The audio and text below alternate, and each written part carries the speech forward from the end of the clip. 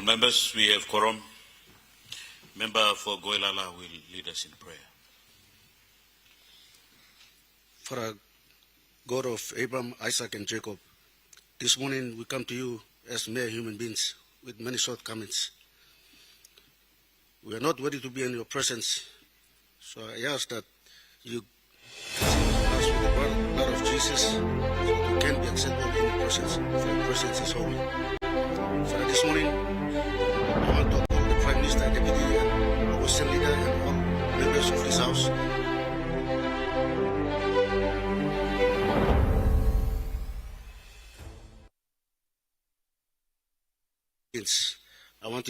I want to ask you for your favors to be upon this House this morning as we preside.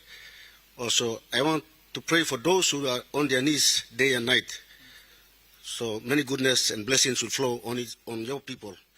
Father, answer all their prayers that they pray every time. Father, this morning we are faced with the reality of deciding on Bougainville affairs and presiding over it.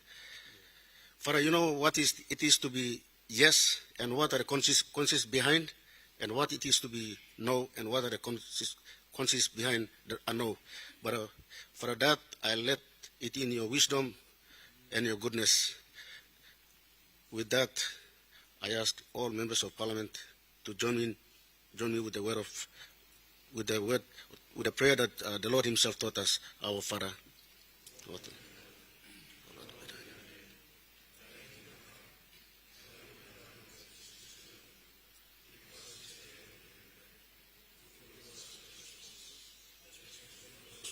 Against us. Lead us not into temptation, but from evil. Is the kingdom, power, and glory, forever and ever. Amen.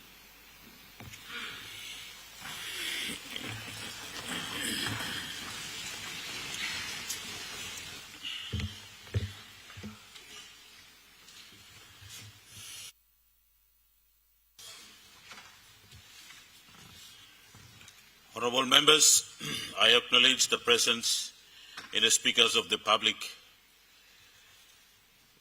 gallery. A delegation comprising a representative of the autonomous Bougainville government, led by Honorable Ezekiel Massad, MHR, Vice President and Attorney General. A delegation comprising a representative of civil society organization in Bougainville, who work in close partnership with the autonomous Bougainville government. A delegation comprising a representative of the Bougainville Panguna chiefs. The political science students from the Social and Humanities and Social Science at the University of Papua New Guinea. And the grade 10 and 11 students and their teachers from the Northeast Academy Secondary School in the National Capital District. On behalf of the National Parliament, I extend a warm welcome to you all.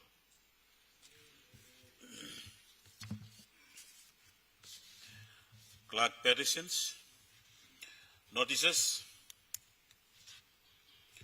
Honourable members, question time. The Honourable Member for Kundiawa Kemagol. Thank you, Mr. Deputy Speaker, all people of Kundiawa Gembog. My question this morning is directed to the good treasurer. Mr. Deputy Speaker, as part of the IFM economic reform program, the Kina has been allowed to free float, and as a result, has depreciated to all-time low against major trading currencies. As a result, we can already see obvious signs of imported inflation in this country. It's eating away our households' income and profits.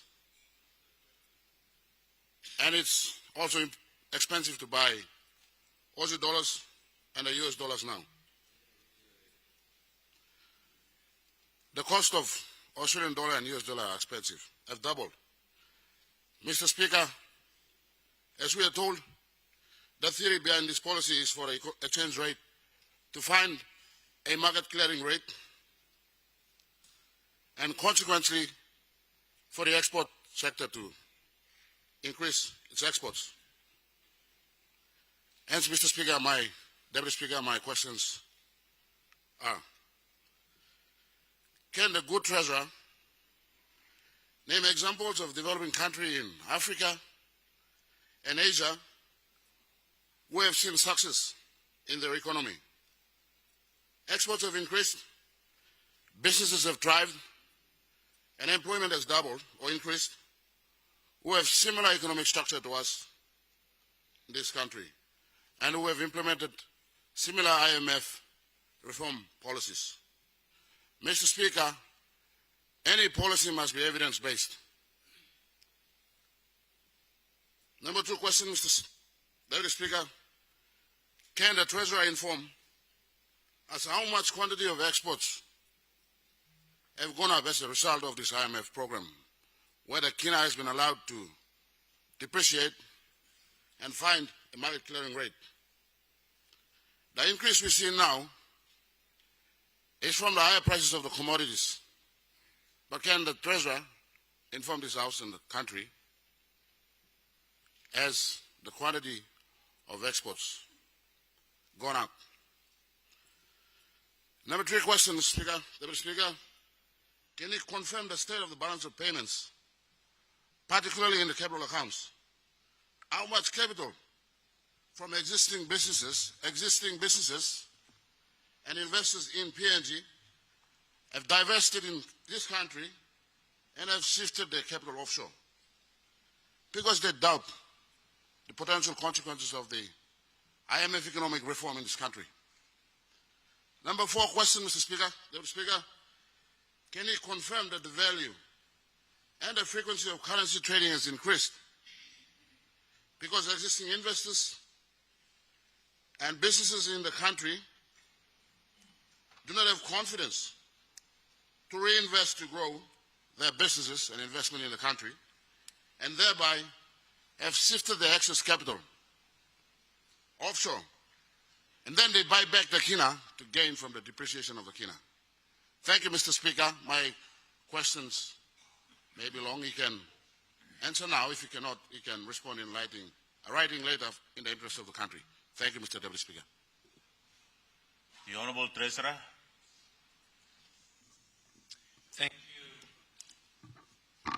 Thank you, Mr.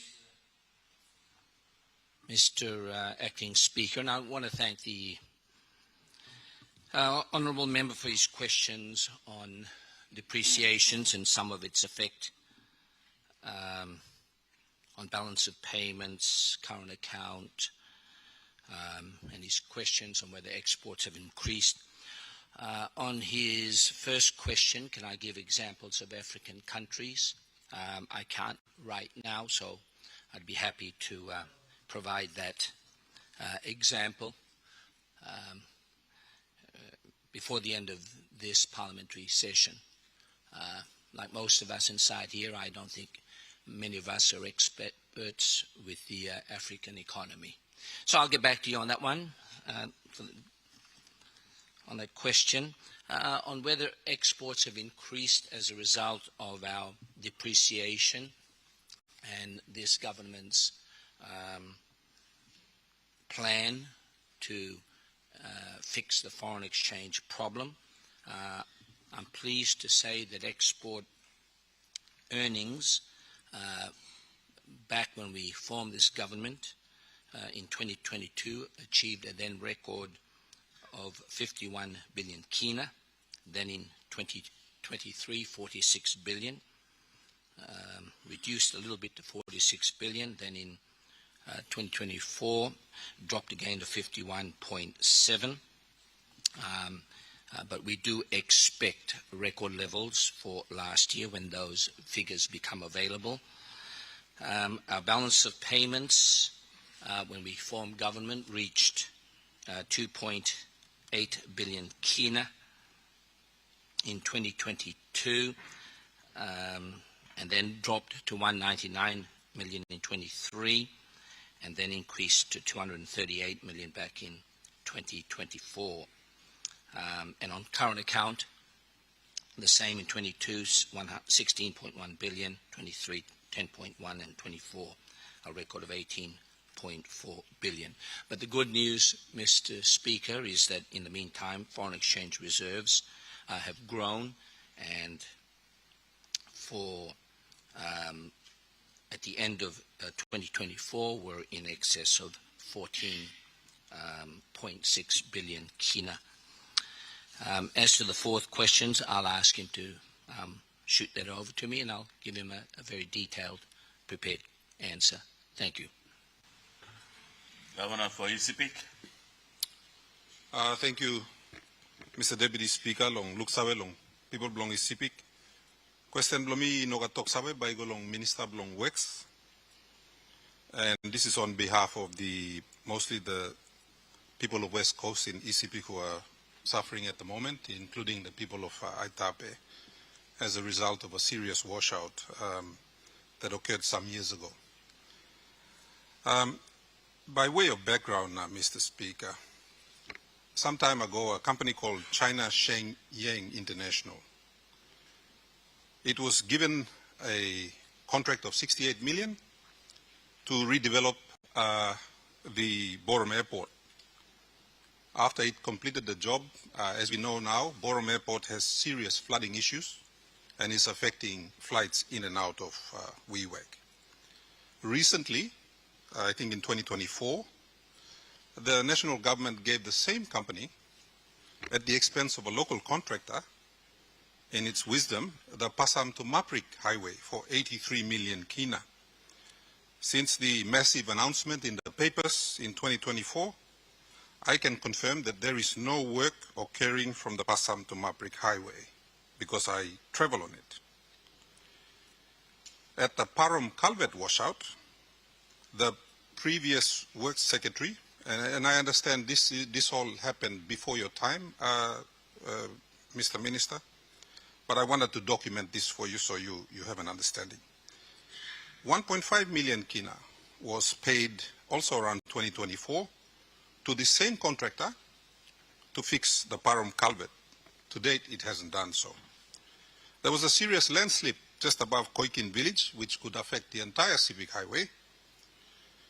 And I understand China Shenyang was also paid to fix that slip. It hasn't done so to date.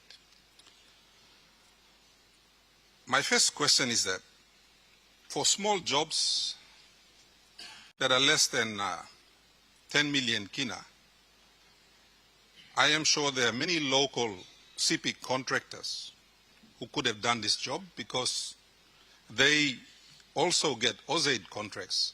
So they qualify for OZAID contracts, somehow they don't qualify for Department of Works contracts. So I want to ask my first question as follows. Why were local contractors not considered for such a small contract, especially for Parum and for Koikin, and given to this company that has so far failed to deliver in some of its obligations to the people of the state of Papua New Guinea? Secondly, Prime Minister Marape proudly announces that all contracts below 10 million kina should go exclusively to local contractors. So again, can the minister explain why? And I know this happened when there was a previous secretary. These contracts were given to a foreign company who still is unable to deliver. And in the case of the significant 83 million kina from Passam to Maprik, is the minister willing to review that contract and retender it? Because as I understand it, the Australian government put down 100 million for that road. A local contractor was recommended to do that road, and the NEC in its wisdom decided to give it to a Chinese company, and the Australian government withdrew the 100 million. If the good minister could provide an explanation to the people of ECPIC, I would be very grateful. Thank you, Mr. Deputy Speaker. The Honourable Minister for Works and Highway. Thank you, Deputy Speaker. And I want to thank my good governor for ECPIC for bringing this very important query in regards to your roads, and it is a very important question. And as you highlighted, it occurred before my time. So I would appreciate if I can get your full question in writing so that I'll be able to answer in full properly to the people of East Sepik and to the people of Papua New Guinea. Thank you, Governor. Member for Samarai Murua. Thank you, Deputy Speaker Long.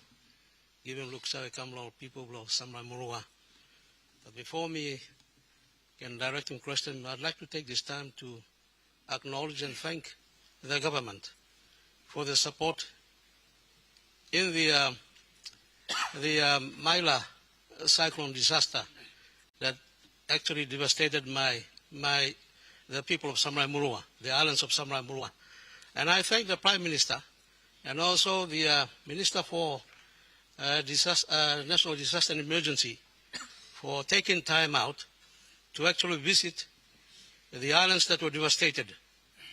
And I'm truly grateful that the government, through the Prime Minister, to take time off and to visit islands like Rosel, visit Jinjo, and see for himself what cyclone had done. And the people of Misimatu, thankful for his visit on Misim Island, and even Budi Budi, Guasopa on Woodlock Islands. We are very, very grateful to have the presence of the government through the Prime Minister and as well as the Minister for National Disaster and Emergency for taking time out. We are also grateful for the support from our partners like the Australian government through ADF, the support, and also the New Zealand government for providing that much needed support at the time. So, and also me thanking this House for allowing that support from the government, Lord, give him support to all people, Lord, me, and the Milimbe province in that time of need. Me sanaplo ask him one question we noga paper. Me like direct him he go along. Deputy Prime Minister and also Minister along lands. Me by way of background information, me like talk of some Woodlock Island, and we got 3 portions of land. 138, portion 139, and also 140. Much of Woodlock Island, and we stop inside of this portion. And that portion of land is taken up by a foreign company. Company works in this place. Giran walk agriculture. Up to date, you know, one walk agriculture. In 2020, Ms. Salem all lands officers from the National Lands Department plus all land province, you go down and walk in inspection, and which they did. And based on the inspection, a report was produced. And out of the report, people are finding out that he got big road come up. Road is Giran will stop up. And recommendations were being given in the report. And recommendation was straightforward. Asking Minister for fit him Giran. Now some like go back long. All customary landowners, some like retain him. He stop for government purposes and use. Today, district is very fortunate. And we making program long and running right now. We thank him, national government, for giving us Luxavelo. Get up him ecotourism. Now walk, and we go. Now lands officers will go walk him this walk. And 2, people are walking too, walk along carbon trade. Now this walk too is running. Okay, thank you. There is program. Law district will walk him, Kirapim walk Woodlock Island, Lohalim people. And my question now, me like putting me go on minister. One time, it's almost 6 years now. One time recommendation from me along. He's in background, he come back. Law custom landowners and also along government. So that MIPLA can walk the district in terms of its economic program running. Ecotourism, mining, and also carbon trade. One time recommendation have come up. We put him long Minister Lands. Thank you. The Honorable Deputy Prime Minister. Thank you, Mr. Deputy Speaker. I'd like to appreciate the question from The Honourable Isi Henry Leonard, the member for Samarai Murua. The land in question, as he posed the question, the land in question is an agricultural lease, alienated land that was granted a long time ago to, prior to this government's term, to a private company for agricultural development purposes. And as he quite rightfully pointed out, that land has not been developed for its proper primary purpose on the lease covenants as a agricultural development lease. The good member has approached my good office, and I thank him for that. And we discussed the matter, and I shared the same concerns. We then, between the two of us, worked in conjunction, and I summoned the company that was holding it to explain to myself why they had not developed that lease. The explanation was not satisfactory, so I, at that point in time, actually forfeited that particular portion of land, as a good member is aware of. The land in question was then forfeited. However, as like everything else, we are open to court, so the company in question took the lands department, including myself, to court, Deputy Speaker, and quashed the forfeiture decision. However, the case has not ended. We have now reinstigated another forfeiture action to ensure that we are able to get this land and grant it, as we agreed, grant it to the district so that they can be able to pursue their ambitions. Mr. Deputy Speaker, government land, as always, when you do forfeiture actions, the tenant in question runs to the court, and the court at the time granted that the decision made by me as a minister at the time was not proper, but it has not closed the subject, Mr. Deputy Speaker. So I'd like to assure the good minister that we'll continue working in consultation with himself to ensure this is done. It has taken a long time, Mr. Deputy Speaker, but such is our court processes in Papua New Guinea, which sometimes take quite a while before the end event. So I'd like to assure Mr. Deputy Speaker, assure the good member and the people of Woodlark that we have not forgotten the issue, and we're continuing to attend to the issue to ensure that forfeiture takes place over this portion of land and given to the DDA for their development as per their agenda. Thank you, Mr. Deputy Speaker. The Honourable Opposition Leader.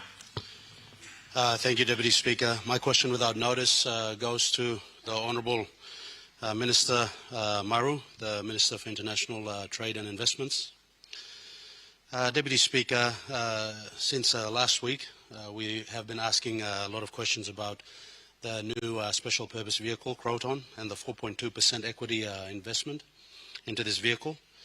Now, the opposition, on behalf of the people of Papua New Guinea, Mr. Deputy Speaker, would like the good minister to elaborate on what is the role of the MRDC as the corporate fund manager for all petroleum and gas projects under the MRDC Act. What's its role with respect to Croton SPV?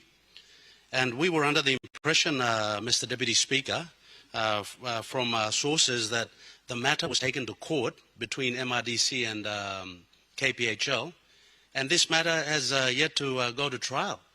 So by creating the Croton SPV, is it contempt of court or is it sub judice, because the matter is still in court?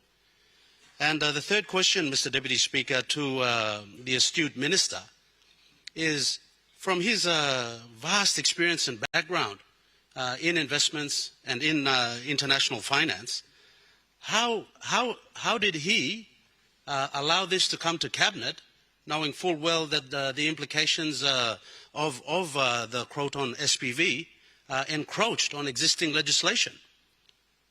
Now, we'd ask the good minister to clearly elaborate to the Honourable House and the people of Papua New Guinea so he can allay some of these concerns, and if it is sub judice, And if it is contempt of court, then to stop this arrangement immediately. Thank you, Deputy Speaker. The Honourable Minister for International Trade and Investment.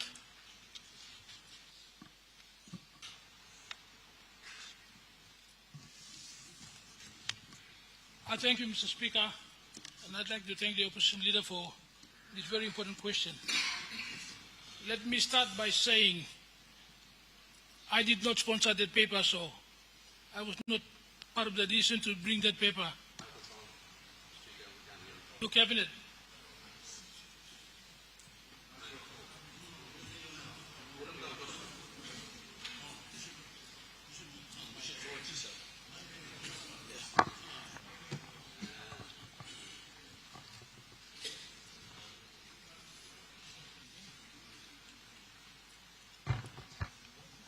Thank you again, Deputy Speaker, and I'd like to thank the opposition leader for this very important question. I think this question is in the public interest, and I'll give you my very honest answer. Firstly, I was not the sponsoring minister for that paper, so I'm not able to I did not allow this paper to come to government. It didn't come through me. I want to be very clear of that one. That's my first answer. Secondly, I'm quite aware now that under Section 176 of the MRDC Act, that function is the sole responsibility of MRDC. That is clear, and I'm also now aware, after these questions were raised on the floor of Parliament, that this matter has been in court now for 2 years and will shortly come to trial. So as Minister responsible for the capital market of this country, it will be prudent for us to wait until this matter is fully dealt with by the courts. It's a very sensitive matter.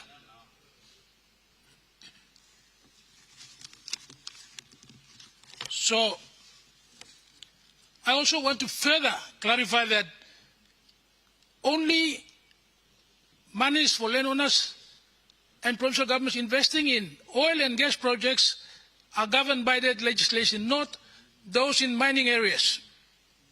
Because the Mining Act does not provide a similar provision. That is why in 2009, the Lihir landowners were able to get their money out of MRDC and establish their own trust fund, fully licensed by the Securities Commission of Papua New Guinea. It's called MRL Capital. Lihir landowners have been able to manage their own fund independently, and it's now grown from 60 million to 600 million. It's probably the best managed landowner investment fund in the country. So my view as the minister responsible for capital markets and also responsible over preserving the interests of landowners and provincial governments with equity funds, the matter is now in court, and I'm very careful not to say anymore. I'd like to see the court fully decide whether Kumul Petroleum or a special purpose vehicle or MRDC should be responsible for the corporate management of these funds under license from the Securities Commission of Papua New Guinea. Thank you, Mr. Speaker. The Honourable Governor for Oro. Speaker, lo give opportunity lo mi lo asking some question. Question lo mi like direct him go lo Minister I'm responsible lo national emergency na disaster.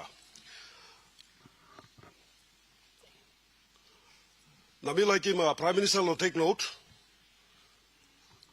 Na Minister lo Education Health too lo take note. Sorry, Minister lo Police lo take note.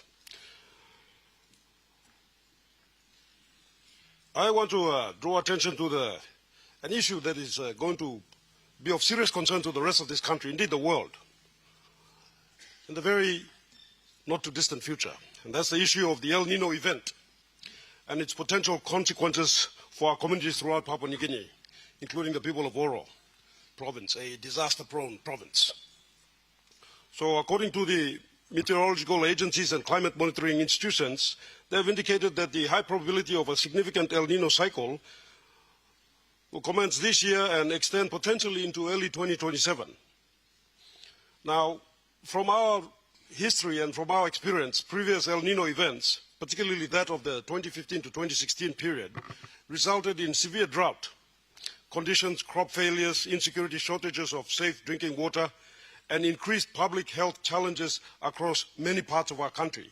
We saw a snapshot or a preview of this just recently with the Cyclone Malia, whereby a lot of our people were affected, and they were indeed not just destruction to property and gardens and food sources, but also to the loss of lives. And I'd like to pass my condolences to the families who lost their loved ones during this period of time. Now, the National Disaster Center has activated early preparedness measures, and I commend the government for this, including also, I must thank the government for their efforts to react promptly. Oro Province also received a portion of funding, and we were able to deploy our provincial disaster teams to areas affected by this particular situation. But my questions are these. Will the Minister advise the House of the total amount of funding allocated by the national government for the El Nino preparedness and response activities, and specify how much of these funds have been released or committed to provincial administrations and provincial disaster committees to date? Second, will the Minister outline the government's operational preparedness plan, including timelines for the procurement, transportation, pre-positioning of emergency food supplies, drought-resistant planting materials, water storage facilities, water purification equipment in vulnerable districts and communities? Thirdly, given the logistical challenges associated with servicing remote and isolated communities, what arrangements have been put in place with government agencies, the private sector, transport providers, and development partners to ensure the timely delivery of emergency supplies and humanitarian assistance should conditions deteriorate?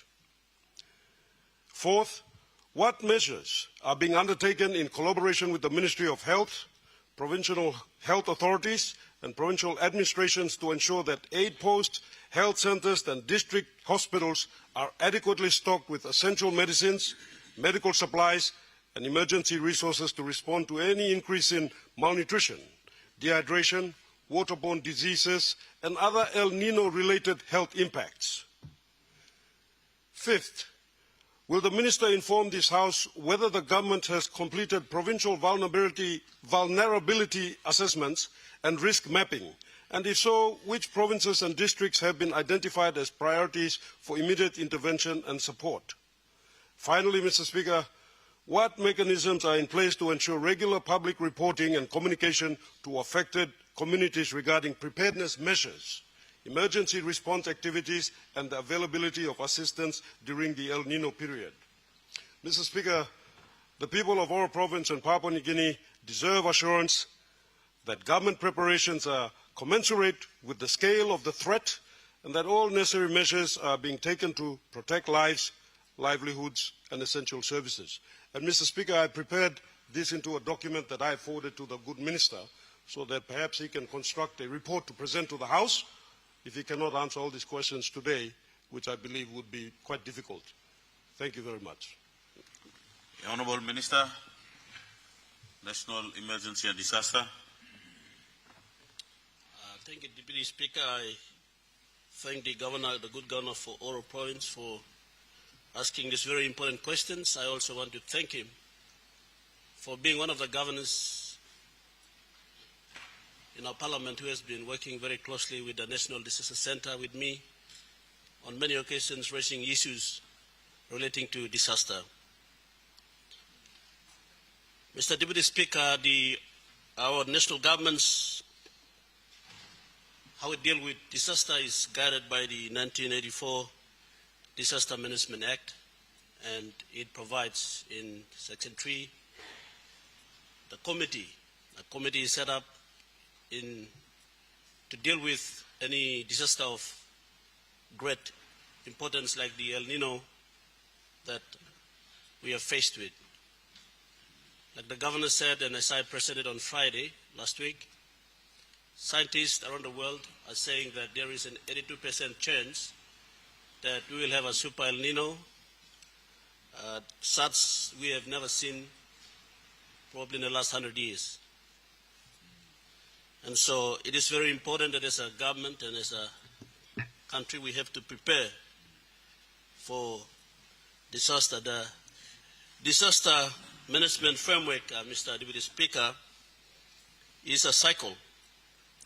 Many a times we react to disasters, but the management of disaster is a cycle that leads from one to another. The first one is mitigation and prevention. This is where proactive measures are taken to reduce vulnerability and prevent hazards from becoming disasters. The second and most important is preparedness.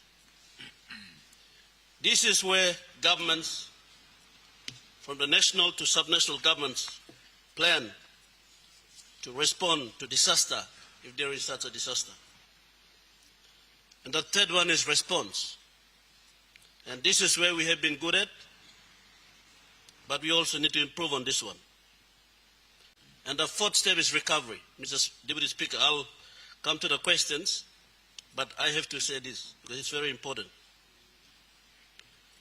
The fourth step is recovery. After a disaster, the National Disaster Center, provincial governments, districts, and the national government with our development partners and UN agencies need to work together as we have done in the past to recover from disaster. And so this is something that we as a government need to work on, and we are now presented with this unprecedented national disaster event that is being predicted. And as I speak, Mr. Deputy Speaker, an interagency assessment team comprising technical officers from the National Weather Service, WASH, UNDP, the National Disaster Center, and IOM have been deployed already to conduct assessments in provinces that are currently under El Nino watch. And these are basically the 7 Highlands provinces: Eastern Highlands, Chimbu, Chiwaka, Western Highlands, Enga, Hela, and Southern Highlands. That does not mean that the other provinces in the country, including the autonomous region of Bougainville, are not vulnerable. But these early assessments are being carried out, and once a report comes to me, I will formulate an NEC information paper to NEC Cabinet, and then we will look at how we can respond to this one. But with regards to the 6 questions that he has asked, these are very important questions, and I will respond in this sitting of Parliament on these important questions. So I thank the Governor for sending his questions with a notice to me just now, so I got it, and I'll respond within the sitting of Parliament. Thank you, Mr. Speaker. Honourable Member for Okapa. Thank you, Deputy Speaker. Give him time. Lomi making people Lomi Lokapa, asking question without notice. Mr. Deputy Speaker, my question without notice is directed to the good Minister for Health. Now this is a question I think in the social media space, planning to talk about health services from across the country. And one video will go around and you may look him, and it's a big gap, big issue across the country. So, Mr. Deputy Speaker, question blow me golo. Health Minister awesome. Every time you meet broken money blow country, na put the money blow health services you go and big la money you miss put them the planning debate you yet Deputy Speaker you making debate blue you side health too. And Moklo making round blah stuff. So Mr. Deputy Speaker, I must say money you may put them long and how much million national government you put them in the health space.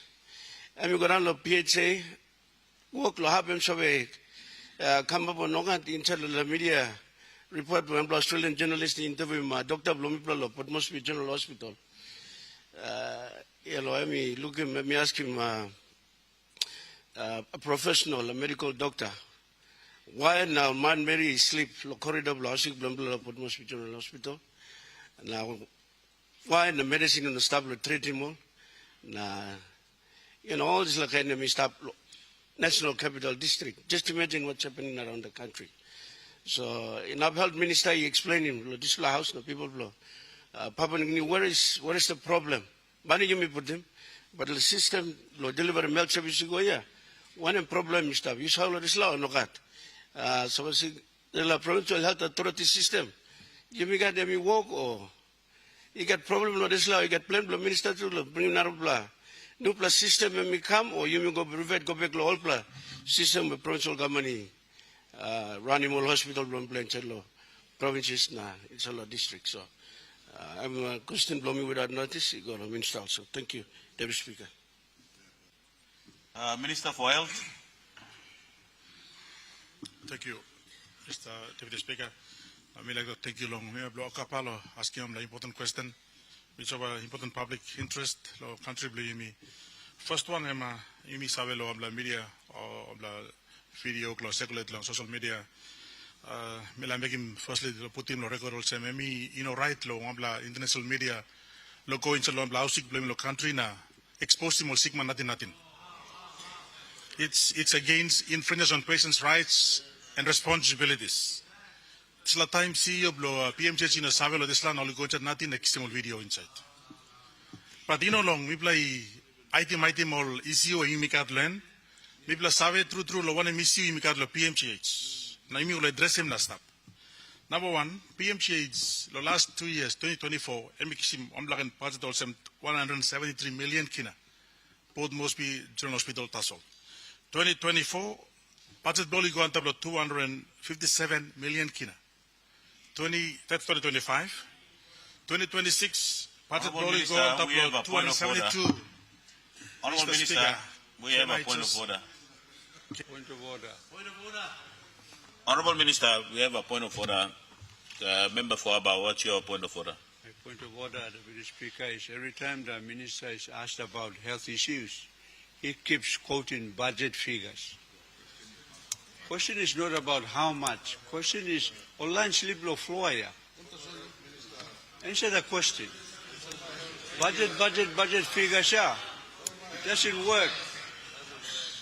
Honorable, 7 years, government is up 7 years. What are they addressing the floor sleeping of patients? Honorable member for Aba, order. Honorable member for Aba, your point of order is in order in the importance of our country, but I think the minister is responding to the answer and he has a prerogative of what he respond to the answers being made. So I'll allow the minister to respond to this question. It is a very important question for our nation to know about the status of the health. Okay, and let's allow the minister to respond. Minister. Thank you, Mr. Deputy Speaker. Tisla ya, me acknowledge the talk lo me fa about. But me like clearing more sem. Tisla money go. Tisla ya, PMJ gives him 272 million lo budget now. So why? Na money go na imi look him overcrowding long emergency department. Na mama go sleep lo floor lo carry baby lo maternity ward lo PMJ. The question me like answer him now. We have another point of order, Minister. Governor for Isipik, what's your point of order? Mr. Deputy Speaker, it is common knowledge that in 2024 and 2025, provinces and a lot of agencies had significant budget cuts. And for 2024, I'm step inside long final budget outcome report where health department too been some cut. So me like minister elaborate also. Yes, amount paper you put in, but actual case you go mamas. You know good plalo you call him tasol. Because me planti you call him trabla nambalo ya. Honorable Governor for Isipik, I will not allow you to make a statement on the question that is raised.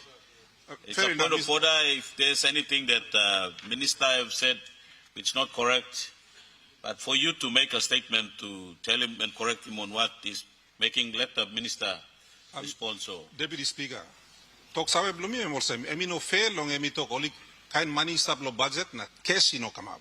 Emi need lo talk out what was the cash component that actually arrived at the facility. Thank you, Mr. Deputy Speaker. Thank you. I think I've made a ruling already. I'll allow the Minister to make the statement. The Minister is just beginning to make and reply on the question, so allow him to make the question. We cannot put a question before him replying to the question. So allow the minister to make the question. Minister.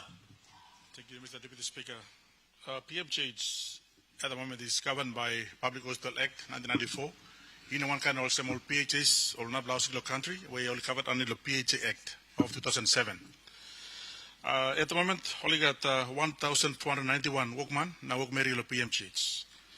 Only got 255 positions vacant at the moment, which at the moment, as I speak, only work recruitment now. You miss also, you got 17,000 mama current baby lo maternity ward lo PMJH. That's 60 every month, 17,000 every year, and plan it through. Now 24 midwives will stop lo this lab. While long NCD only got more than 300 workmen install NCD, 30 doctor staff. Now they are actually underutilized. Okay, and something where like they actually meeting at the moment address him how we can work one time and improve more services lab. So we know what him gonna make him. This like week come up because all system level primary healthcare level NCD in a work good to us. Also now the Sigma go PMJH. PMJH level 6 our Siglo country. I mean what's National Referral Super Specialist Training Research Hospital. You got level 1, the primary health level 2 and community health post, level 3 health center, level 4 district hospital, and level primary health, level 5 provincial hospitals. Level 6, you don't need to look at the line way. Mama go carry nothing lo up. Suppose look call all primary health level. At the moment, I mean no facility. Go carry you today. They are undergoing renovation. We're going to improve the number of bed space in our Gary hospital. Kila, you got Tom Lausik building long have now. Metoria Clinic must be northwest, must be northwest, must be northeast. Metoria, only got Tom the clinic is tablo up for the first time. For the first time, all mama now only go deliver up. Me appeal all mama long NCD. No one go PMJH to mas. He got on the Kutla facility, stable Metoria Clinic, which actually underutilized 2 delivery beds tablo up. One the delivery, one the day. Now, if you could go have now, you see this facility to lab instead of the go PMJH. That's all. PMJH, we saw also more now or look side long. Specialist areas like kidney transplants. Last year, make one blah. All make heart specialist now. Kidney, cancer facilities. We are doing a 200 million cancer facility, the PMJH, for the first time in our country. So we need to allow PMJH to actually deliver at that level while we improve the primary health level. So what we're doing at Central Province, Quikila becomes the interim hospital, Central Province. Only got 6 doctors now will establish Quikila for the first time in the history. Mr. The Abao, you can go and confirm with me, but there's 6 Minister, doctors. we have a point of order. 6 doctors now at Quikila. Honorable Minister, we have a point of order. Member for Abao, what's your point of order?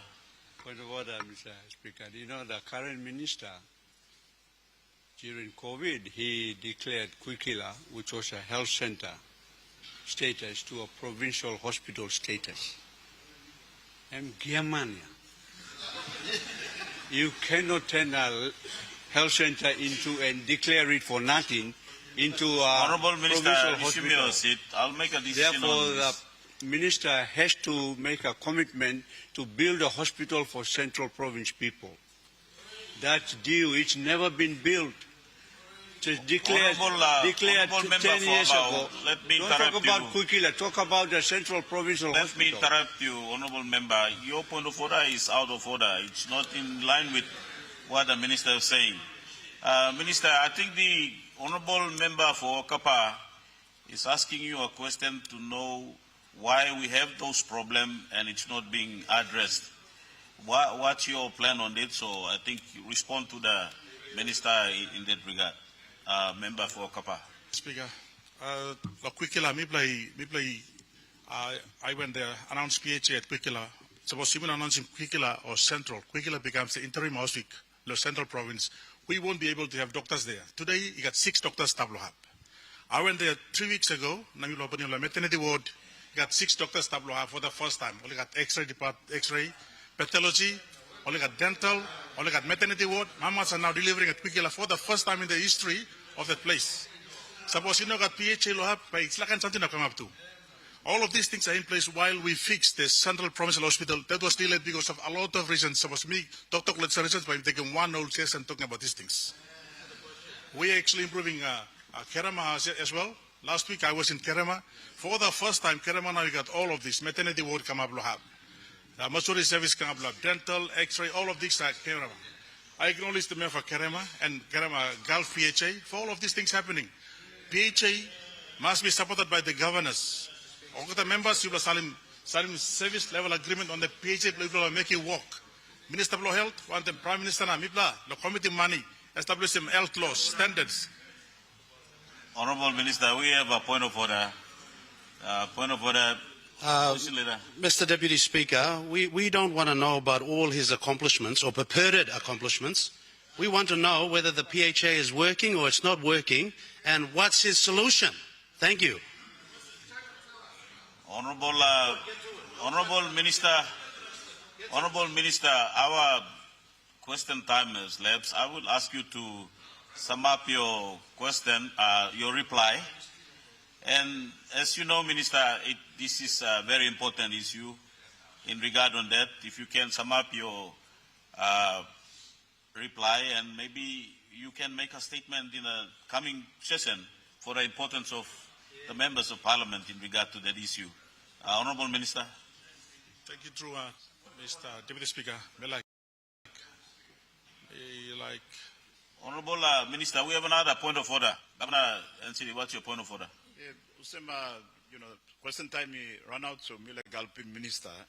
In a minister, me explain most POMGEN, under pressure too, because it serves our capital city. Honorable it Governor. serves Central Province. It serves Gulf Province. Members put him in this context. Honorable Governor, your point of order is out of order. Honorable Governor, receive your seat. Hospital Honorable Governor, receive your seat. Thank you. You know that there's nothing in the standing order that you can help another person to answer the question. So your point of order is out of order. Honorable Minister. Thank you, Mr. Speaker. Me like me clear that's all sema imi save straight lo one mo levi mikat clear policy directives clear straight KPI na mi ask him this line in all interview ma go PMCH all ask him the question all ask him also and this time also monem what is the future and the comeback 2020 2030 or 2031 assess our health facilities again and health system in the country. We know what we're doing and we'll improve the system by 2030 come back and check us again. Thank you, Mr. Speaker. Honorable members, our question time has lapsed.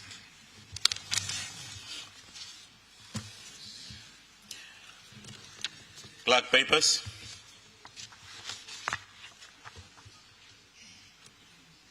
The chairman of the Bougainville Affairs Matter Bipartisan Committee.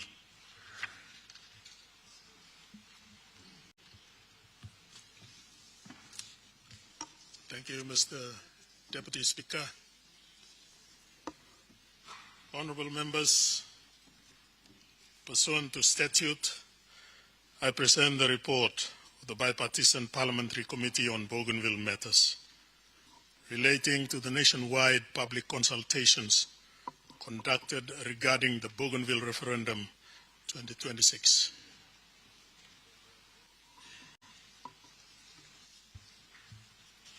Make your speech. Honorable Chairman, you will ask leave of the Parliament. Mr. Speaker, I ask leave of the Parliament to make a statement in connection with the report. Is that leave granted? Leave granted. Mr. Chairman, make your speech. Thank you, Mr. Deputy Speaker.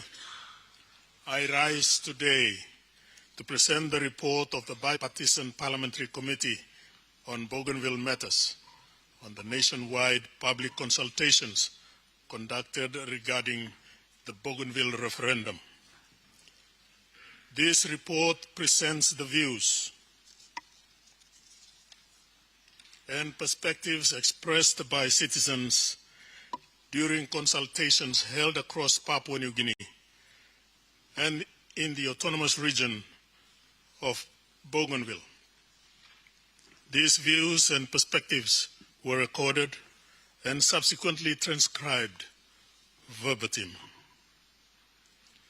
The purpose of the committee report is not to determine or advocate for a particular outcome, but to uphold Parliament's duty to listen to and represent the views of citizens as this House considers matters arising from the 2019 referendum within the constitutional framework of Papua New Guinea. The consultations were undertaken as part of Parliament's continuing responsibility under the Bougainville Peace Agreement and the Constitution of Papua New Guinea.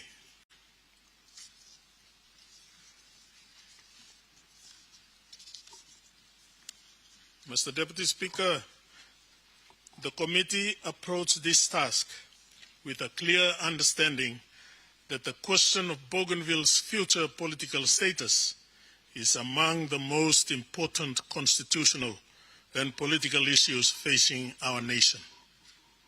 It is an issue shaped by a complex history, a history from early human settlement through the times of early explorers, the period of German and British colonization, the Australian pre-independence rule, early PNG self-governance and independence, an issue shaped by the experiences of conflict and reconciliation, and by the commitments made in the Bougainville Peace Agreement that restored peace and stability after a difficult period in our country's history. As members of this House are aware, the Bougainville Peace Agreement, born out of conflict and heartaches, established a carefully balanced framework for resolving long-standing political questions through peaceful and constitutional means. It recognized Bougainville's unique historical experience while also reaffirming the role of the National Parliament in considering the outcome of the referendum within the constitutional framework of Papua New Guinea. In this context, the Bipartisan Parliamentary Committee on Bougainville Matters was tasked with supporting parliamentary engagement and ensuring that the views of citizens across the country could be heard as part of this important national conversation. Mr. Deputy Speaker, the consultations conducted by the committee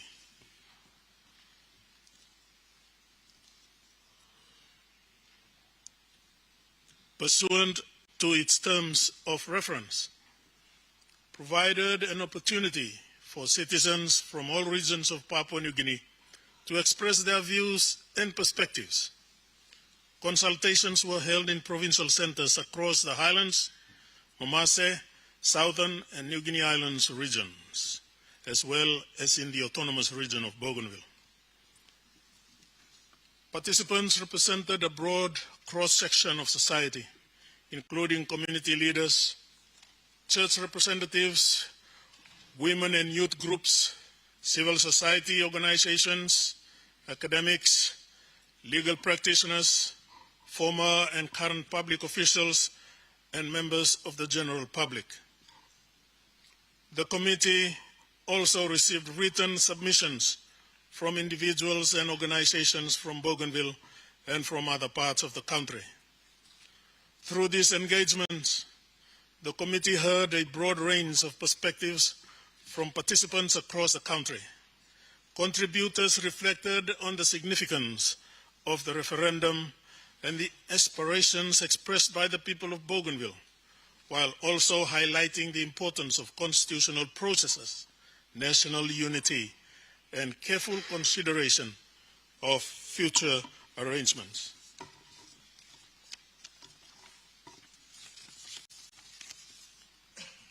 Overall, Mr. Deputy Speaker, the discussions demonstrated a strong awareness of the importance of the issue and a shared commitment to addressing it thoughtfully, responsibly, and in a manner that upholds peace, stability, and the principles of our Constitution. Mr. Deputy Speaker, although participants expressed a variety of views, several important themes emerged consistently across consultations in all regions. First, there was a strong recognition across all consultations of the importance of maintaining peace and stability. Participants frequently referred to the legacy of the Bougainville conflict and emphasized the need for Parliament to approach its consideration with care, responsibility, and a clear commitment to preserving the peace achieved through years of dialogue and reconciliation. Second, Mr. Deputy Speaker, many participants highlighted the importance of constitutional process. There was a strong emphasis on the expectation that Parliament's consideration of the referendum outcome will proceed transparently and in accordance with the Constitution and the Bougainville Peace Agreement, recognizing that clarity and openness in the process can help foster public understanding and confidence. Thirdly, Mr. Deputy Speaker, consultations highlighted the need for careful planning in considering future arrangements. Participants raised issues relating to governance capacity, economic stability, and institutional development, emphasizing the importance of managing any transition in an orderly and responsible manner. Mr. Deputy Speaker, another theme that emerged during the consultations was the importance of continued dialogue and constructive engagement between Bougainville and the rest of Papua New Guinea. Many participants emphasized that regardless of the eventual outcome, the future relationship should continue to be guided by cooperation, mutual respect, and a shared commitment to peace and stability, reflected in especially the sequencing of peace efforts and negotiations with the support of regional and international partners in the 1990s, resulting in dialogues, declarations, and truces. Then the Bougainville Peace Agreement signed on the 30th day of August 2001, Part 14 of the Constitution of the Independent State of Papua New Guinea, the Bougainville Constitution, the conduct of the referendum, the consultations producing the Sharp Agreement, the Kokopo consultations, then the WABEG roadmap, followed by the Era Kone Covenant, and the peace efforts and negotiations resulting in the most recent joint commitments and principles inside the Melanesian Agreement signed by the Prime Minister and the President of the ABG on the 26th of June 2025.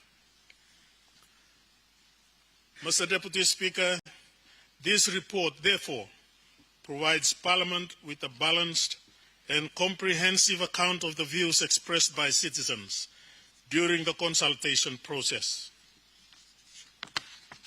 Its purpose is to support informed deliberation by this House as it considers matters arising from the Bougainville referendum. The perspectives captured in the report reflect both the aspirations and concerns expressed by citizens across the country. They highlight the complexity of the issues before Parliament and underline the importance of careful, responsible, and inclusive decision-making. Mr. Deputy Speaker, I recognize that these complexities and the need for careful and responsible decision-making are also being addressed through ongoing discussions between the government of Papua New Guinea and the autonomous Bougainville government, as well as through the engagement of the National Parliament and the Bougainville House of Representatives under the terms of the Melanesian Agreement alluded to. The Melanesian Agreement signed in June 2025 encompasses a set of agreed joint commitments and agreed principles between Papua New Guinea and Bougainville, including maintaining a close, peaceful, and enduring relationship and the co-design of a Melanesian framework to guide the pathway forward. And in this regard, I would urge each and every member of Parliament to carefully read the Melanesian Agreement. Mr. Deputy Speaker, the committee believes that these consultations have contributed to a broader national understanding of the issues surrounding Bougainville's political future. They demonstrate that Papua New Guineans remain committed to resolving important national questions through peaceful dialogue and constitutional processes. In closing, Mr. Deputy Speaker, I wish to acknowledge the members of the Bipartisan Parliamentary Committee on Bougainville Matters for their constructive and bipartisan engagement throughout this process. I also extend appreciation to the staff of the National Parliament for their support and to all individuals and organizations throughout the country who participated in the consultations and provided written submissions. Mr. Deputy Speaker, their contributions demonstrate the strength of democratic engagement in our country and the shared commitment of Papua New Guineans to addressing difficult national questions through dialogue, consultation, and respect for constitutional principles. Mr. Deputy Speaker, I commend this report to Parliament. Thank you. The Honourable Member for Sinisena Yangamul. Mr. Speaker, I would like to ask for leave of Parliament that to take note of this paper and to defer a request debate to a later date so that we can read this report. It's a very important report. We just received it. We don't want to speak off the cuff. So we want to read it, understand it carefully so we can make meaningful contributions to the important debate that's in our hands. So we ask for leave of Parliament that debate be deferred to maybe tomorrow or Thursday, Friday, and we debate this meaningfully. Otherwise, we'll do a rush job, and it's a sensitive matter, Mr. Speaker. Thank you.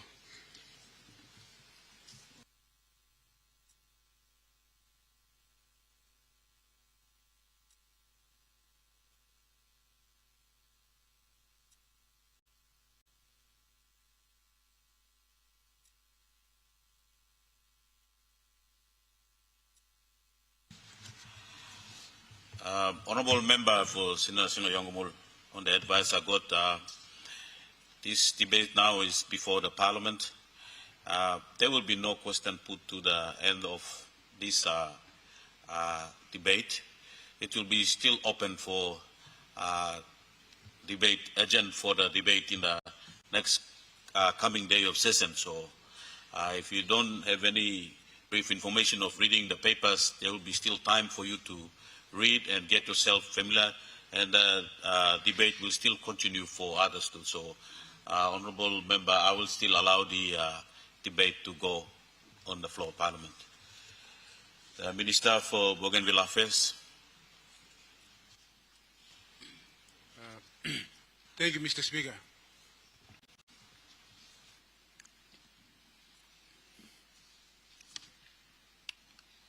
Before I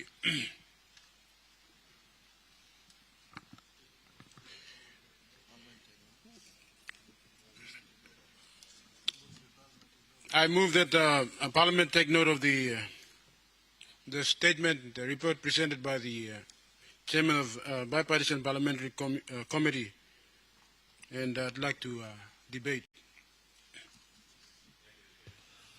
Minister. Thank you, Mr. Speaker.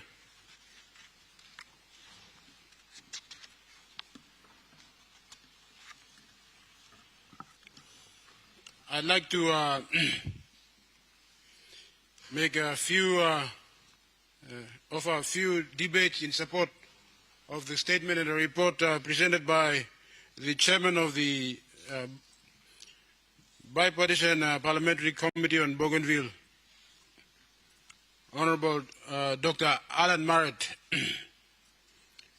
Before I offer my debate in support of the statement and the report, I'd like to take this moment to acknowledge the Vice President of Autonomous Bougainville Government, Honorable Ezekiel Massad, and the members of the ABG who are presented up in the gallery, as well as other visitors in the House.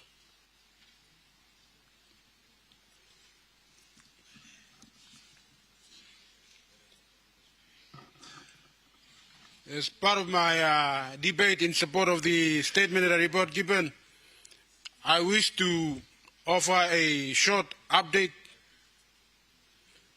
on the national government and the ABG's work on the ongoing Bougainville peace process. Before I do that, I'd like to offer a brief comment on the statement presented by the chairman of the Parliamentary Committee, Honorable Dr. Marrett. I want to offer my sincere accommodation to this important work done by the Parliamentary Committee. This report is very important.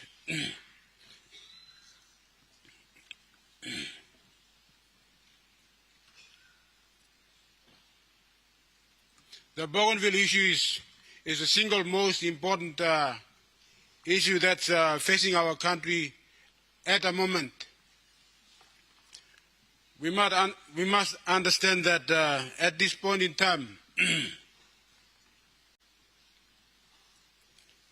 we as leaders are placed in a very significant point in time in the history of our country to decide on the future political settlement of Bougainville, and at the same time shape the course of our country going forward.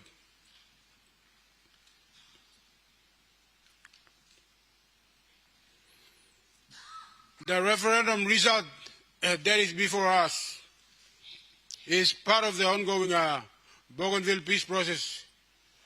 We must understand that the three main pillars in the long-standing Bougainville peace process. We are now at the close of the last process of the Bougainville peace process. The first process was autonomy, which was completed by the establishment of the Autonomous Bougainville government, which has been in existence for over 20 years now. The second process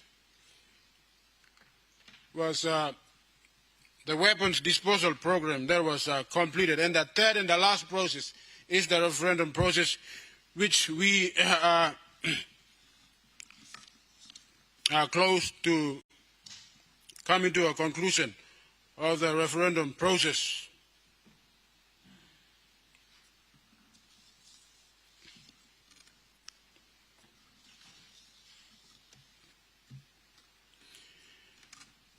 I must emphasize at this juncture the importance of the work of the Parliamentary Committee. This report is very important, and I would urge all members of Parliament to take your time and go through and have a read of it. The reason why I say the work of the Bipartisan Parliamentary Committee is very important and this report is important, we must understand that in this last process, under the Bougainville Peace Agreement and the Constitution, in particular, Part 14 of the Constitution, the referendum for Bougainville was sanctioned by our Constitution, Mama Lawyer. The Constitution allowed, we must understand that the Constitution only allowed for the referendum to be held for the people of Bougainville only. If you read the Constitution, Division 7 of the Part 14 and the Bougainville Peace Agreement, the referendum was only allowed to be held by the people of Bougainville. The Constitution even allow him. The rest of the country will have him referendum will decide the future political settlement of Bougainville. Bougainville Peace Agreement Constitution allowing people of Bougainville Tassel to talk the future of the political settlement.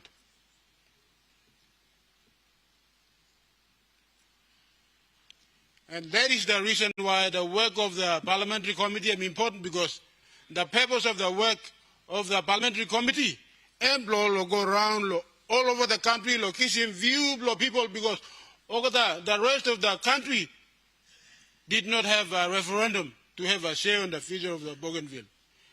And all people of Bougainville Tassol, it gives him this referendum, all expressing this view, one settlement, political settlement of Bougainville.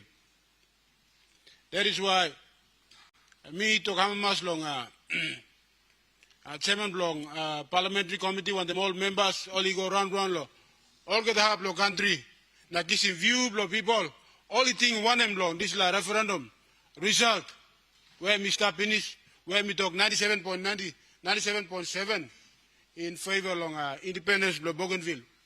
I mean one by little something. Decision long independence. Bougainville. This issue is very important. That is why me to Hamamas long parliamentary committee all around long, Ogadahap long, country location view all people, because all people believe me Ogadahap long country all no have a referendum have a say. It was only allowed to the people of Bougainville. But under the same constitution of section 342, because of this law,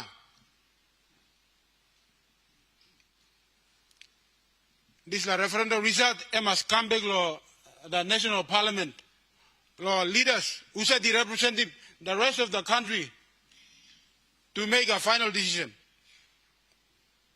That is why you may the leaders stop this 11th parliament. We are now placed in a very important period in the history of our country to make a very critical decision to settle in political future of Bougainville, where people yet only express in the referendum sanctioned by the constitution itself. And you must also know that while you make that decision, you are also reshaping the course of the country as we know it. And that is a critical decision. That's not an easy decision to make. That's why I encourage all members of parliament to take time to read the committee's report that was presented. With that, I am going to give a short update on the process that the government has undertaken in consultation with the ABG to bring the referendum result into Parliament for this Parliament to make a final decision. I must also advise the House that the process that is to be established to bring the referendum result into Parliament for that decision to be taken is ready now. I must inform that I am in receipt of the sessional order, which is the process that the Parliament will adopt to make that decision. I am in receipt of the draft sessional order forwarded by the Speaker.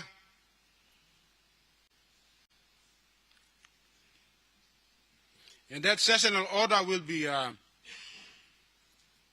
presented here once it's cleared by the NEC to be presented.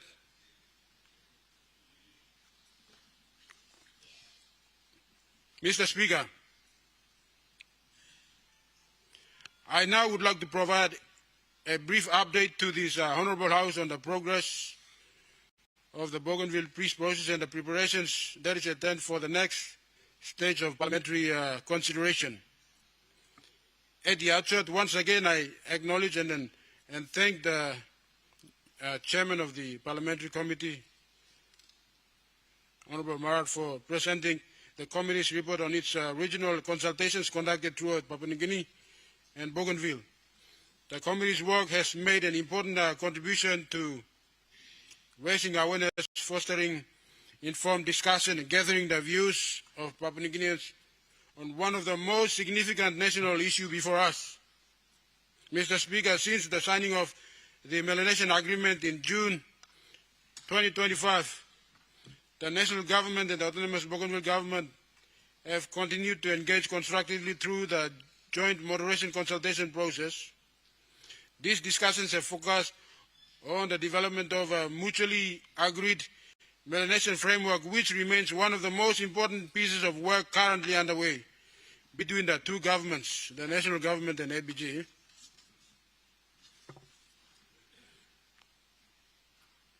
The purpose of the Melanesian framework is to provide a structured and a practical roadmap to guide future relations between Papua New Guinea and Bougainville. It is intended to identify the key political, constitutional governance, economic and fiscal issues that would need to be addressed under any future political settlement, while ensuring that peace, stability and orderly implementation remain at the center of the process.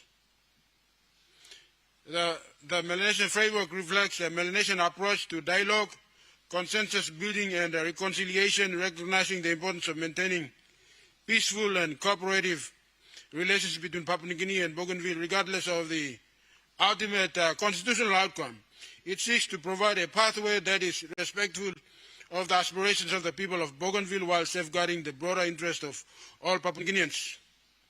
The framework is currently considering a range of methods, including governance and institutional arrangements, the progressive transfer of powers and functions, physical and economic sustainability, citizenship, nationality issues, constitutional and legislative requirements, transitional arrangements, and other practical measures that may be required to support the implementation of any future settlement agreed by the parties and considered by Parliament.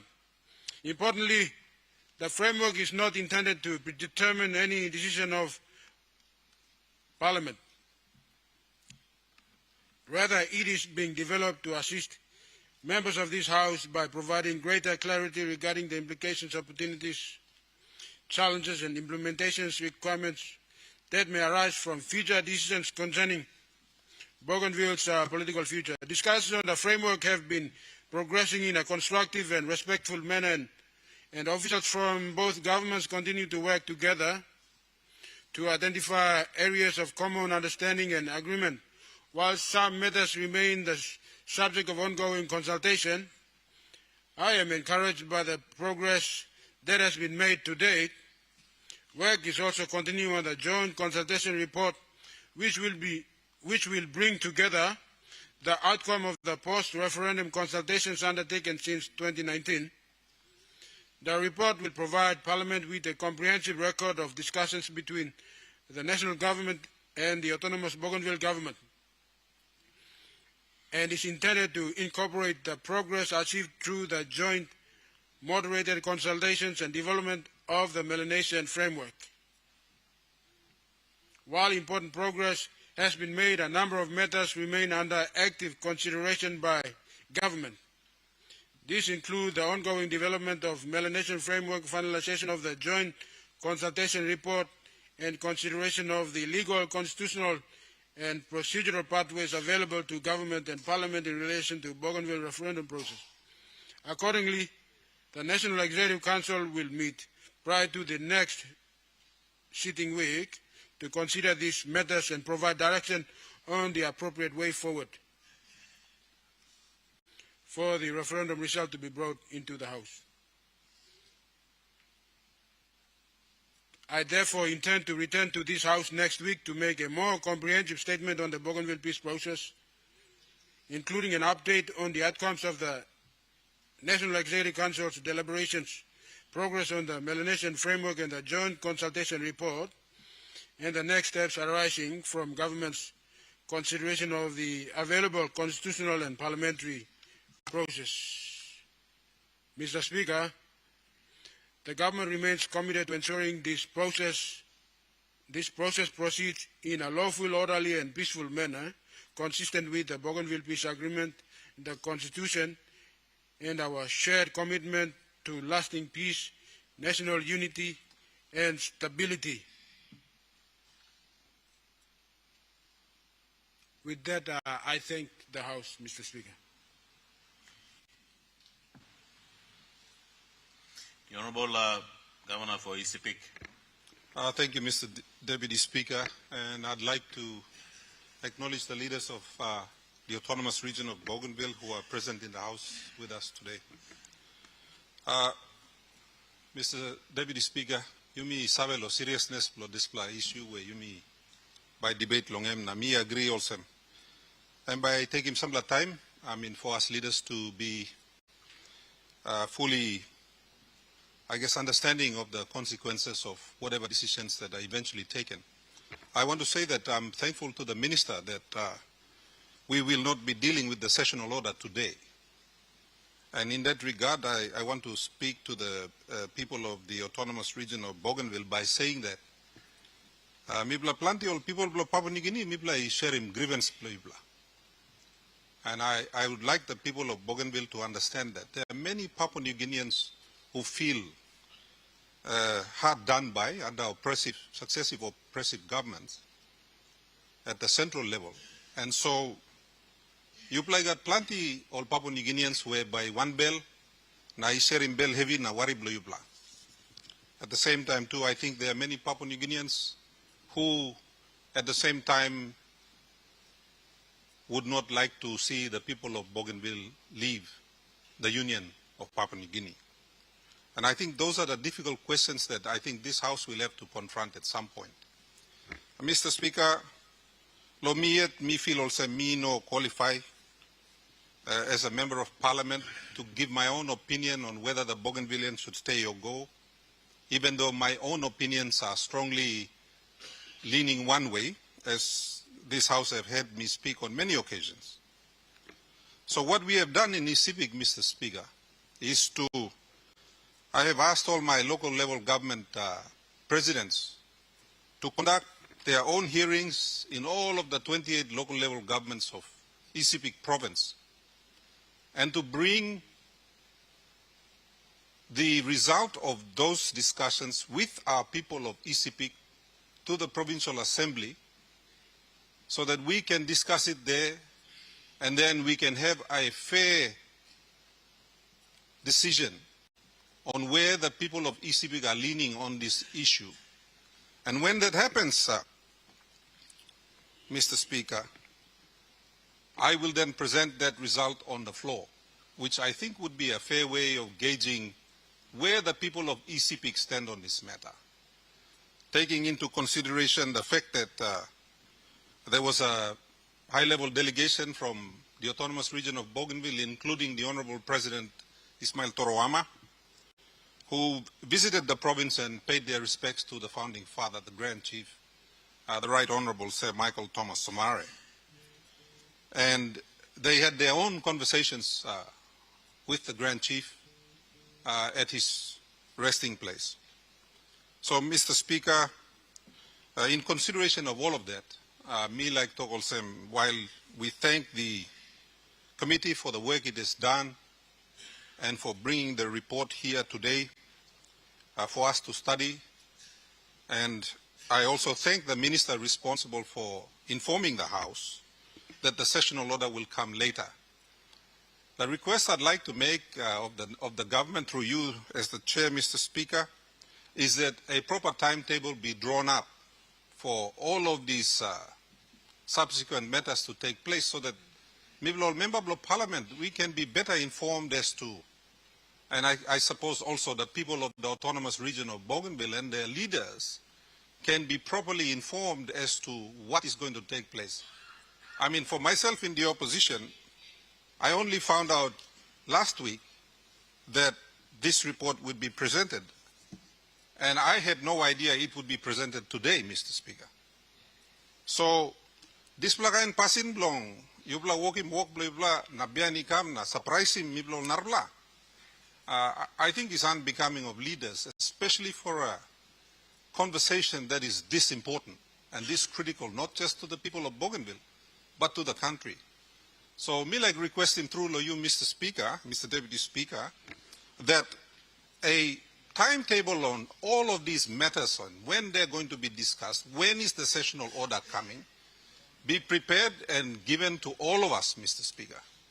So one them desla final asking below me. Me like talk, thank you, long you giving me this opportunity, long making this legally talk, long making mouse, long people, long is sipping. Thank you, Mr. Deputy Speaker. The Honorable Governor of the Southern Highlands. Mr. Deputy Speaker, me too like me should have leaders long Bougainville, long Parliament debate long this important report where Chairman he give him long end, but I speak my mind.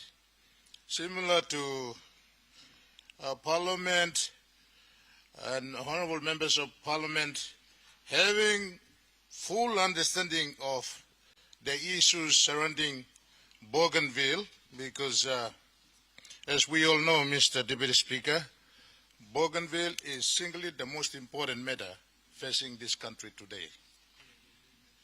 I mean, I want to legally something where you may all members by talk, plan the all members during our consultation, me had them. Some plot na come lo parliament na, working participate lo debate. Hey, it's a very important matter. You need to be present. It's not about being absent. It's not about abstaining. It is an important matter facing the country today. On that note, me like commending Chairman on a very good report and consultation where you may work in. Also on this note, I want to commend the Minister as young and capable and energetic, but it's being handled very well in a very mature way. You would all agree with me. The Minister has, in my view, competently, professionally dealt with one of PNG's sensitive and very important matter. So I commend the Minister for dealing with this thus far. Among others, if you can relate to, read the Melanesian Agreement. This Melanesian Agreement, among others, it talks about one of these provisions. It says the parties are committed to maintaining a close, peaceful, and enduring relationship between PNG and Bougainville. This must be respected and upheld by both ABG and the national government. This is a fundamental matter. ABG and the national government must set the pathway for Parliament to reach a peaceful agreement on where we will head the future of this settlement. Awesome. I'm not afraid to say this, but in the social media, the President is saying at some stage, some months ago, and talk, Papua New Guinea government, if no consider him independence for me, September by me declare him independence. Responsible governments, responsible leaders, we should not be holding each other at ransom.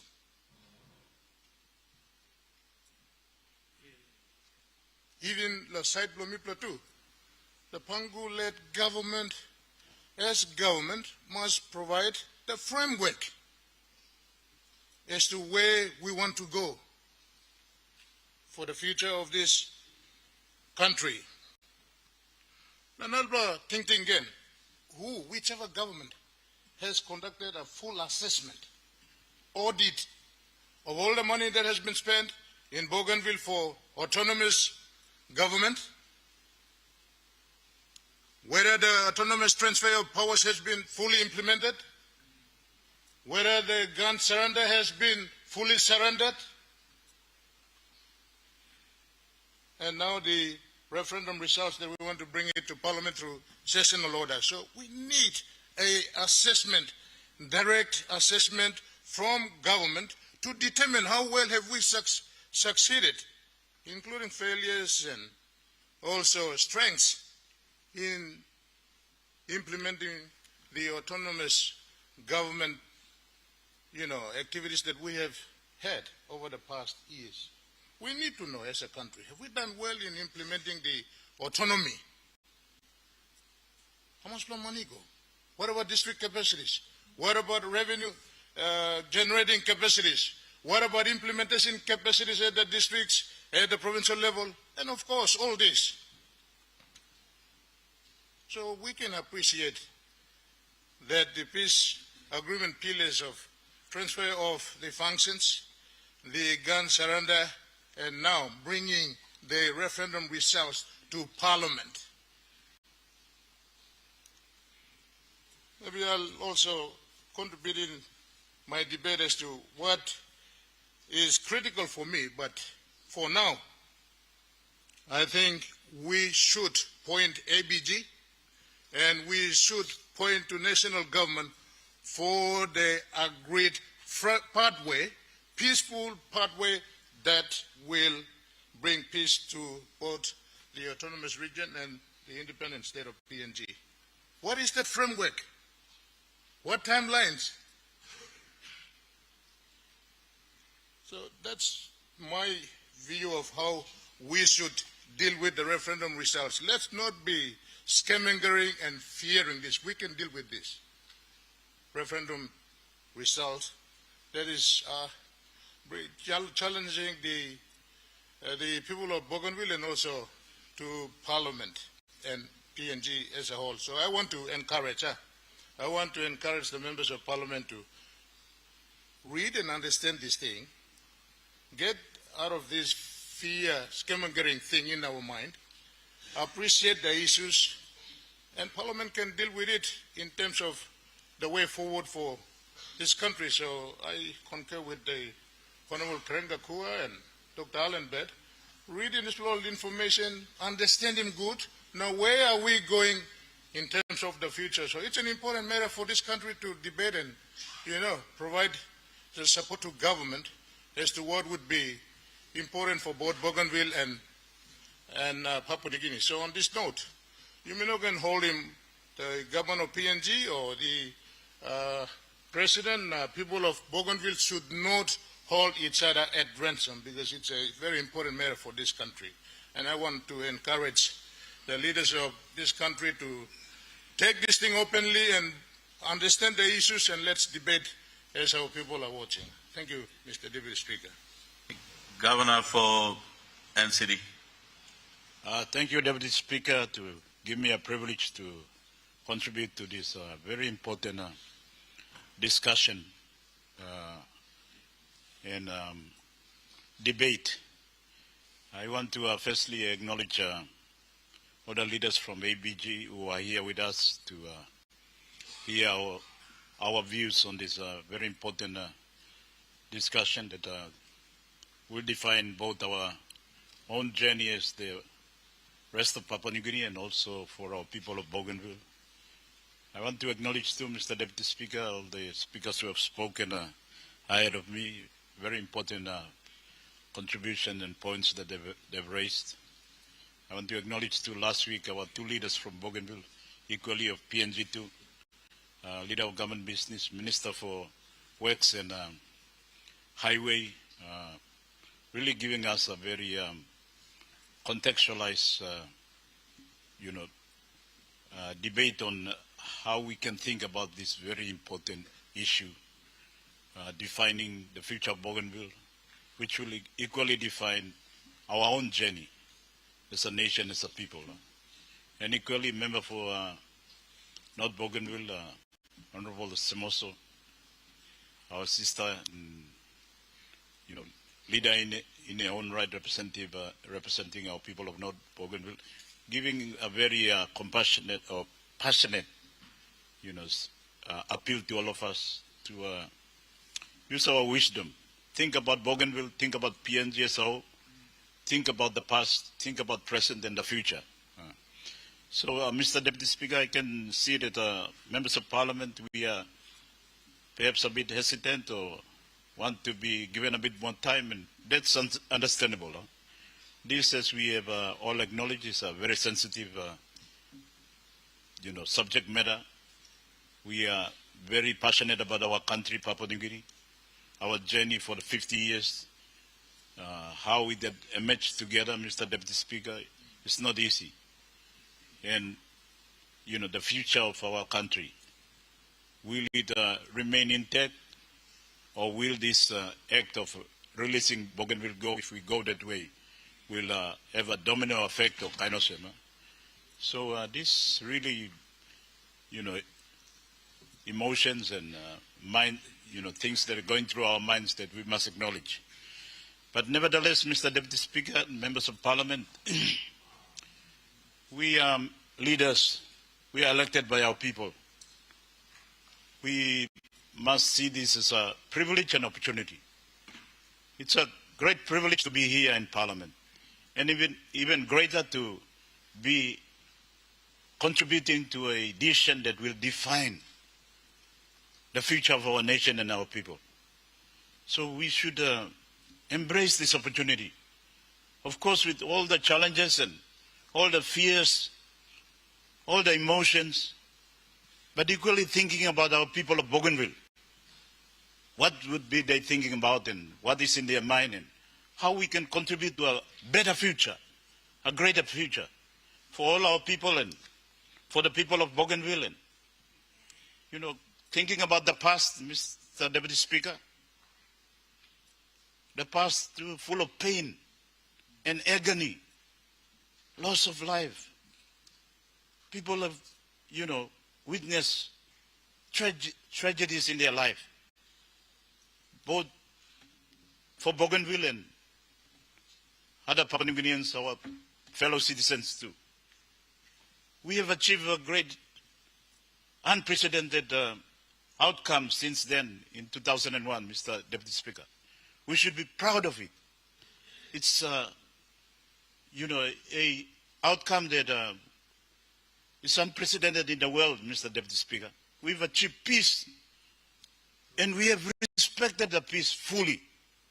That is exceptional, and we should be proud of it, and we should take courage from it, that for the future, we can define it so that it becomes exceptional to the world too. Something that is exceptional to the world. I believe we can do it. And the spirit is there in the Melanesian Agreement, and in all the dialogues that has been taking place, and in the peace that we have maintained up to now, Mr. Deputy Speaker. So while we are hesitant and, thinking a lot, I think, Mr. Deputy Speaker, too, we should have courage and seize this opportunity too. Mr. Deputy Speaker and honorable members, we have the benefit of hindsight. 50 years trying to forge and put this nation together. Our leaders, Grand Chief and his peers at that time in 1968 and early 70s, they had all the same sort of thought process going into their mind. Will this union or project work called Papua New Guinea? Will all our people agree to come together as one nation, one people, one country? Some of the leaders at the time were not ready. They had doubts. They probably hesitant too. But through leadership, Grand Chief and his colleagues in Pangu, they were able to craft this nation together. And it's never been easy. It's not easy to keep it as one nation, one people, one country. But we have come 50 years. And we must recognize that, Mr. Deputy Speaker, as we think about the referendum coming for us for ratification or whatever decision that we make. It is this Parliament that must make this decision. We cannot defer it to the next parliament, the 12th parliament. We are given this opportunity. Yeah? But Mr. Deputy Speaker, honorable members, our people too are listening. Building nations is not easy. And it's never perfect. And it's never completed too. You see one of the early union out there called United Kingdom. It's not perfect. And it's still going through processes and challenges. Even Scotland had a referendum to leave the union. So all this nation building exercise, I'm no easy here. And for us in Papua New Guinea, 1,000 tribes, 860 languages, so many cultures and tradition and kind. Was not going to be easy from the beginning. But we have held it together for 50 years. And in this process, the ideal was that we'll keep it together. But that's the ideal. Somalia wanted it to be together. Albert Maurikiki and everybody wanted, Thomas Cavalli wanted it to be together. But some things, maybe we will have control of it, we might not have control of it, Mr. Deputy Speaker. And that's where we are now. So we've got all this emotion with our country, blending it together, 1,000 tribes, 860 languages. We've come 50 years. But you may go, you may lose him. We can still keep it together. What if Bougainville goes by Yumi Pundano? So I want to acknowledge my brother, Governor of Southern Islands, and to Yumi no can Fred. And I want to encourage us to not to be afraid of the future. As I said, Mr. Deputy Speaker, in the nation too, you can look at one of the, maybe if we say, I'm not sure it's perfect, but the People's Republic of China, communist system here. It's a bit like authoritarian or kairos, one party, one government, but still, they are still going through the same process. Taiwan Igoya, it emerged out of that 1947-46, civil war. So one party succeeded, People's Republic of China come up, all these are lying all loose, all go to Taiwan, and they want to be a different country. So even in China, they're still going through the agony of making their country become real. By China and Taiwan, it come up one. Okay, Hong Kong, it come back finished.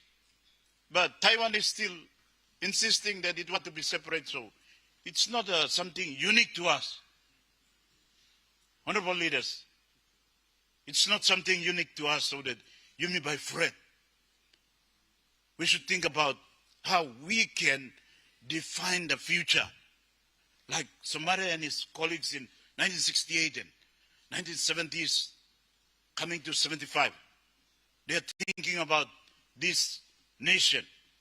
Can we bring it together as one people, one nation? And they didn't, have everybody's agreement. At the time, Sampla Laini like go to you. Papua region wants to go and become the 7th state of Australia. Sampla Laini long, Narblab too like go. But with leadership and reaching out, using Melanesian system, he was able to bring everybody together. And I think we are at that, time too that we must think about how we can shape this. And so the most important thing, Mr. Deputy Speaker and honorable members, is to think about making the future better than the past. That's what we should be addressing our mind to. I would like to appeal to everyone. So on this note, Mr. Deputy Speaker, I want to commend the Chairman, Dr. Marat, member for Rabaul and his committee. It's an important exercise to go out and get the views of our people.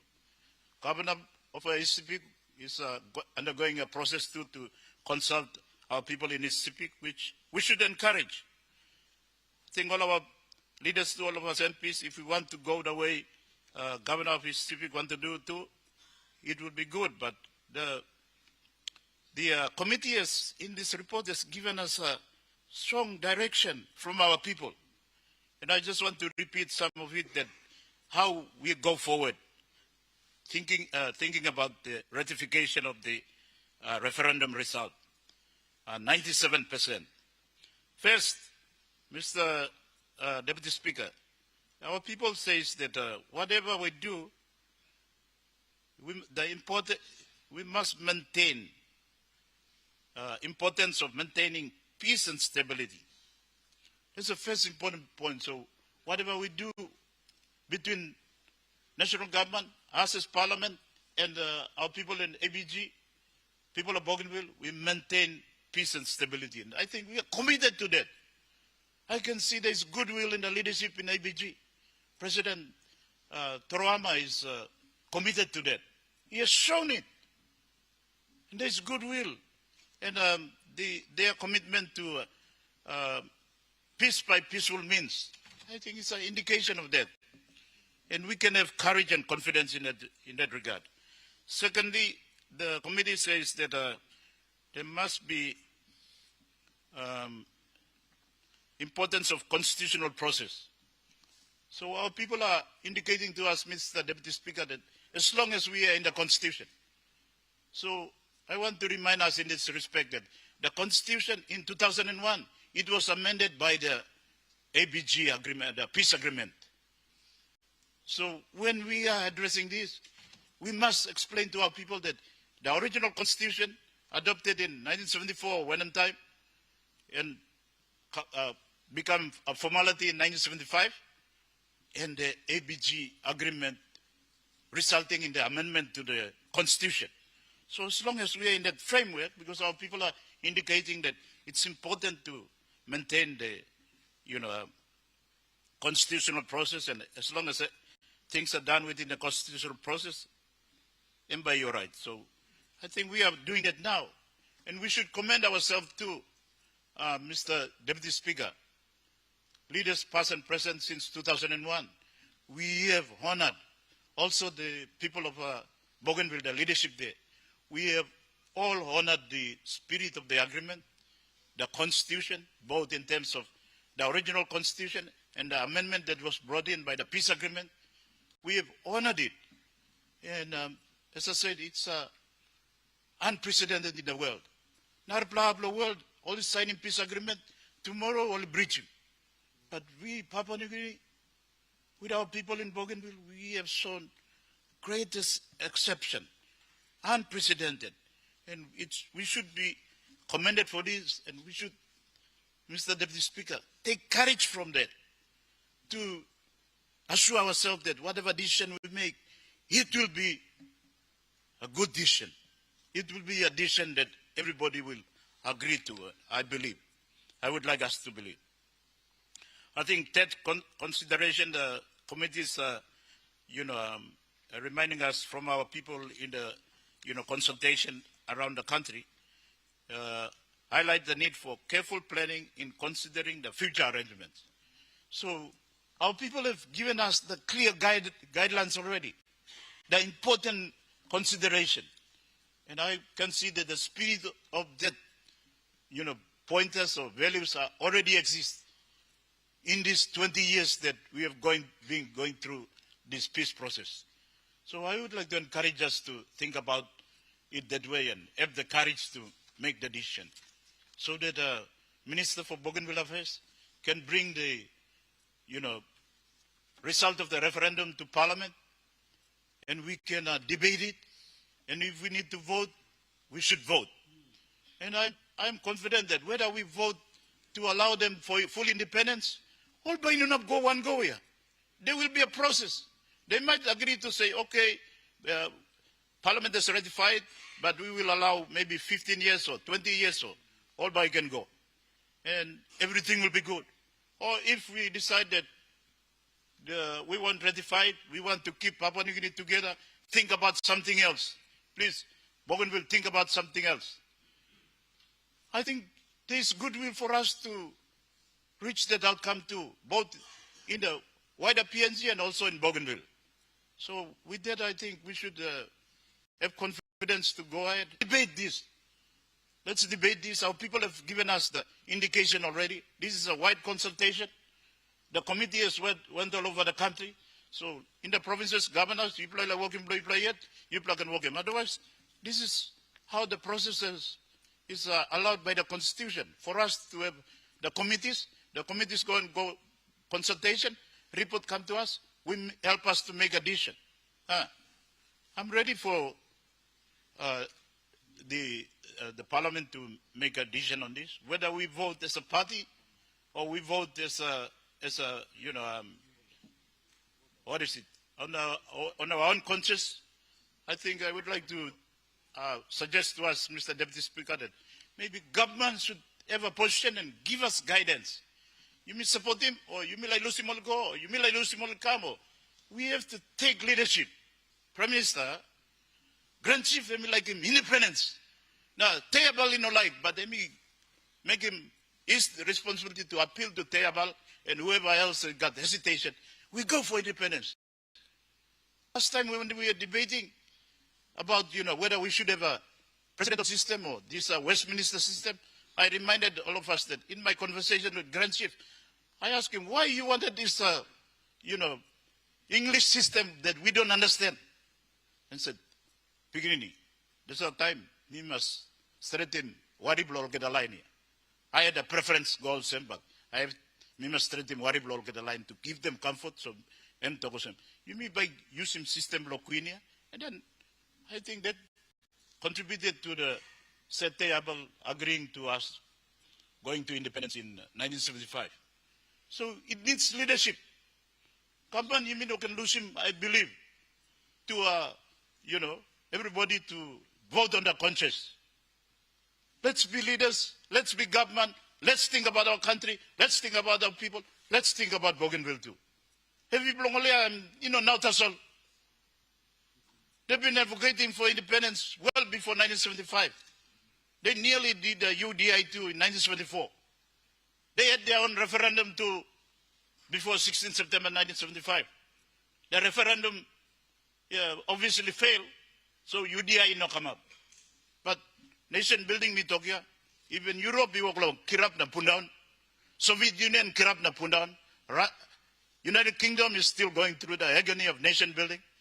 Countries like Ethiopia, kain Eritrea come up, kain Djibouti or kain come up, South Sudan come up, out of Sudan. So it's not unique to Papua New Guinea. So let's have the courage. Let's think about our people, Bougainvilleans, and think about the rest of Papua New Guinea. Let's go ahead and make a decision. Thank you very much, Mr. Deputy Speaker. The Honourable Member for South Bougainville, Minister Masiu. Thank you, Deputy Speaker. Me sanap long make him sambla talk long this debate, especially long this report. Now tasoli mi harim na you me talk long by you me debate more long behind time. You be looking this big report past them. Mr. Speaker, we acknowledge him too na look sabe long Vice President Blomi, long Autonomous Region long Bougainville, Honorable Ezekiel Masat, na team long M, Honorable Ministers, now senior officers, all the staff long gallery, speakers gallery. Na mi look sabe too na tingi more people long Papua New Guinea na Bougainville. As you me talk long this one very, very important situation, one very important happening and become up lo country belong you me. Bila give him look sabe long founding father blow this country. Me been kirab in this country, me play stop na enough now. Na me been got big heart long him to lo Bougainville.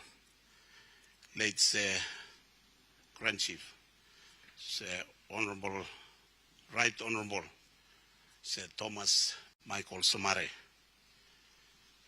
Nabi look sabe too long, Grand Chief, Julius Chen. Me look sabe too long, Honorable Prime Ministers, also Honorable Pius Winty, Honorable Bill Skate, Honorable Se Rabi Namaliu, Honorable Se Mekere Morauta, Mr. Peter O'Neill, Honorable Peter O'Neill, now Honorable James Marpe long now today, Mr. Prime Minister belong Yumi long country. We look sabe long all efforts long all this Prime Ministers. Now this country long comfort him na giving care of Bougainville. Now today me stand up. That me harim this report. Me kisim sambla thinking. Firstly, also we are leaders. And we are the ones who must address this issue and make a decision. Make a decision. You me come Lompla Road now. Now me tight now. Me tight. Long Hamas pla report by come. Me tight long Hamas pla by partisan by go round. Now this pla. I'm good pla. You me find him road, long you me come up long pla. Good pla road. But 97.7 me pla decide finish. Any decision me pla stand up long him today.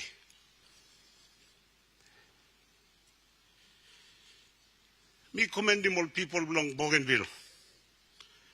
All people belong me along South Bougainville, North Bougainville, now Central Bougainville.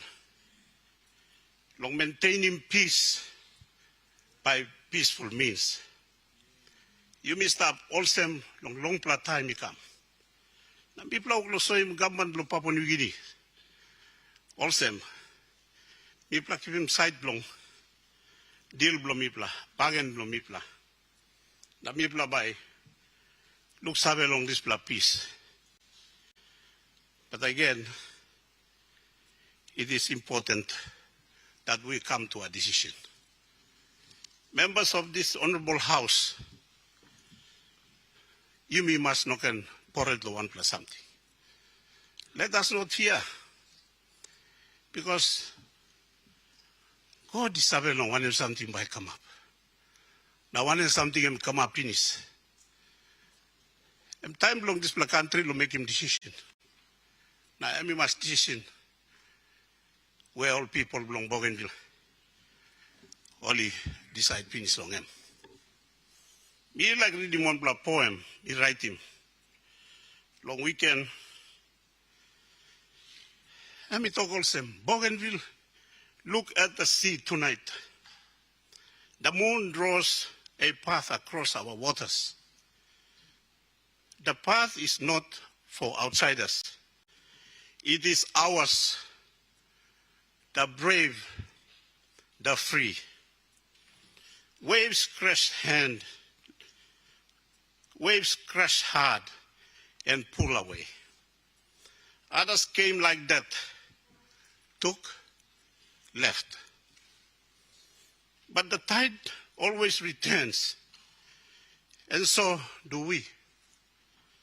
Tides do not quit. They renew. Neither do we. Whose tide is this?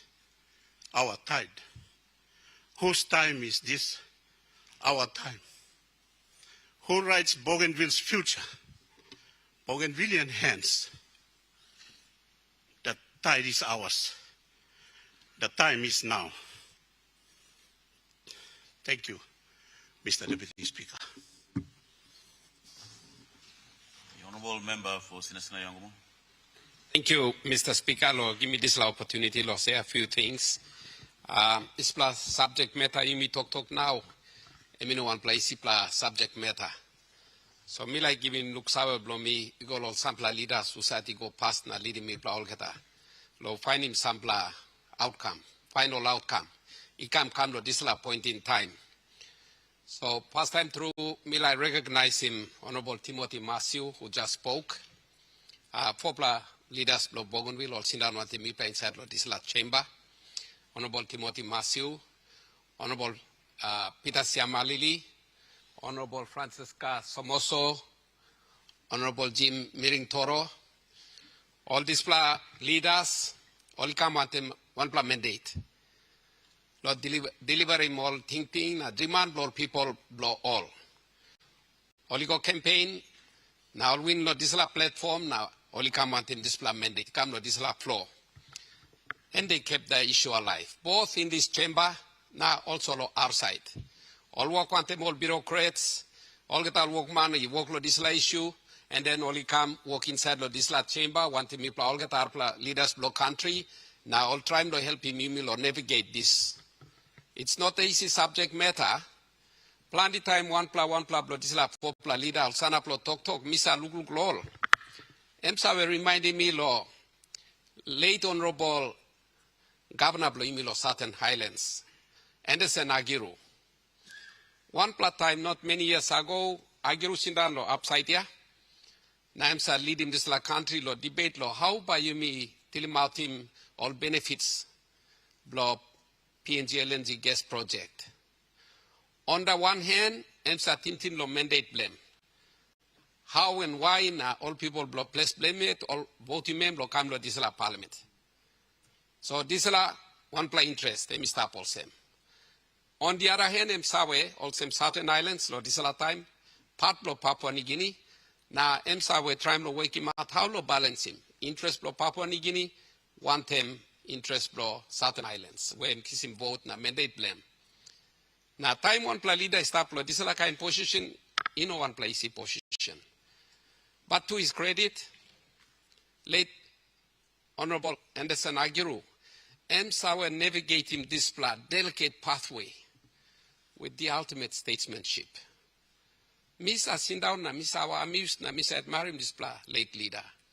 How is able to speak and keep the two sides together without offending the other. EMSA make him all same. And when I look at the current crop of Bougainvillean leaders, now inside of this chamber, every time they stand up and speak, I see them behave, speak, articulate issues in the very same way. Also talk one them integrity, talk one them dignity. Now they try to keep everybody together whilst at the same time being the conduit. Lo communicating thinking, na wish, na dreaman, blow people blow all without compromise.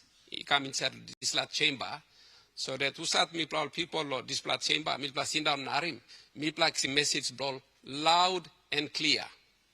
Such as, for example, one good poem. Now also me arim Timothy Masio Honorable Timothy Masio and read him. Message is upload Islam clear through. You make this message blame. And that's the kind of difficulty they are in as they try to bring a final outcome to the debate we are having. So me give him credit, Lol, for their astute statesmanship in the way they navigate this issue, keeping us all together as we together work to a final outcome. So big pla, hamu mas blow me, look sour blow me, ikam lo you pla for pla leader, sit down to me here lo chamber. Thank you. Nar Tawe long President of Bougainville is Ismail Toroma, and become one mandate blame too, and he steadfastly stood to the mandate, the faith that the people had invested in. Even time him very stressful and taking too long to reach one final outcome, he stuck to his guns to make sure that this process reaches its finality according to the process that we've agreed to. So me give him big plan look sour lem na parliament blame lo ABG usat isana mem lo make sure that we follow our agreed processes and procedures. So big plan respect lo me eagle honorable president lo ABG. Milai look sour to lo vice president lo Bougainville Ezekiel Marat Masat Ezekiel Masat. This la man en poromando mi. Mitula mangi, mitula round one temlo Ira.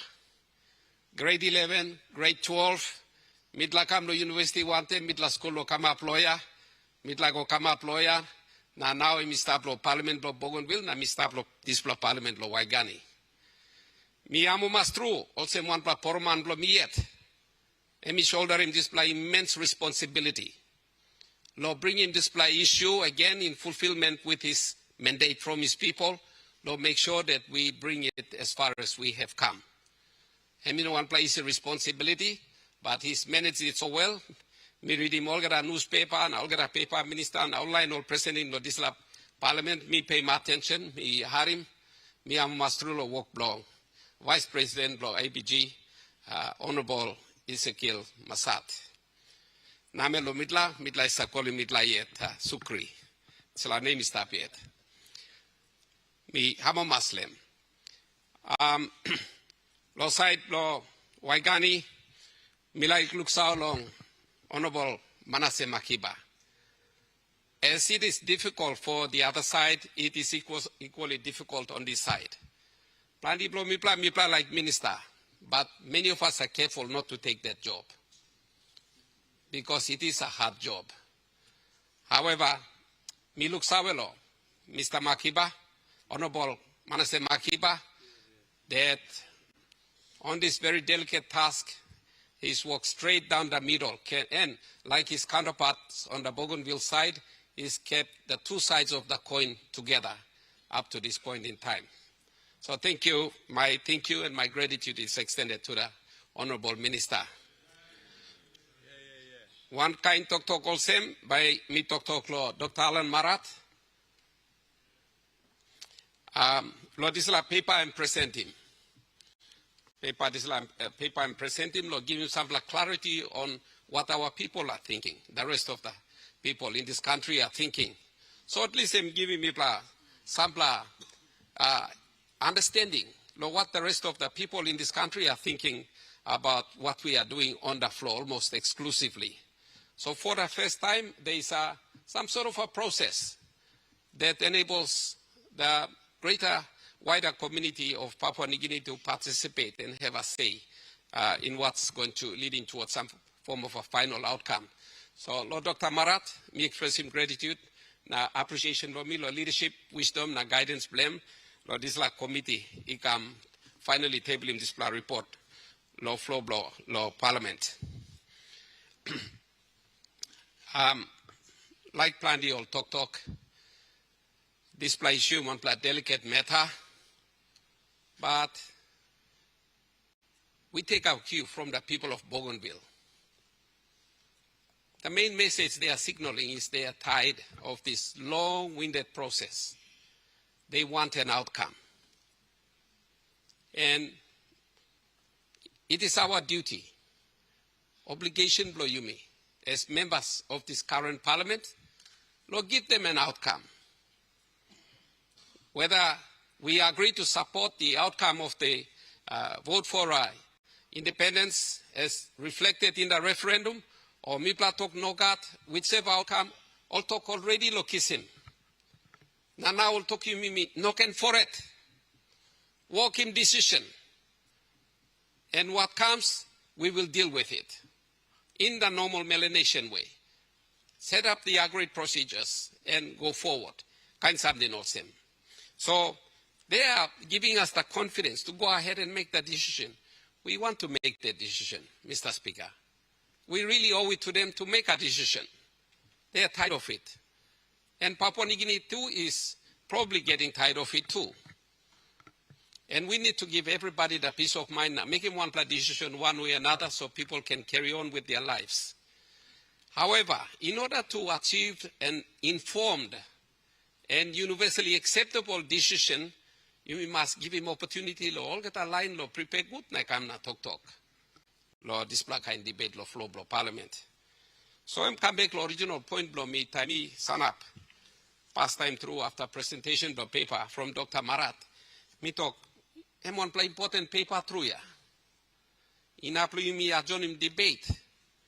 Me no talk all same because me like frustrating process. No God, me understand him gravity blow display issues. Time me talk lo here, me must talk where both sides must give me belly see. I'm important true. Because whatever the outcome, we're still going to live together, transact with one another. And that's a subject matter I'll talk about later. Time ibla all table ma referendum report. Time minister mi table em display time by me outim samla mo tintin mi igat lem. But giving me pla opportunity lo, give me pla timetable, giving me pla plan lo how you pla like bring me pla kind of final point where me pla can vote. I think me like asking minister. I think we need to pay attention to what Governor Allen Beden talk. Setting out procedures blow you good. Now, giving this timetable, you come to me pla geta, so that me pla prepare lo, office pla me pla lo, house pla me pla good. Now me pla come talk good lo here. Also, late Honorable Anderson Agiru, also Timothy Matthew, also Peter Siamalili, also Semoso, also Miring Toro. Mipla balancing both sides good na Mipla must talk. But we can't do that if the government side or rush him something now. No give Mipla opportunity now. What if Mipla Kamlia na working on Karangi neck? So me like in government, no can rush him. Tin good na give Mipla good opportunity lo Mipla can. I think we withdraw him this bit.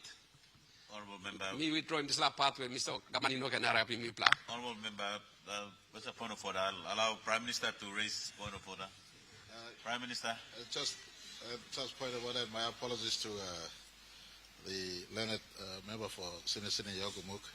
I want just to make a point of order to point that this matter under discussion is not government business.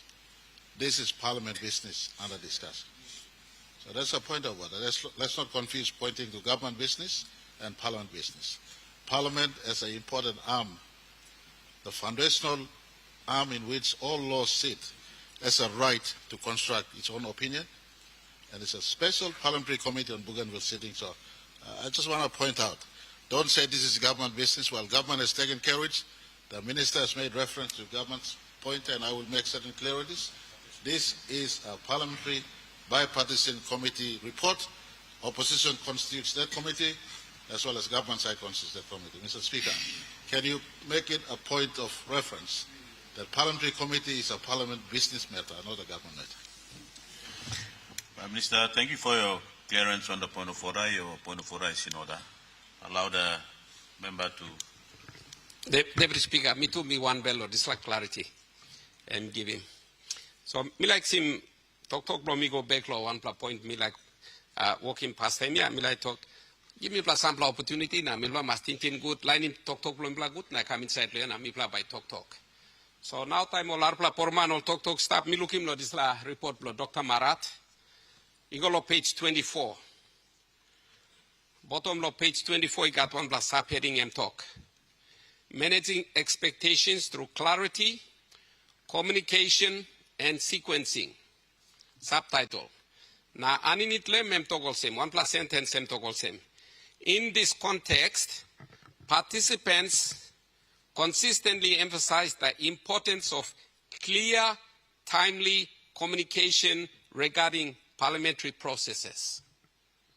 Me no been looking report, but this is the idea me work lo kira past time na me talk here. Put him clarity, give him good plot timing. Me plot talk here too.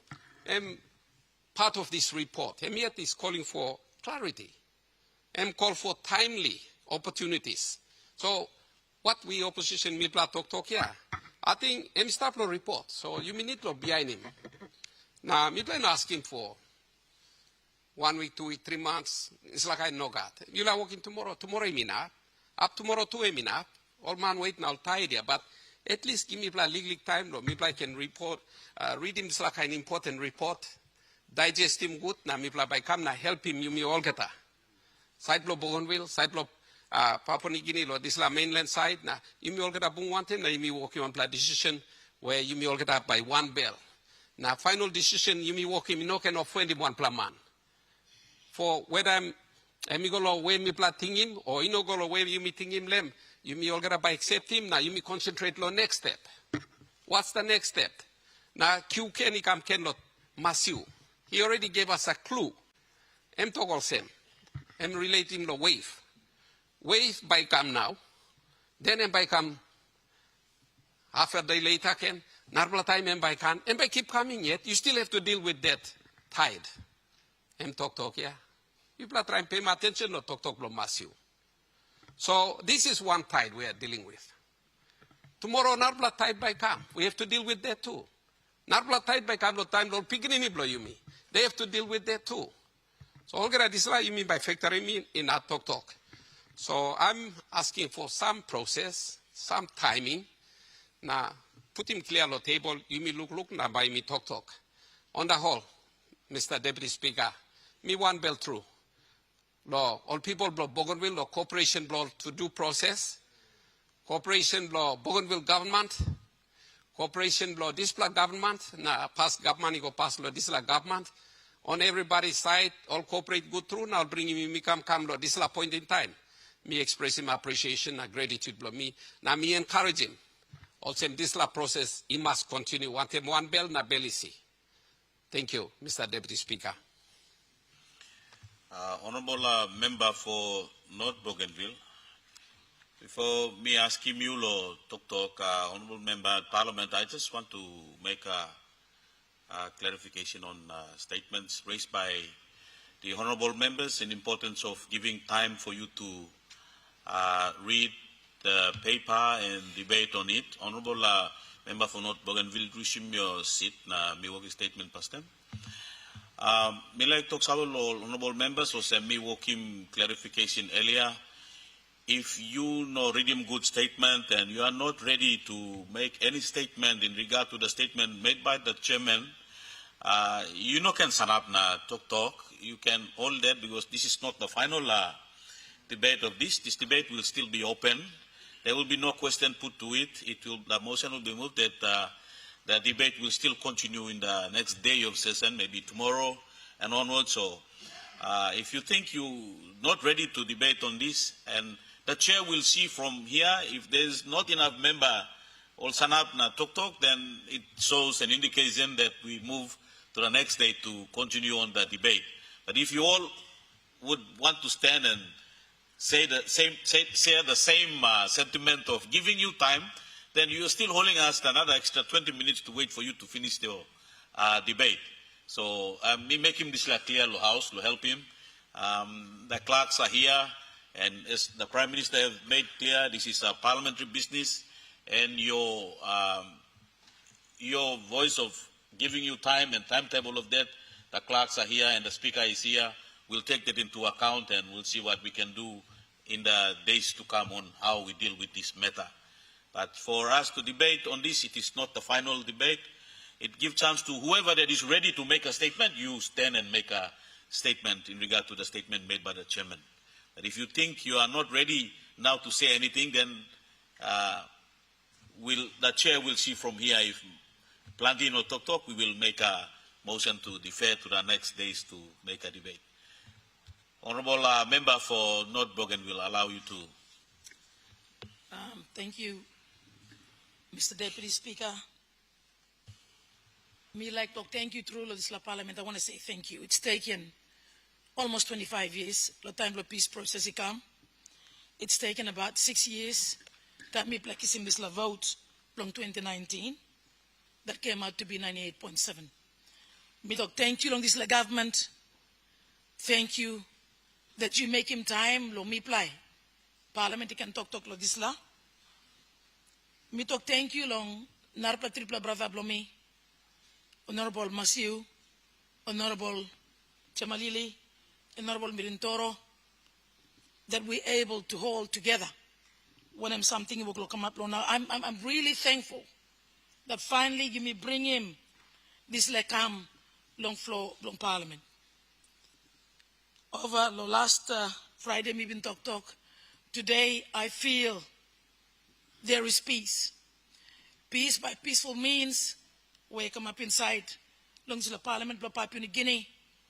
Me talk thank you, long all members of Parliament that only walk him talk pinis. Thank you for your love. Thank you for your understanding.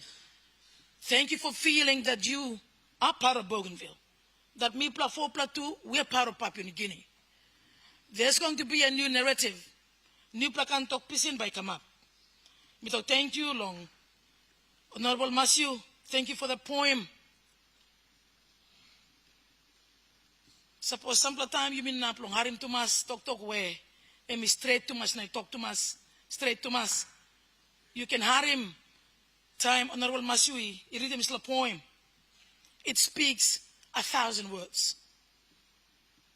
Me talk thank you long Prime Minister, Deputy Prime Minister, Cabinet long thank you for making that issue.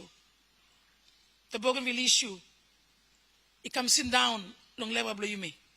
Parliament, from the Speaker to the Deputy Speaker to the Assistant Speakers, we talk thank you too that you put in effort long this little walkabout, long kissing me come inside, talk, long eventually ratifying this little vote, whereby stop long handle Parliament, now by stop too long how you may say musati walk lo talk.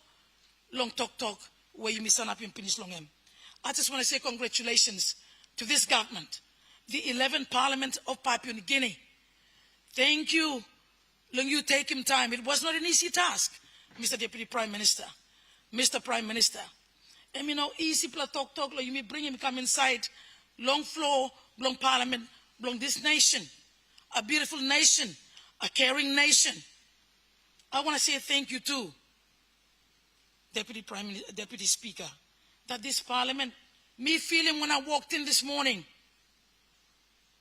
you know, got wampla man, he got belat, you know, got wampla leader, he mark him all get the people long, Papua New Guinea got wampla, bel no good la Bougainville. I feel in this chamber, also, big man, you mean, member, stop to talk a bit more time for us to deal with one stop inside the report. And I agree with that. Me just want to make sure that before this government, this term of parliament finishes, that we would have made the decision long sessional order me taking vote long him. I have faith in this parliament. I have faith in this government that I'm part of, that we are able to bring a closure to one and Papua New Guinea like Harim, to one and people on Bougainville vote long and penis. Me watching social media lo weekend, all big man Mary lo Papua New Guinea lo here. And I'm feeling there is that feeling of acceptance amongst people that don't sit here, but they watch everything that transpires. Long government, long social media. Even in this chamber today, Tammy comes sitting down. I am starting to feel that acceptance that we are able to walk him to the report. Belong people on Bougainville. He step inside. Me feeling Mr. Prime Minister, thank you. Long you stand up one time, people on Bougainville. Thank you for the emotional attachment that you have for the people of Bougainville. Thank you to this parliament. Also, we've been talking last week Friday. Every member of parliament, you play all big man Mary. You play God. Family inside Long Bougainville.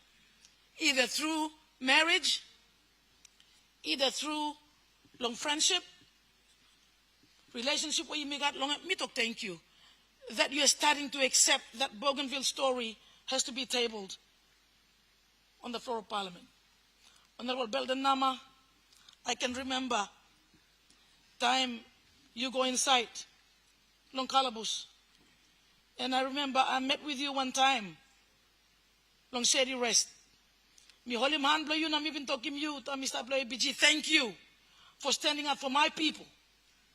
Thank you that you made the decision, Honorable Belden Nama. You made the decision, no talk, no Kent, no God. I won't allow send line to Bougainville. Sir, from the people of Bougainville, we talk thank you to you. Thank you that you tambo man blow me plan now. Thank you for that emotional attachment. Now why me hide? I'm married lo me platu now. And this is the kind of thing that I'm talking about. That I continue to say, there is no way but you losing me, now you losing me totally. How about you put it all in Bougainville go when you're already attached to Bougainville? You're already attached to Bougainville. Mr. Deputy Prime Minister, thank you for the time you come fly one day me. And that was the first time that Nissan Island looked at you. And that was the first time that Nissan Island looked at one member of the National Parliament. You know, man, nothing. The Deputy Prime Minister of this nation. You fly la chopper, now you go, Kurgutim Nissan, now you kapsaitim I want to have Mr. Deputy Prime Minister. I thank you for that. And me meaning one them, the people of Papua New Guinea love Bougainville. Even supposed to vote when I'm done, but you may take him. Even supposed to vote, he go, yes, let our people go. You'll still be part of me. You'll still be part of that beautiful island. You're already part of it through marriage, through friendship, through family ties. Blessing for Bougainville. Thank you for that smile. Now, true, from the moment I walk into this chamber, Misa fire because you sabe old man put me come inside lokam talk. Like Brother Blomi, member young talk. I say thank you while my Vice President is sitting up here, the gallery. Tete me come inside, me not go inside long caucus. When I walked underneath this building come, the first thing I saw was a human being stand up lo edge blong step you me come on top, na stick lo hand blong him. Me walk about straight, me no come lo caucus, or brother blow me. Now 2 plus 2 sab blow me, 1 plus stop lo here. Me walk about straight lo go look him. This man is stand up one time, walking stick lo hand blong him. Honorable Vice President, Honorable Masat, thank you, even though close to you to pun down, we are still going to push that last strength to make sure that new pla can talk pisin by kama. New pla friendship na melong tupla by kama Papua New Guinea and Bougainville. Let's not be afraid to make that decision. And I know now, as we here, as we massage this together, as leaders of this nation, there won't be any fear by tomorrow. There won't be any fear by the next day if we have to debate this issue. Honorable Masad, Honorable Minister Blong Health, all Mama Blomi, Long Bougainville Sinam, Lohan Kais Blomi Lohia. Thank you, you make him time, lo come sit down. Now you look him, all Brata Susab, lo you me Lohia, lo PNG Parliament talk. There's never been any hate. I love what has transpired the last, from 2005 to now, that we were able to talk about this issue meaningfully, transparently, accountably. We have not shied away from it. And I know you understand why me plus Sakana talk. I think especially Mama. Long Bougainville, 95% of Bougainville is Metro New, except for pockets in Nissan and pockets in South Bougainville. Long me ba you look at Mama ba talk. Time picking ni mani talk and Mama ba kam na karim talk long him konta. Me talk thank you. Long tupla brother blomi mirin toro. Masiu picking man. Thank you. Long you play son up one time Bougainville people blow you me that are here to witness what we're saying today.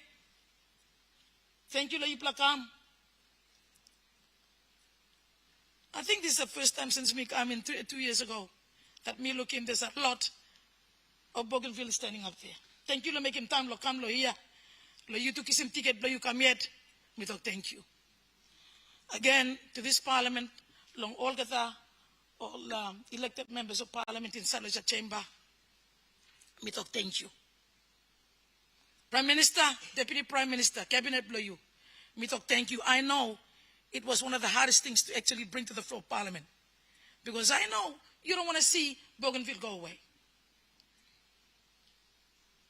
But if you have to vote in favor to support me, Plafopla, I won't be taking my Matt Igolong Venus.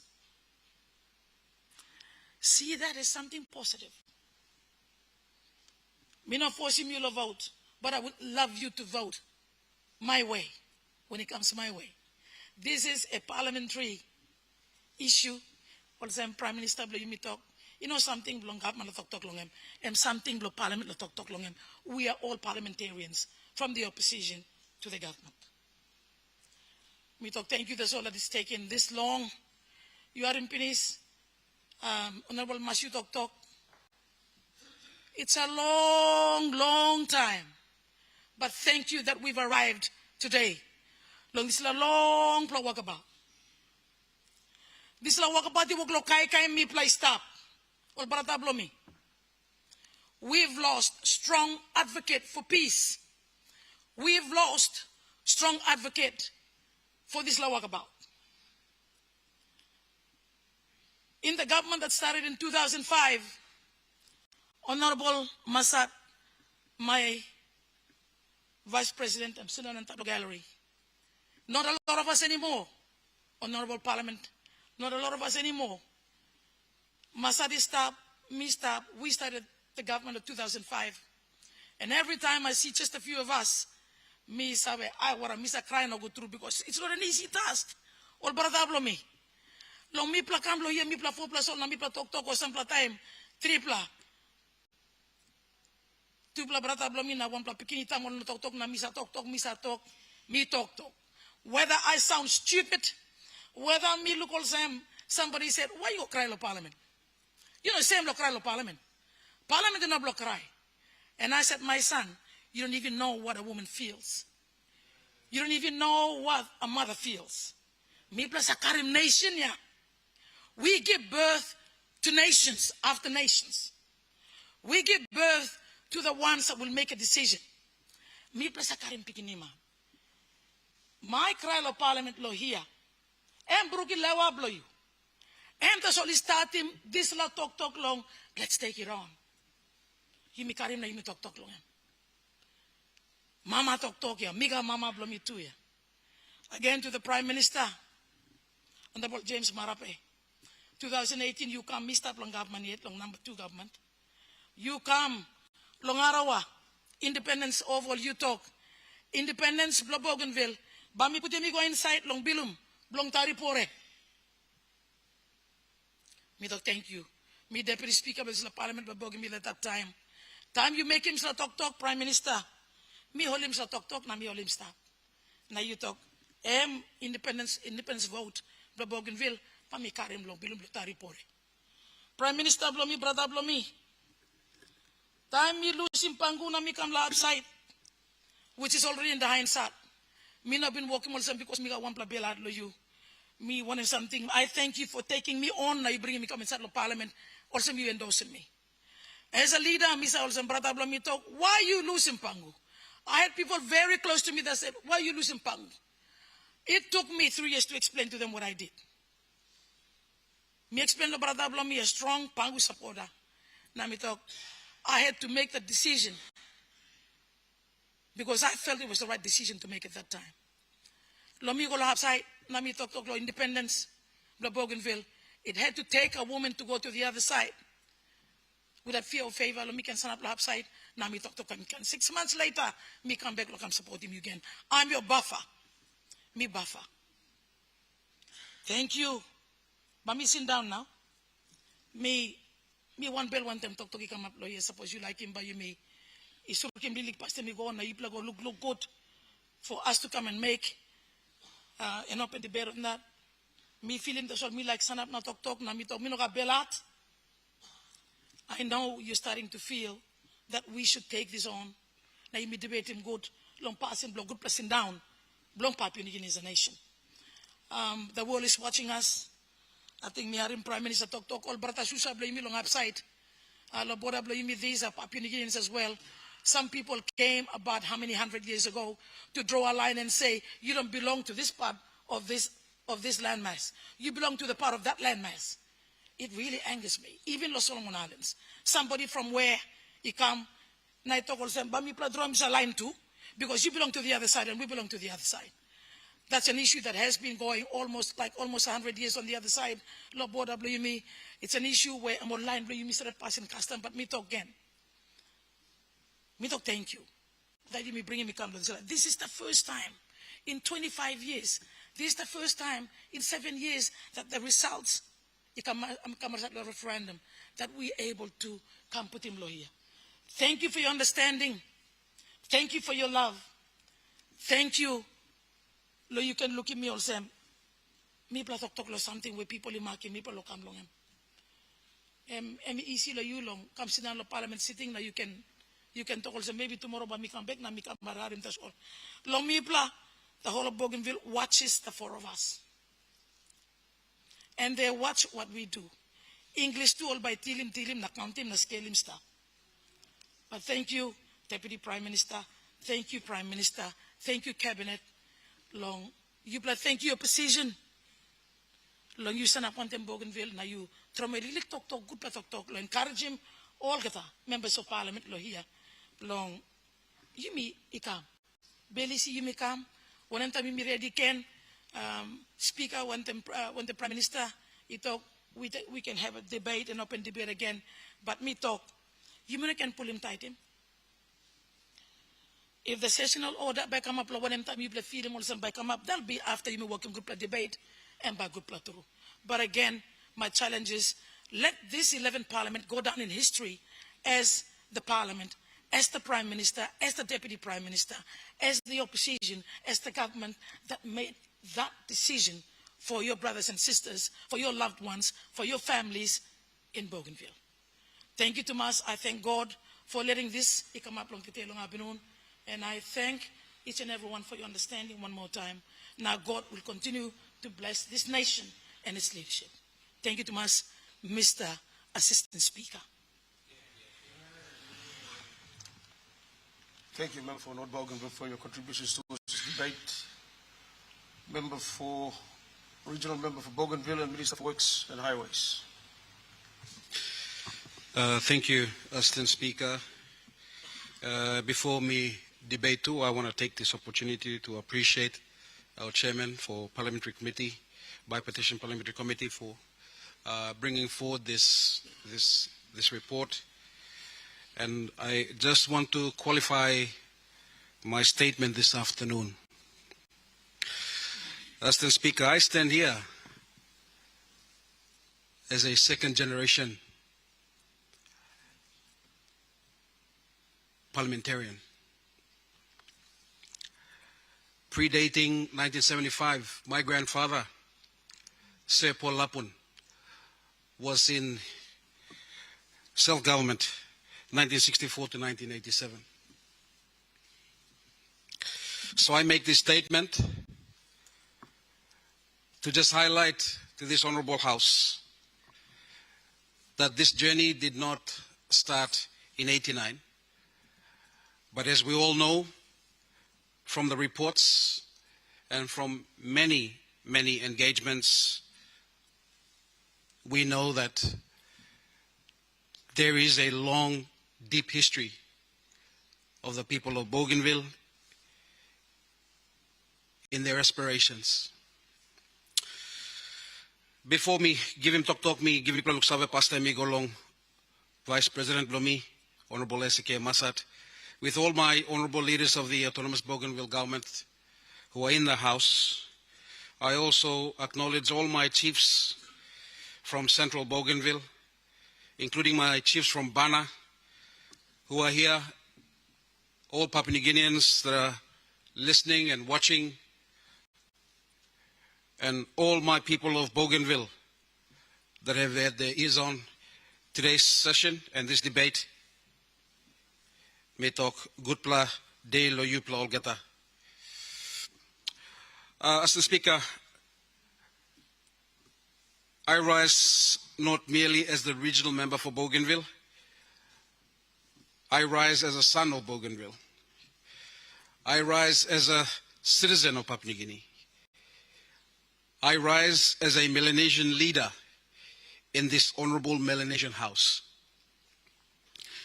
And I rise conscious that what we do in this chamber today will be remembered long after every one of us have left this public life.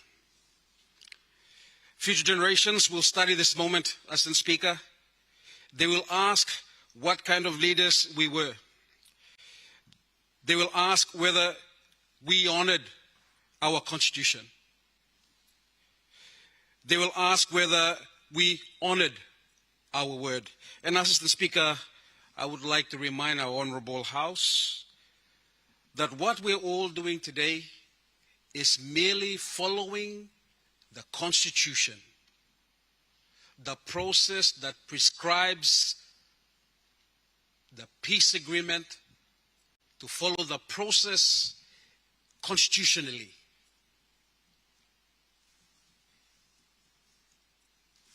I would like to remind this House that it was also in 1989 that this House also declared state of emergency on Bougainville. We were very young back then. We were only it was only the fourth term of Parliament in 1989, Assistant Speaker. But it was this House that invoked the state of emergency on Bougainville, that saw us distant, that saw us disclosed from humanity in a dark age that lasted for almost 10 years. Now, many generations from now, they will ask whether we had the courage to complete the journey that our predecessors began. And why I say our predecessors is that it was this House, the 6th Parliament, asked leaders in this House that they started brokering the peace agreement in 2001. It was this House, following the constitutional process. Mr. Speaker, let us clear away from fear. Let us clear away from misunderstanding. Let us clear away from politics. This debate is not about whether Bougainville should break Papua New Guinea. That debate occurred more than 20 years ago. That debate was settled when the leaders of Papua New Guinea chose peace over conflict. Ask Leader C in the 6th Parliament, they chose peace over conflict, and they invoked the peace agreement.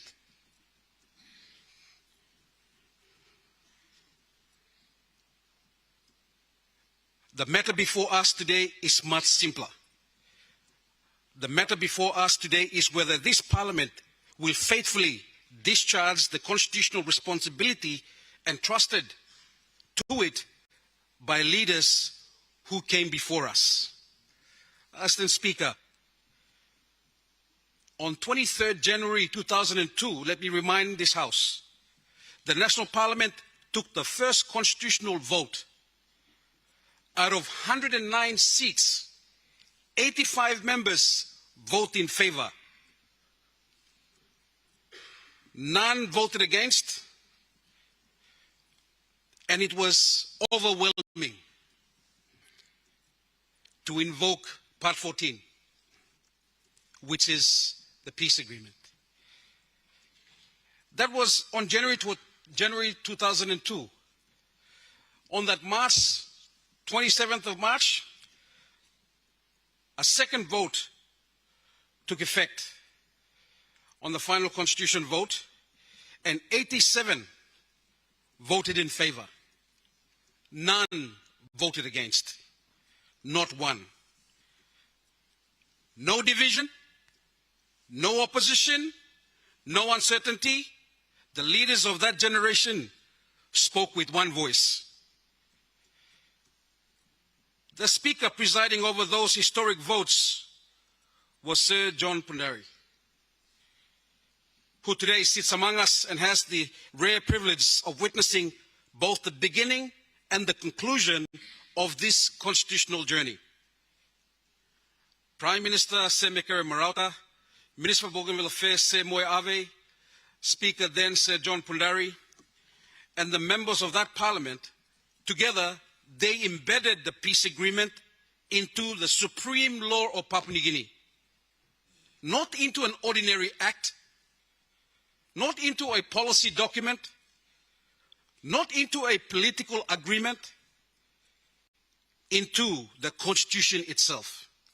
Mr. Speaker, Section 2 declares that the sovereignty of Papua New Guinea over its territory and natural resources is absolute. Correct. That principle remains sacred, Mr. Speaker. That principle remains fundamental. However, Mr. Speaker, exercising that same sovereignty of authority, this Parliament deliberately created a special constitutional framework for Bougainville. Section 276 provides that Part 14 applies only to Bougainville.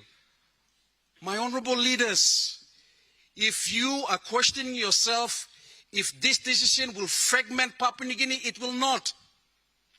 The Constitution says so. It protects, it quarantines. More importantly, it provides that where there is any inconsistency between Part 14 and any other provision of the Constitution, Part 14 prevails.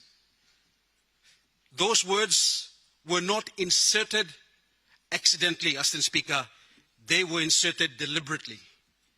They were inserted because Bougainville was not an ordinary political issue. Bougainville was a peace issue. Bougainville was a reconciliation issue. Bougainville was a nation-building issue.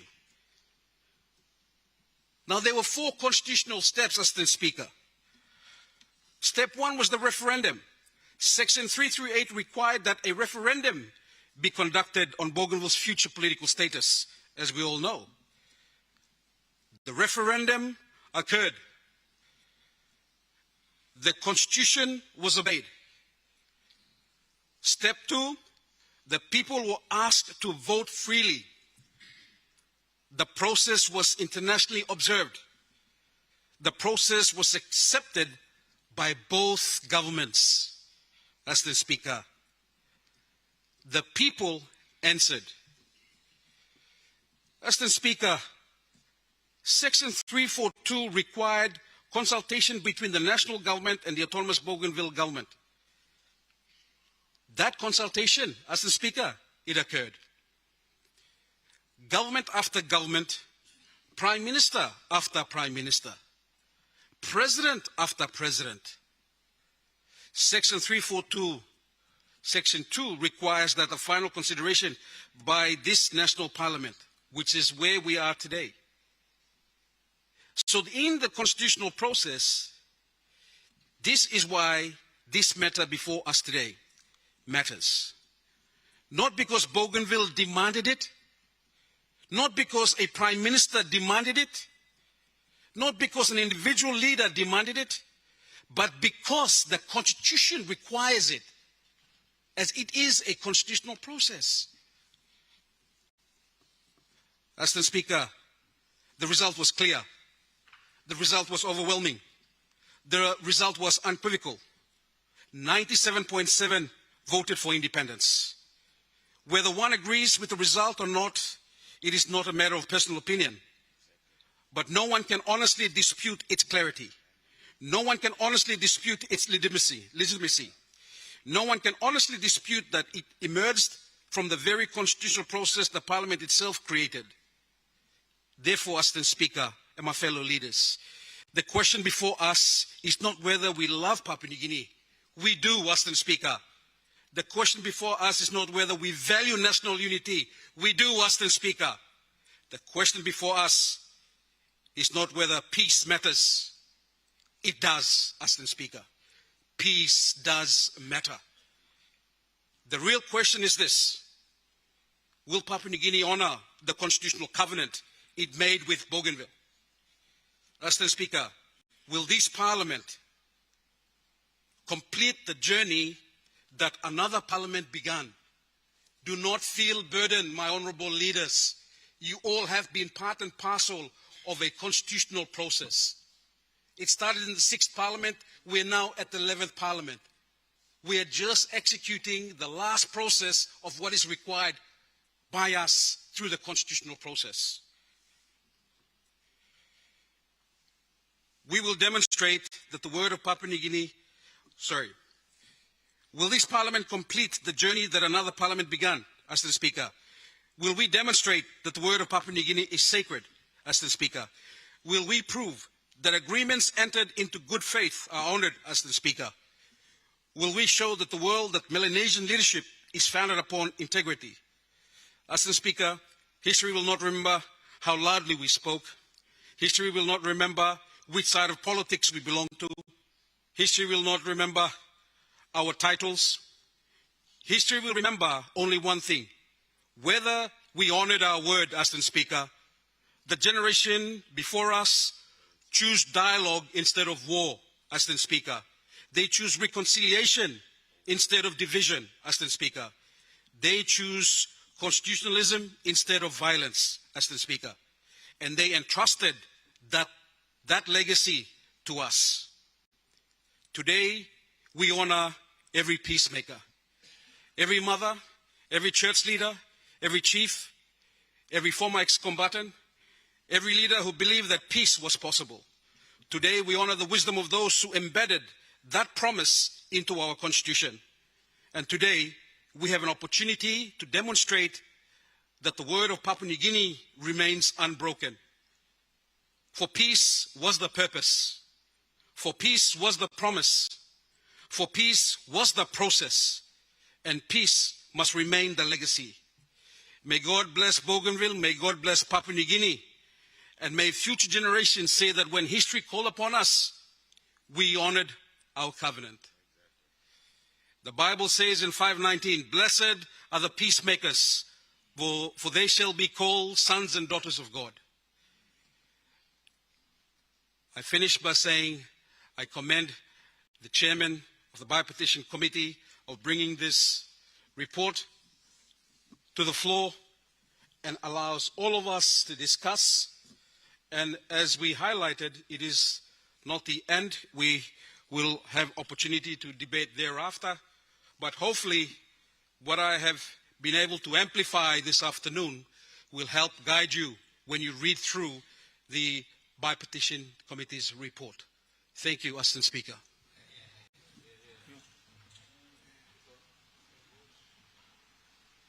Member for Bao. Speaker, in support of my chairman's report as part of the Parliamentary Committee, I wish to speak in support of my chairman's report very briefly. But before I do that, I wish to acknowledge, like everyone else, the presence of the Vice President of the Autonomous Bougainville Government, Honorable Ezekiel Massad, his leaders, the chiefs, and also I note in particular there are many women from Bougainville who are also sitting at the gallery, and I want to acknowledge them because, as you know, in this Bougainville crisis and peace process, it was the women of Bougainville that took the most important stance to bring back the process of reconciliation. So I want to pay a special tribute to all the women leaders in Bougainville during that crisis, at the beginnings of the crisis time. And their presence in the gallery in big numbers is an acknowledgement of their greater role that they continue to play in this entire process. So, me like talk thank you lo all lo kam lo harim displa liklik talk. I also want to say and acknowledge the leadership under Prime Minister Marape. We have many differences on either side of the chamber. We argue with each other. But today, in this debate of the report of the Bipartisan Parliamentary Committee, I want to say thank you to the Honorable Prime Minister, Honorable James Marape, member for Tari and parliamentary leader of the Pangu Party. Thank you, Prime Minister, for your leadership. Since you took over in 2019 and you appointed me as Minister responsible for Bougainville Affairs, and I presided over the 23rd November to 7 December referendum process in 2019, you came and received the result, and you put him lo bilum lo Oltari. And so, and under your leadership, after you won the election in 2022, you maintained your commitment that it is this 11th Parliament where you are the Prime Minister that the decision will be made. And so I want to thank you, and I want to pay a special credit to you for your leadership in this Bougainville matter. 7 prime ministers served before you. One of them was the founding father of this nation. And out of those 7, under their leadership, I also served those prime ministers after I came into Parliament in 2002.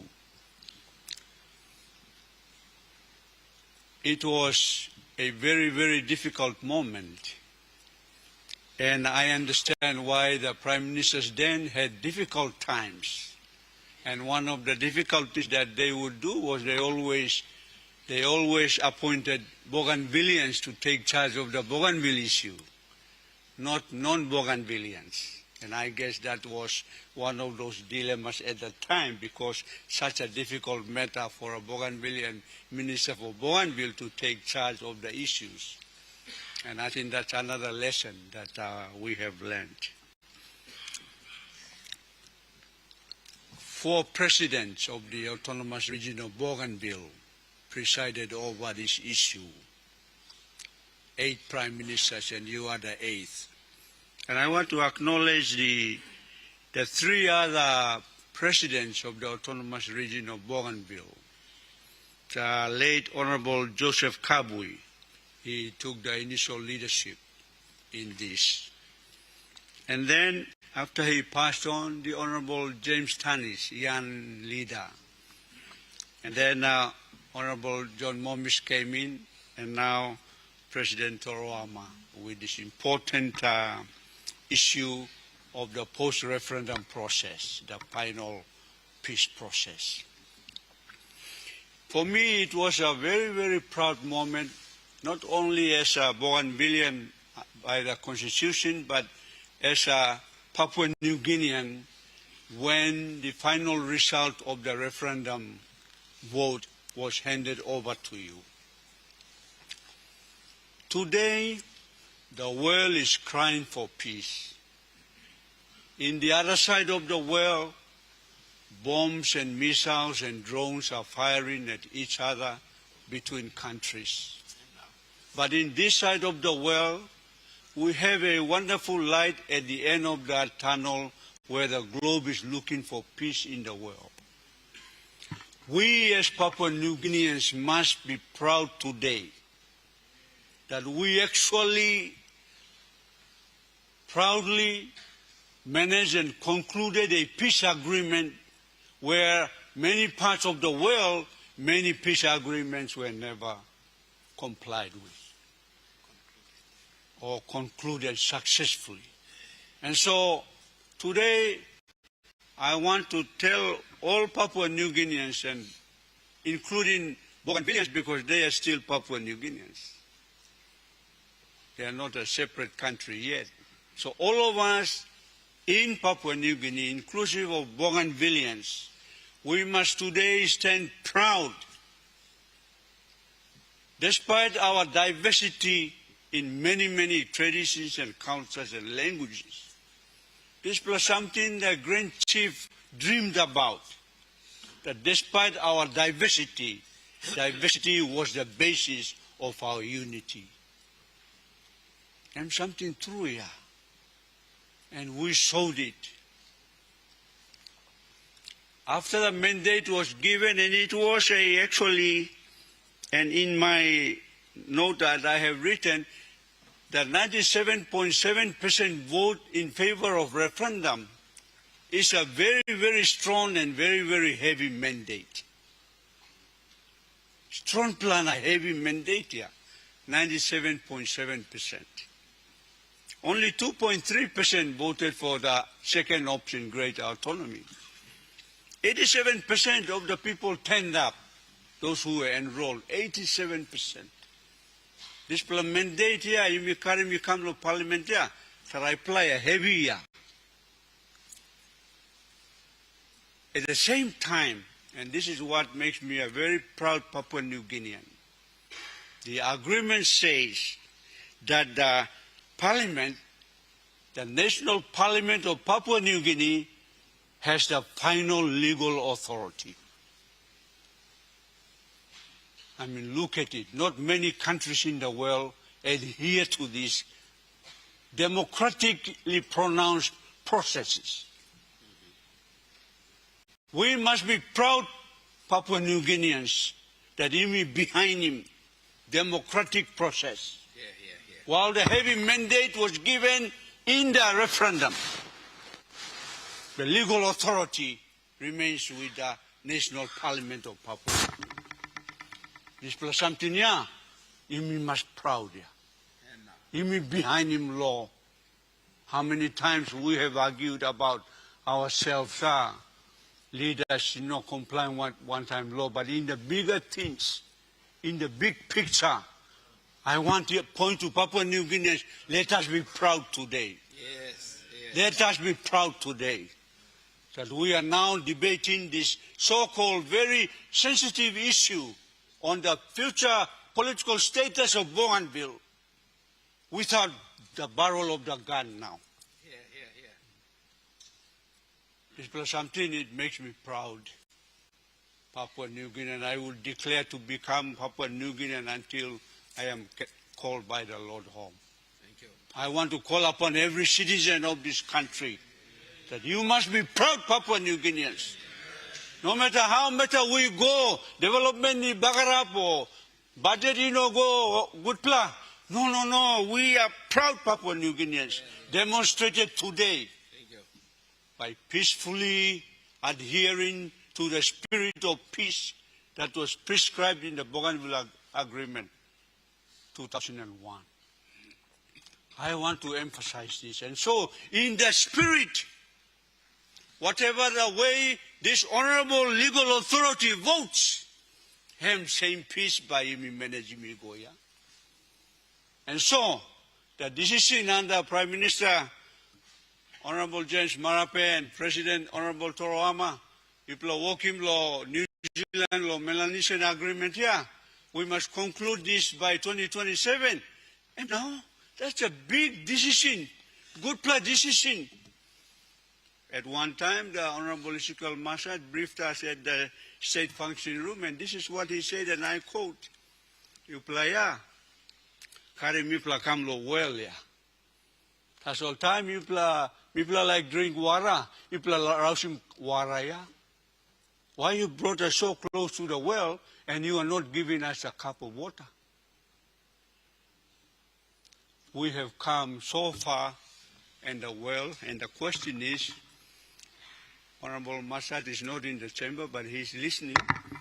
You know, one plug cup by me plug give him you, two plug, three plug cup here. Forever. It's an enduring relationship. It's forever. We'll allow you to come to that well forever. That's the relationship that I want to promote with the mainland of Bougainville, mainland and Bougainville. It's an enduring relationship. So whatever we process on the floor, even though can parade, Parliament has to make the decision. It must play its legal authority over the referendum result, and we know how to manage the post-referendum decision by this honorable House. Imi man tuya, and imi meri tuya. Laga. And so I'm calling upon no more delays. But I support the call by the Honorable Governor for East Sepik. Let us define a timeline process so that we know, everybody in the country know, that when we come to that sitting of Parliament, this is the agenda of Bougainville that the Parliament will deal with. And try plus something, this should be our priority now. This sitting of Parliament, next sitting of Parliament, up to September independence 16 September this year, the first year of our next 50-year walk as a nation, that we should really plot it out, and then we come and debate and make a decision. I know some of you as governors will go and consult your people. Some of you may not do that very well, but we are all mandated, equally mandated. I represent the people of Abao. We are mandated under the constitutional process of elections, and whatever decision this honorable parliament makes, as long as the last sentence of the chairman's report is complied with. And I want to read it as a member of the parliamentary committee. The last sentence of this report, page 26, reads like this.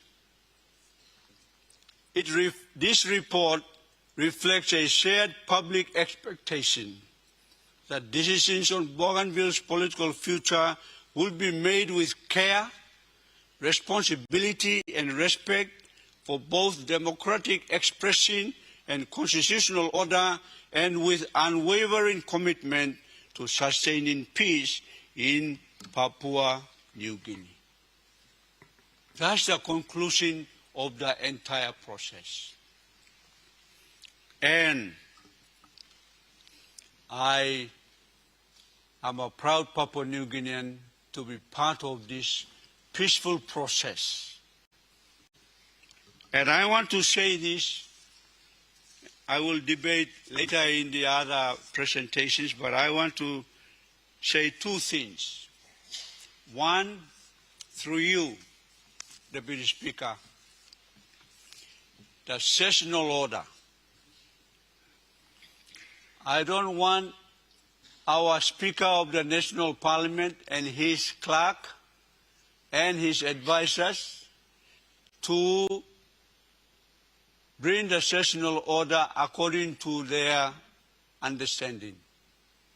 The Melanesian Agreement clearly says that it has to be consulted with both speakers of the two houses, here in the National Parliament and the Constitutional Assembly of Bougainville.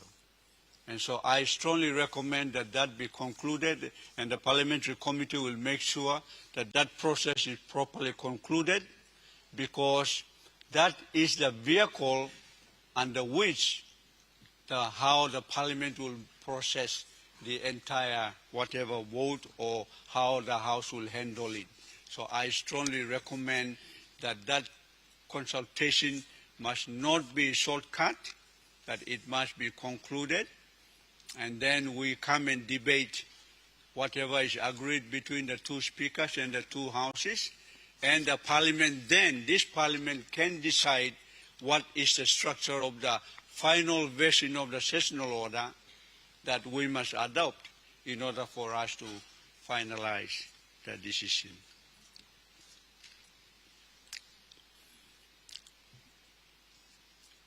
I want to say this and sit down. The decision rests with this Parliament, but it must be a decision based on preparation, not by pressure, not by force, not by anything, but it must be based on preparations. Thank you, Mr. Deputy. One member for Yalbupangia. Thank you, Mr. Deputy Speaker. Thank you for giving me the opportunity to contribute to this debate. But firstly, let me acknowledge the presence of the Vice President of ABG and his delegation, and of course the mothers of Bougainville who are here with us today. Thank you for your presence in this honorable House. Also, I extend my appreciation, like other members, to the Chairman of the committee and Deputy Chairman and the members of the committee for the excellent report that they have presented to this honorable House, and especially the contributions by Prime Minister Marape and President Torama and Minister Makiba. I think they've put in a tremendous effort into ensuring that the continuity of the discussions on Bougainville peace agreement continues, and it has certainly not been a difficult issue. I want to say that Papua New Guineans should be proud of themselves. This is not an issue that we should be embarrassed about or feel guilty about. Many governments, since the peace agreement in 2001, have contributed immensely to trying to manage this very difficult issue. And credit must go to them. We have given all the effort that we can. We've put in many hours and many days, and of course, a lot of resources, budget allocations, and Bougainville has always featured prominently in those allocations by all governments. And that is why I thank the government that, the agreements that they have done, there needs to be a conclusion of this issue. And the time frame that they have set under the Melanesian agreement in New Zealand is timely, that we should conclude this by 2027 and hopefully before the elections, Mr. Speaker. But, none of us were there in 2001 and before that to witness the peace agreements and the intentions behind the peace agreement. So we cannot speak for them, but we can only try and interpret what their thinking was. I think if many of us can recall, many of the participants in that peace agreement were the framers of our constitution as well. They understood very well the functions and the provisions of the constitution. And yet they invoked this particular peace agreement into our constitution to try and mitigate the issue of Bougainville and the crisis that it was facing. And Mr. Speaker, I see the committee's report that it says that this is the spirit of the Bougainville peace agreement, that they have gone about consulting our people in locations throughout the country. And it captures in one of the statements, it says that Bougainville peace agreement served as a political settlement, and it was a framework for peace building. But it goes further on to emphasize that it was all about reconciliation, partnership, and inclusiveness. And that was the balance that it was seeking, this peace agreement was seeking. So, Mr. Deputy Speaker, why I say this is that, when we were in government, we approved the conduct of the referendum, knowing very well the outcome will be, Mr. Speaker. We are not naive to the issues that were being raised in Bougainville. Knowing that Bougainville will vote for independence, even though the question was put to them. And now that the Marape government is in carriage of that referendum, we understand the difficulties that it is going through. About the decision that the parliament has to make. Now, we have to understand that the framers of the Bougainville peace agreement gave us options. And that options are not only for Bougainvilleans, also for Papua New Guinea as well. It gives us, this parliament, the right to say no if we have to, and right to say yes. Now the question is, are we all going to accept that? That's the question.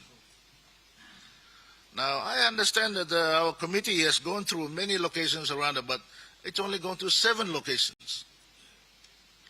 Now, we are a nation of millions of people. And I understand that some of us did not go to the elections and get the mandate from our people to vote on this. And I don't think the government was given the mandate to vote on this, so I understand the difficulties.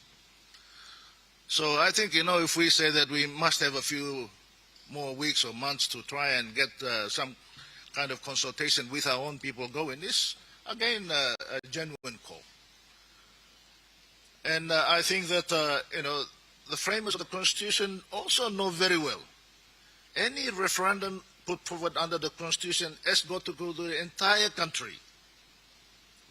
And that did not happen in the Bougainville case because of the Bougainville Peace Agreement, and that is understandable. But that peace agreement also gave this parliament, which represents the entire country, an opportunity to consult its people. And we have done it through the committee, but going to 7 locations does not give us a clear picture of what our people want, but it guides us. And the report suggests to me that our people's wish is very clear. Through the committee, they are saying that they want peace and stability. And that is the same message we are getting from the Bougainville Peace Agreement. And they want constitutional process. We must follow the Constitution. And Constitution rightly says the final decision is of this Parliament. And I am hoping that, that everyone will respect the decision of the Parliament. And of course, we are yet to find out when the Parliament makes the decision either way. Our people are saying that, what are the future arrangements? This is what the committee's report is saying. So I just want to put to our House that, let us listen to what our people are wanting. And if we give clarity to that, the decision will be easier. We are all emotionally attached to this issue about Bougainville, and some of us have got our own personal decisions that we can make. But I'm not here representing myself. I'm here representing my people. My people need to give me that assurance that after my consultation that I am making the right decision that they want. So I think that, even Bougainville, as part of the referendum decision and moving forward, we need to also understand that this particular vote or decision that the Parliament will make has greater ramifications for the country, our country as a whole, going forward. Now, aspirations for self-determination is not only for Bougainville, it's not isolated to Bougainville. There are some other provinces and ethnic groupings in the country are aspiring for the same thing. Now, how does the leaders in Parliament manage that? And I think the relationship with Bougainville going into the future, as our consultation process is demanding. We have Bougainvilleans who are married to Papua New Guineans, Papua New Guineans who are married to Bougainvilleans. We've got grandchildren and families everywhere. While there may be some clarity given in the Bougainville Constitution, the rest of the country does not know. How are they going to be treated? How is their citizenship going to be affected? How is their economic well-being is going to be affected? So these are questions still outstanding. I am not putting this forward to defer debate or defer the vote, Mr. Speaker. I am just highlighting some practical difficulties leaders are facing in the carriage of taking out this vote or debating this issue. So, Mr. Speaker, whilst the challenge ahead for us is to try and manage expectations, I think it is very important that we don't forget that we have a country. We have a country that is got Bougainville at heart. The Bougainvilleans receive the biggest chunk of budget in every budget that I can recall since being elected to this honorable House. But to say it for a fact, I am also equally very disappointed about management of that funds as well. There is no comfort given to me that it has been managed well. Issues about disarmament and arms disposal, that has not been completed to the satisfaction of the rest of us, or rest of the country, or to the Bougainvilleans themselves. There's rule of law in question. Economic well-being is in question. and yet, we put our political debates ahead of this. So, Mr. Speaker, I think, it's only fair to the nation that sometimes the nation been procrastinating on decisions like that. It is finding itself in a difficult position. It's not an easy decision to just stand up here and take a vote. And I urge all members of parliament to give consideration to the well-being of our nation into the future. We are not going to be here, and the framers of both the Constitution and the Bougainville Peace Agreement is very clear in their thinking. They want this country to remain united. They want Bougainville to have some self-determination. And we must find a balance. And the balance is there that you have framed it in New Zealand in 2025 in June, what you call a Melanesian agreement. The opportunities are there for you to frame it. Melanesians are not only in Papua New Guinea and Bougainville. They are across the border. They are in Solomons and Vanuatu and Fiji. This may be giving you a greater opportunity for greater question as to how you can frame them into this picture. You look at other countries around the world, they're getting closer, they're not dividing. European Union has become a powerhouse because they are together, economic powerhouse. And trying to go alone sometimes is okay, but it is an uphill battle. So the Melanesian agreement framed in New Zealand also gives you an opportunity. It says about greater potential for Melanesian and existence in Melanesian countries. Now, there are some answers in there somewhere that I think, our thinkers and advisors need to find a way that, fair enough, if Bougainville gets independence, how are we going to coexist? Some of these questions need to be answered. Some of these questions need to be settled before we take a vote. Otherwise, we take a vote, and once the vote is taken, you have no say. You have no input in how the country is framed or how the relationship is framed. So, Mr. Speaker, I urge that we give members a little bit of time, and I am grateful that the minister stated that he will bring in the question of the orders, sessional orders, to Parliament next week. That gives us a bit of time to consult some of our electorates, and especially our council presidents and their councillors. They've just recently been elected, so hopefully we can be able to get some guidance from them. And they will say, yes, I'm all right. Or Brother Blimi, like, oh, you're going to vote. We'll come and vote. If they say no, we'll come and tell the nation why would they say no. But, it is a decision that is not an easy one, Mr. Speaker. And I urge that, we think it through carefully. And, now yet. We have to do it properly so we understand. And I am very supportive of the self-determination rights of Bougainvilleans or anyone else. But, let's do it together so that Papua New Guinea is stable, Papua New Guinea is peaceful. Thank you, Mr. Speaker.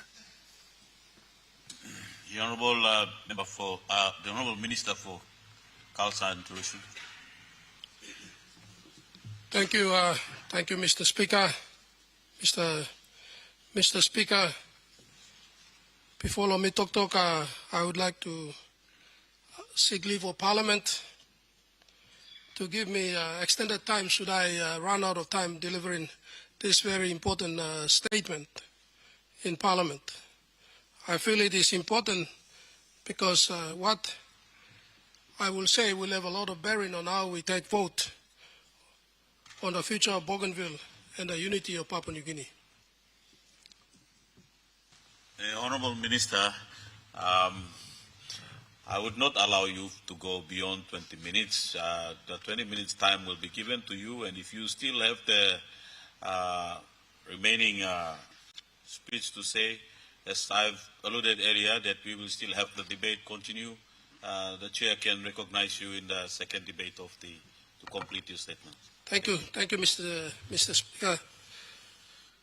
Mr. Speaker, let me first thank the Chairman of the Bipartisan Committee, the Honourable Dr. Alan Marat, for presenting to this Parliament the report and also our good, hard-working Minister for Bougainville Affairs, the Honorable Minister Manasseh Makipa. I also want to acknowledge the Vice President of Bougainville and the leaders of Bougainville who are seated in the gallery today. Mr. Speaker, I rise to speak on one of the most important issues that this Parliament and indeed our nation will ever confront in our lifetime. The future of Bougainville and the question of the Bougainville referendum. This is not simply a political issue, Mr. Speaker. It is an issue of national sovereignty. It is an issue of constitutional integrity. It is an issue of peace, unity, sacrifice, and the future survival of Papua New Guinea as one indivisible nation. Mr. Speaker, I stand here not merely as a member of Parliament. I stand here as a Papua New Guinean. I stand here as a former military officer who witnessed firsthand the horrors, pain, and the destruction of Bougainville crisis. I stand here as a person who saw young Papua New Guineans die defending the sovereignty and territorial integrity of our nation. Today I speak not out of disdain for Bougainville. I speak out of love for Bougainville and Papua New Guinea. Section 2 of the Constitution and the territorial integrity of Papua New Guinea, Mr. Speaker. Section 2 of our Constitution clearly establishes the absolute sovereignty of Papua New Guinea and defines the territorial boundaries of our independent state. Bougainville is not a foreign country. Bougainville is part of the absolute sovereign territory of Papua New Guinea, Mr. Speaker. When our founding fathers officially adopted our Constitution by Constitutional Assembly on August 15, 1975, which officially came into effect a month later on the 16th of September, 1975, coinciding with our country's independence on that day, Bougainville formed part of the independent state of Papua New Guinea.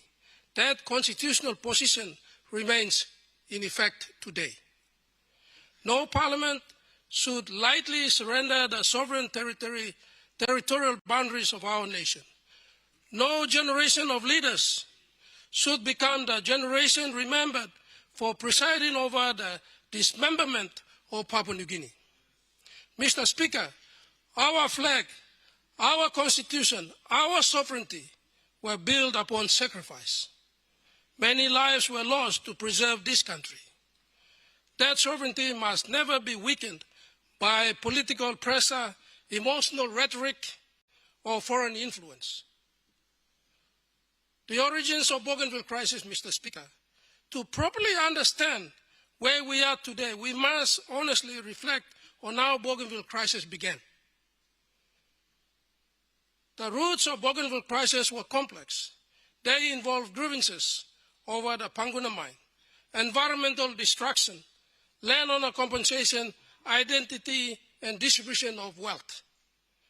But there were also political failures.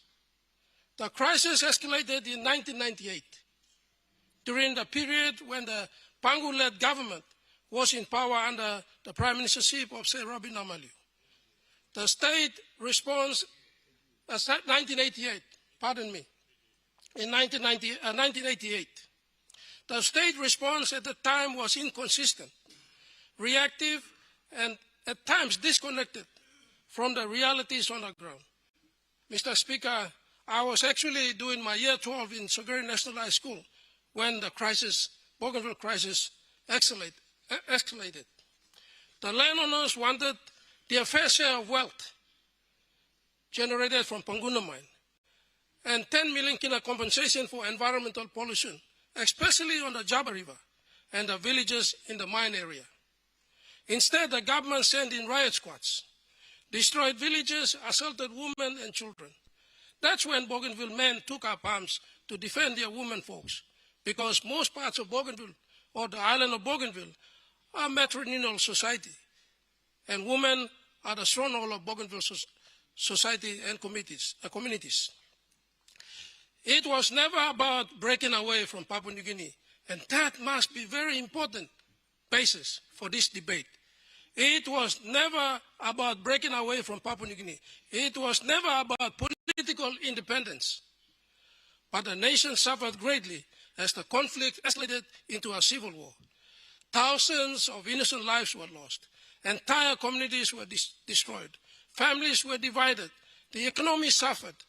The Papua New Guinea Defense Force, police force, correctional services institutions suffered. Bougainvilleans suffered.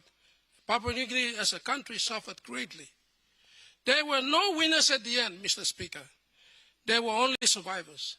I am one of the living testimonies of a survivor, so as many of my colleagues or comrades, including the Bougainvilleans. I still carry pellets from the gunshot wound in my body today, Mr. Speaker. And so, as many of my colleagues and other brothers and our brothers and sisters of Bougainville. In 2001, the Bougainville Peace Agreement ended the crisis and set a framework for peace by peaceful means under the Constitution of Papua New Guinea. Mr. Speaker, today, history presents a remarkable situation. The same political party once again finds itself at the center of determining the future of Bougainville. Under our Prime Minister, Honorable James Marape, the government now faces the responsibility of deciding whether the territorial boundaries of Papua New Guinea should remain intact or be permanently altered. I want to take this special moment in history to thank our Prime Minister, Honorable James Marape, for his bold leadership to finally bring in this matter to Parliament with a resolve to permanently put this matter to an end. My beloved Prime Minister, brother and Prime Minister, I salute you for that decision. I salute you for being decisive in your resolve to finally and permanently put this matter to rest. You are and you will be forever remembered as our champion, including all of our colleague members of Parliament on both sides of the House sitting today. This includes the regional members of all the 22 provinces, the open members of Parliament, and of course those of us who have the privilege of serving as ministers under the leadership of our Prime Minister, Chief James Marape. Credit also must be given to the 6 successive governments and the parliaments before us. This decision is larger than politics, Mr. Speaker. It is larger than personalities. It is larger than any one government. It is a decision that will define our nation forever, Mr. Speaker. My personal reflections, Mr. Speaker, I wish to speak personally on my personal reflections as a former military officer and Bougainville Civil War veteran. As a former officer of the Papua New Guinea Defense Force, I witnessed the realities of Bougainville crisis. I saw young soldiers with our counterparts from the police force and the correctional services deployed into Bougainville into dangerous and most difficult conditions. I saw the emotional trauma carried by our servicemen. Mr. Speaker, the first soldier who lost his life on Bougainville was Second Lieutenant Yandu from Wasaragawi in Isipik province. That was the sacrifice. Mr. Speaker, I saw resistant fighters who fought alongside Papua New Guinea Defense Force soldiers to protect the constitutional sovereignty and territory of our country. Mr. Speaker, I saw young soldiers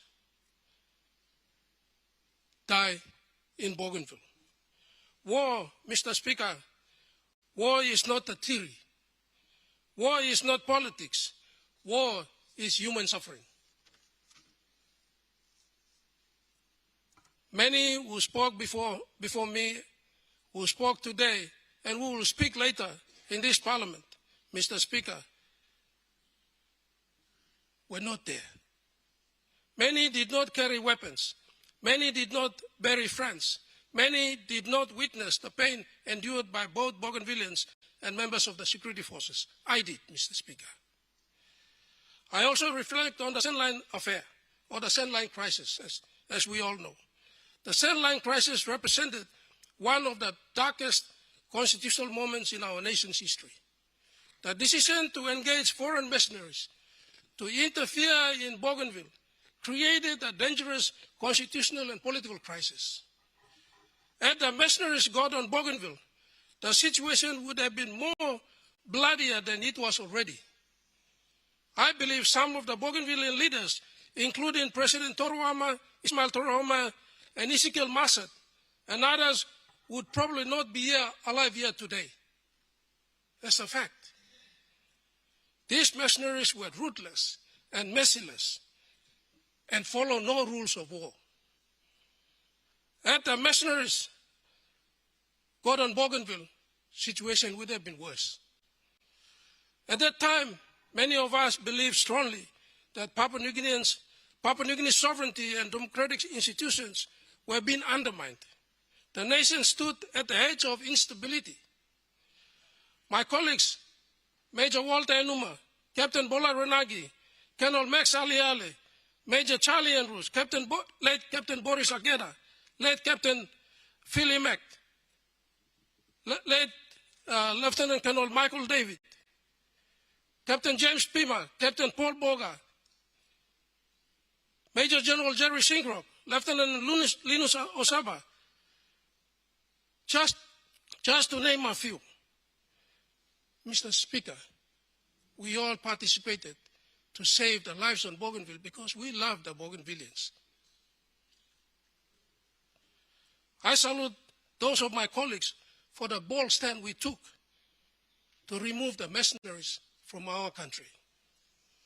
I believed our nation prevented further bloodshed and devastation on Bougainville, but we were banished to Bomana maximum security prison, only to be later released on parole and after serving 2.5 years in jail, and later given unconditional pardon by the Queen of England through advice from the head of state of Papua New Guinea on the 15th of September 2005. Mr. Speaker, we did it for national unity. We did it for peace and for harmony and for the love of Bougainville and Papua New Guinea. Mr. Speaker, I want to take this special moment also to thank the National Alliance-led government under the Somare Taimu government for my freedom and the freedom of my two colleagues. I want to also thank the Honorable Dr. Sep Pukatemu, the Honorable William Duma, who was then the chairman of the Power of Mercy Committee, Mr. Patrick Purites, late Dr. Lawrence Kalino, and Moses Maladina for the freedom that they have given me and two of my colleagues. I salute you for that decision.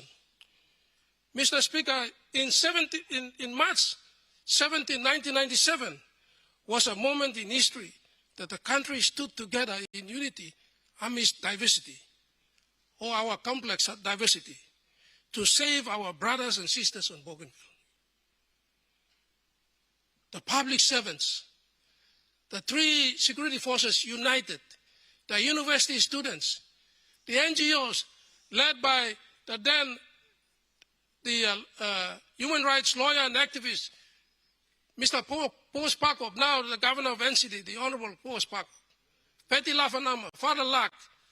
These are all men that stood with the soldiers, united in one nation, one country, one people, to reject the mercenaries from Bougainville, from going to Bougainville, because we believe it was morally and ethically the right thing to do. Mr. Speaker, these mercenaries are not ordinary soldiers. They are ruthless and merciless killers.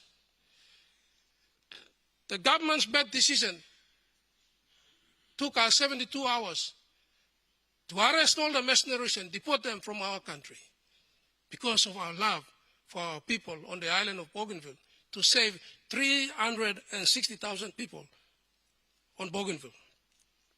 Mr. Speaker, March 17, 1997 will go down in history as the day when the entire nation stood together in unity to say no against the government's decision to hire mercenaries to go to Bougainville. History may not have clearly recognized and articulated the genuineness of our role in Sandline crisis, but history will certainly acknowledge Sandline crisis as the catalyst for the start of the Bougainville peace process. The lesson from Sandline must never be forgotten. Bougainville issues cannot be resolved through force, foreign manipulation, emotional blackmail, or political intimidation. They must be resolved through the constitutional, lawful process and the preservation of our national sovereignty. Mr. Speaker, I will now speak on the referendum result, whether it reflects the true wishes of all Bougainvilleans. Mr. Speaker, we are constantly reminded that 97.7% voted in favor of independence during the referendum. But this Parliament must carefully examine whether that result truly represents a fully informed, free and fair, balanced reflection of the wishes of our people. Mr. Speaker, referendum occurred after decades of conflict, political messaging and emotional trauma. Many Bougainvilleans understandably carry historical grievances. However, we must ask ourselves questions. Were all viewpoints equally represented? Were those supporting continued autonomy within PNG given equal voice? Did fear, historical resentment, and political pressure influence the outcome? Did the referendum fully account for the long-term economic realities facing Bougainville? Mr. Speaker, this Parliament must also consider many Bougainvilleans who continue to identify themselves proudly as Papua New Guineans. There are many who value continued partnership with Papua New Guinea. Their voices must not be ignored, especially during the Bougainville crisis and after the crisis. The referendum result was politically significant, but under the Constitution, it was never intended to be automatically binding. This Parliament has a solemn constitutional responsibility to independently assess what is in the best interest, both for Bougainville and for Papua New Guinea. Mr. Speaker, on one of the most serious concerns relates to whether the conditions required under the Bougainville Peace Agreement were fully satisfied before the referendum took place. Peace agreement clearly contemplated two critical pillars, and I say two critical pillars. One is the weapons disposal, and two, good governance. These are not mere considerations, Mr. Speaker. These are conditions that must be met before the referendum is carried out. The constitutional provisions are contained in Part 14 of the Bougainville referendum, of which is enshrined in our Constitution, Section 338 and Section 342. The question is, were they fully complied? I say no, they were never fully complied. Bougainville leaders and Bougainvilleans failed themselves in complying with those provisions of the Constitution.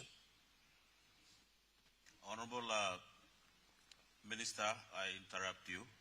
The honorable members, the 20 minutes given to the minister has lapsed. By hearing the presentation that he made in his speech, gives more background to the honorable members of this parliament in the later debates to come. So using my discretion, I gave him another extra 10 minutes to sum up your speech, honorable member. Thank you, Mr. Speaker. Mr. Speaker, Section 338, referendum to be held. Subject to this section, a referendum on the future Bougainville status, future political status of Bougainville shall be held in accordance with this division. The referendum shall be held no earlier than 10 years or no later than 15 years. That has been done. Referendum shall be held, that condition is so important. Referendum shall be held only where the conditions relating to weapons disposal, very important, only relating to weapons disposal and levels of good governance of Bougainville are satisfied.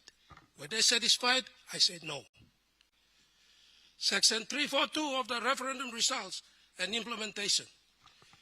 Mr. Speaker, I said this in my commentary, that Section 338, subsection 3, is one of the most debated provisions in the current independence discussion, because it expressly states that referendums shall be held only where the conditions relating to weapons disposal and levels of good governance of Bougainville are satisfied.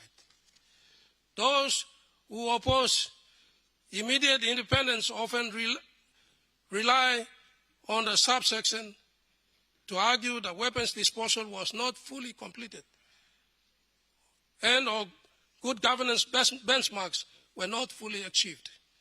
The autonomous Bougainville government generally argues that the referendum was lawfully authorized. Both governments agreed it could proceed. International observers participated, and therefore the constitutional requirements were treated as sufficiently met before the voting occurred. Section 342 is so politically sensitive because it does not expressly say Parliament must approve the referendum result. It does not say Parliament may reject the referendum result. It does not expressly say the referendum result automatically takes effect. But rather, it only requires consultation between national government and the Bougainville government and the presentation of the result to Parliament. The issue of non-binding nature of the result of the referendum originates from this section and derives from the interpretation that presentation of the results to Parliament is the final constitutional step before the results can be of any effect. Until it reaches Parliament, it remains of no effect, hence non-binding. Mr. Speaker, can anyone honestly stand in this Parliament and say that all weapons were fully disposed of in Bougainville? No one can. Even today, concerns remain regarding the presence of firearms and armed elements in parts of Bougainville, including the so-called Megamui Defense Force in Panguna, Kongara, Kieta, and Arava areas. I know this because I have been there. And Noah Musingu and his armed royal guards and youths in Siwa and Naguvis areas in Bougainville are still alive and exist today. This is a serious matter, Mr. Speaker. The peace agreement did not envision a referendum occurring under conditions where weapons concerns remained unresolved. I believe the so-called weapons disposal exercise was done in haste to meet the approaching closing window of opportunity for the referendum to be held, and was conveniently glossed over with the presence of so-called international observers or supervision. There was never a true weapons disposal on Bougainville. Bougainville leaders and everyone know it. They know the weapons are still in Bougainville. And so we failed that condition prescribed under the peace agreement and the Constitution. Don't come to this Parliament and cry when you have failed. And so, Mr. Speaker, secondly, questions remain regarding governance standards. Internationally acceptable standards of governance require strong institutions, effective rule of law, accountability, transparency, financial integrity, stable security arrangements, and effective public administration. This Parliament must honestly assess whether the standards have been fully achieved. For example, I want to see all the Auditor General's report on financial performance of ABG since 2005 to understand financial integrity of the autonomous region of Bougainville. I want to know why Noah Musingu, a fugitive wanted by the law in this country, has not been arrested by the Bougainville Police Service. Noah Musingu continues to operate His Royal Highness and Kingdom of Papala in Bougainville. Where is the demonstration of effective rule of law on Bougainville and by the Bougainville leaders? Where is the performance report of ABG public service demonstrating effective administration, service delivery and economic development since 2005, Mr. Speaker. Mr. Speaker, the issue before us is not whether Bougainvilleans deserve respect. They do. We have given them. We have fought for them. We died for them. We got rid of mercenaries because we love them. The issue is, have they met those requirements? The issue is whether the constitutional conditions agreed under the peace agreement were fully satisfied before any move toward referendum and independence was made. I submit that they were not fully complied with. Recent pronouncement and military-style symbolism by the leadership of Bougainville. I will say it. No one will say it. I will tell them. Because I have operated in Bougainville. The recent developments, recent public announcements and appearances by the President, Ismail Toroama, including references to himself in terms of associated with Commander-in-Chief authority and appears in military-style attire, raise very serious security concerns. What Bougainville Defense Force is this President of Bougainville talking about? Papua New Guinea has only one lawful defense force under the Constitution and one commander of the defense force that reports to the National Executive Council. Mr. Speaker, any political symbolism, language or conduct that suggests the existence of a separate military authority within Bougainville risks undermining both the peace agreement and the constitutional order of Papua New Guinea. Mr. Speaker, Bougainville Peace Agreement was founded upon demilitarization, was founded upon reconciliation and peaceful constitutional engagement. Any movement towards militarization, military symbolism, or separatist military posturing is dangerous and irresponsible. It is therefore unconstitutional for ABG to have its own defense force. Yet it is clear to me that the ABG has demonstrated no respect whatsoever for the sovereignty of the national constitution and the peace agreement. The ABG and its leadership have gone ahead with undertakings on Bougainville as if they are already an independent state. This is utterly unacceptable and must not be taken lightly by this Parliament. This is an act of sedition. The President must be summoned and held accountable for his actions. No one will tell him. I am telling him. This Parliament must send a clear message that the sovereignty of Papua New Guinea cannot be challenged through symbolism, intimidation, or parallel claims of military authority. I call for national unity, Mr. Speaker. Papua New Guinea is already a nation of immense diversity. Our strength has always been unity within diversity. Only recently, on the 18th of May this year, the President of Autonomous Region of Bougainville is seen officiating in a fully dressed military uniform on the Remembrance Day in Arawa and claiming himself as the chief of the Bougainville Defense Force. Mr. Speaker, since when did Bougainville adopted its own constitution and became independent? This clearly demonstrates that Bougainville leadership has no regard and respect for the Bougainville Peace Agreement. No wonder why the elements of Bougainville Revolutionary Army, the so-called Megamui Defense Force, have not fully complied with Section 338 and Section 342 of the Constitution for total surrender and disposal of the weapons. Section 338 and Section 342 of the Constitution have not been fully complied and implemented, rendering this referendum process result unconstitutional, Mr. Speaker. I repeat it again. Since Section 338 and Section 342 of the Constitution have not been fully complied with and implemented, this renders this entire referendum process and result unconstitutional. This is not a time for emotional decision-making. This is not the time for political games, Mr. Speaker. This is the time for the call of leadership in this parliament. Mr. Speaker, Bougainville is part of Papua New Guinea. Bougainvilleans are our brothers and sisters. Their grievances must continue to be addressed through autonomy, through development, reconciliation, and partnership. But independence is not the answer. The answer is deeper national unity. The answer is constitutional stability. The answer is meaningful autonomy within one sovereign Papua New Guinea.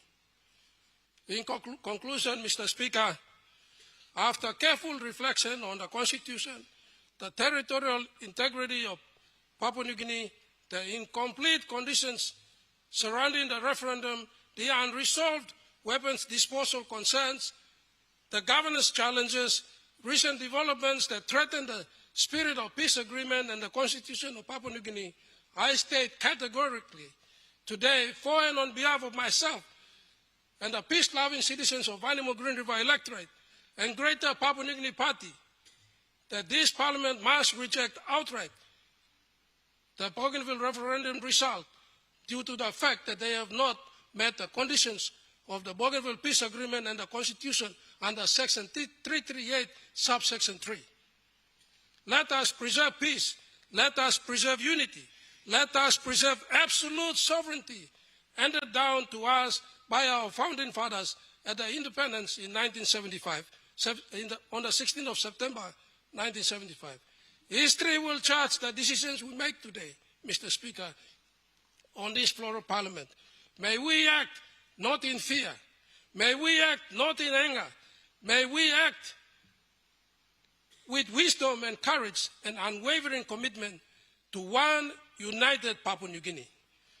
May our Creator God, the Almighty, bless our motherland, Papua New Guinea, as established and defined under Section 2 of our Constitution, Mr. Speaker. Thank you, Mr. Speaker. The Honourable Prime Minister. All right, thank you. Thank you, Mr. Deputy Speaker, for allowing the Parliament to process the bipartisan committee on Bougainville matters. And I want to register my appreciation to Chairman, the Honourable Dr. Alan Marrott, Deputy Chairman, the Honourable Sasindrat Mutuval, the Honourable Francisca Semeso, the Honourable Kit Iduhu, the Honourable Lino Tom, the Honourable Sir Peter Iparas, the Honourable Sir Pukatemu, the Honourable Robert Naguri, and the Honourable Governor Poe. Thank you for taking up the task that Parliament has tasked you to consult our nation and to bring to report on Bougainville so that we can have this moment of discussion. In the structure of our government, Parliament, in my view, is supreme, complemented by the function of the executive government and the judiciary. I want to also indicate to the House that next week, Tuesday, the Minister for Bougainville Affairs will then bring in the government processes, the processes that was agreed between the national government and the autonomous Bougainville government. The sessional order will be ushered in. On the sessional order, we'll open the floor for detailed further discussions, and eventually, and I propose to this House, on the anniversary, on the 25th anniversary of the signing of the Bougainville Peace Agreement, on the 30th of August this year, before our Parliament goes into, or before our country passes through our 50th year and enter into our 51st year, this Parliament would have been given the privilege to have processed the entire peace agreement process that has been running since 2001 and to bring this leg of the journey to some sort of conclusion or punctuation mark before we embark on the next journey. Mr. Speaker, why do I make this inference? If parliamentary talk, yes, and I want me like speak Pidgin if all right, Mr. Speaker, Mr. Deputy Speaker. Suppose Parliament talk yes. Me not think Bougainville but now yet, all stop yet, and we'll work through the process or pathway for yes. If Parliament talk no, me not think but Bougainville cross na go na you may birua now yet, no but me still walk yet. I want to pay my acknowledgement to those who carved out the Bougainville Peace Agreement. Some have passed, acknowledged on the national government side, the late Sam Mekere Morota, who was Prime Minister then. On the side of Bougainville, they were led by the late Joseph Kabui. I acknowledge Vice President Massad, who was there at that point in time. My sister, the Honorable Francisca Semoso, was around that time. Others have passed, others still remain, including President Ismail Toroma. 2001 peace agreement was then transplanted into Part 14 of our nation's constitution. Since then, no guns has been fired. If you look at 2001, that's about 25 years from 1975. You look at now in 2026, that's about 25 years from 2001. So as we go through our 50th year period, the story of Bougainville has been deeply part of the story of Papua New Guinea. For better or for worse, we are entangled into one story. At 1975, August 15, when the Constituent Assembly passed our nation's constitution that birthed the sovereignty we call Papua New Guinea today, the most diverse nation on the face of planet Earth. Over 836 languages, including more than 30 or 40 or 50 you have in Bougainville as we speak. The entire diversity was fused into one union we call Papua New Guinea today. The party that I lead has played a fundamental role in the construct of Papua New Guinea. The constitution we have today, the movement leading up to the independence of our country today, the Honorable Peter Siamalili, Minister of State, Regional Member of Bougainville, as well as Leader of Government Business, alluded to his grandfather was in the first House of Assembly. Well, his grandfather was the first leader of Pangu Party at the birth of party on the 13th of June 1967. Mr. Deputy Speaker, combine the aggregate work of leaders on Bougainville and Papua New Guinea birthed the country we now call PNG today. And in the midst of that journey we've had the last 50 years, many ups and downs, more downs than ups possibly, or maybe more ups and downs. Amongst one of the greatest stress has been the Bougainville crisis up till this point in time. At 1988, Mr. Speaker, needless to repeat, but to remind, we were only but 14 years old as a country when the power pylons, I remember very, very clearly, I was a grade 11 student at Kamifa. Power pylons came off, newspaper headlines went off, power pylons were failed. It was a law and order issue, Mr. Speaker, Deputy Speaker. Just like today, you have recurrence of law and order issues up there in the highlands, near PNG LNG, near Pogra gold mines. The government in its wisdom then sends police, and the police is not enough to address them. Defense force go in. Today we also invoke provision of our constitution, sometimes under state of emergency envelope. But in 1988, what was a law and order issue spiraled out, and eventually we are here in 2026 in this discussion as we discuss on whether we split or remain in this union. But Mr. Speaker, I think the committee does justice a little bit to the entire Bougainville story. Looking at 1988 alone is not enough to give context to the entire Bougainville conversation. That was 1972, a murder that took place in Goroka Teachers College. Bougainvilleans wanted to be on their own at the time. In the 1960s, there was also a question of us being on our own. I remember growing up, and it wasn't Bougainville more so, it was North Solomon Province we were calling. Where do you get the name North Solomon from, Mr. Deputy Speaker? It was carved out from Solomon. North Solomon was a transaction between Britain and Germany. When North Solomon became German North Solomon, and Solomon Island became British Solomon Islands. The history of Bougainville and PNG is a Siamese twin story issue that has run parallel with our colonial history up till today. But our story of Bougainville and PNG will not be dependent on colonialist mindset or even United Nations definition. And I'd like to put this up front. United Nations will not define where PNG and Bougainville goes from here on. No one from outside will define where we go from here on. It is ourselves. That is why the second Banam conversation talked on invoking the Melanesian spirit, the Melanesian people. The construct of country is a modern day conversation, Mr. Deputy Speaker. For what good is a country that is defined by modern definition?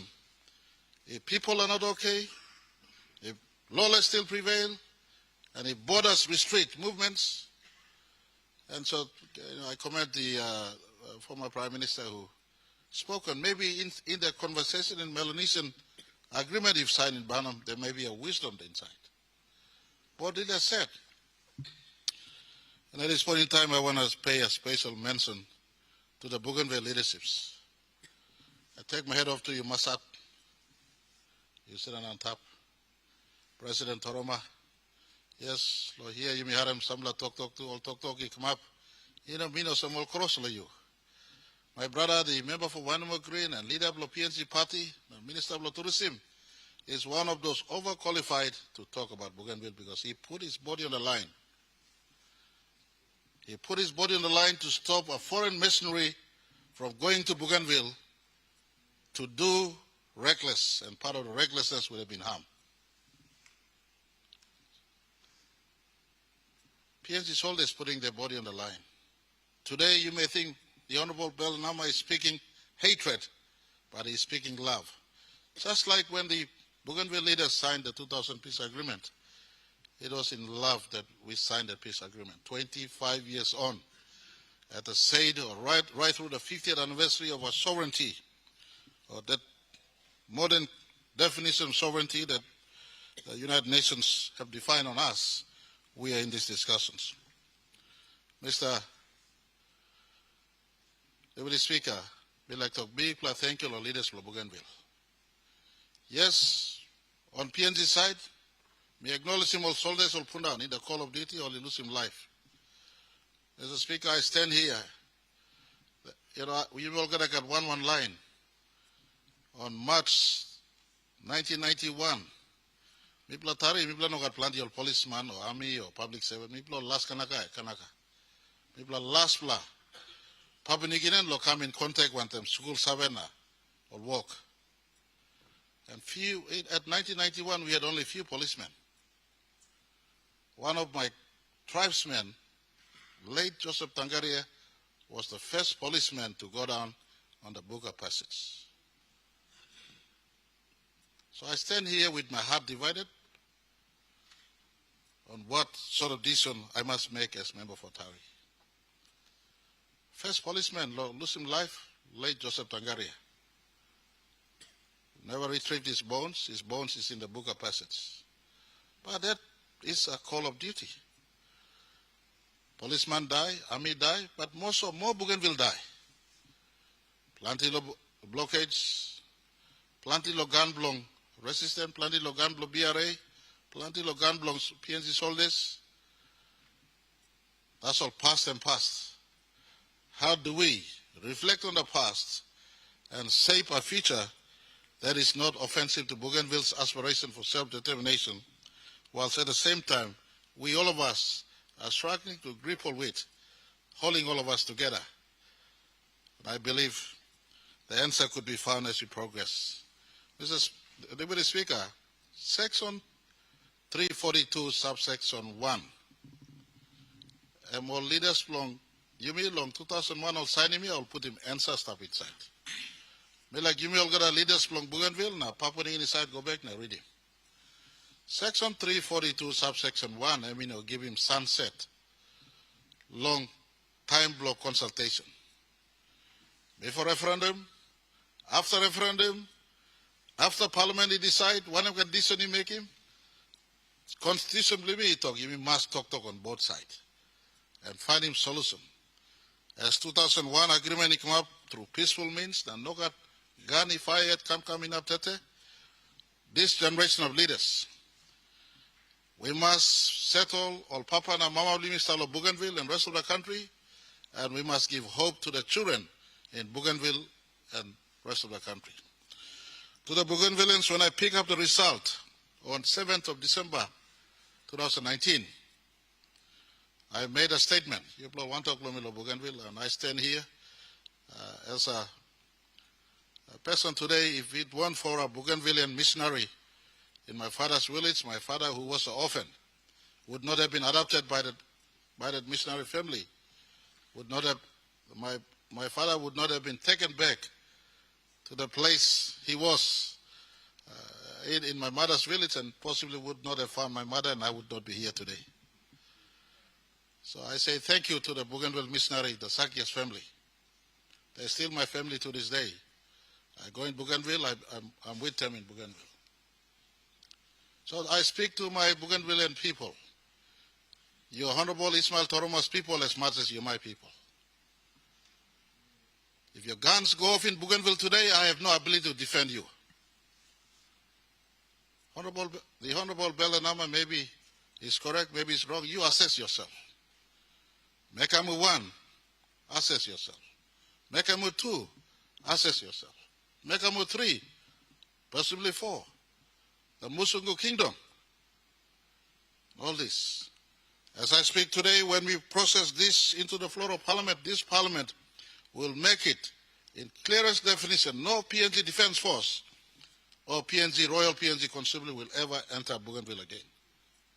Whilst it's within the sovereign, as we work through the sovereignty conversations, we will not send police in again, because we sent police in 1988.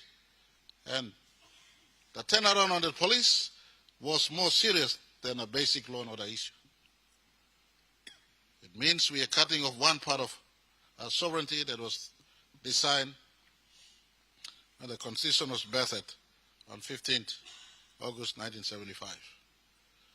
So no police will come from Port Moresby or Waigani or Rabaul into Bougainville.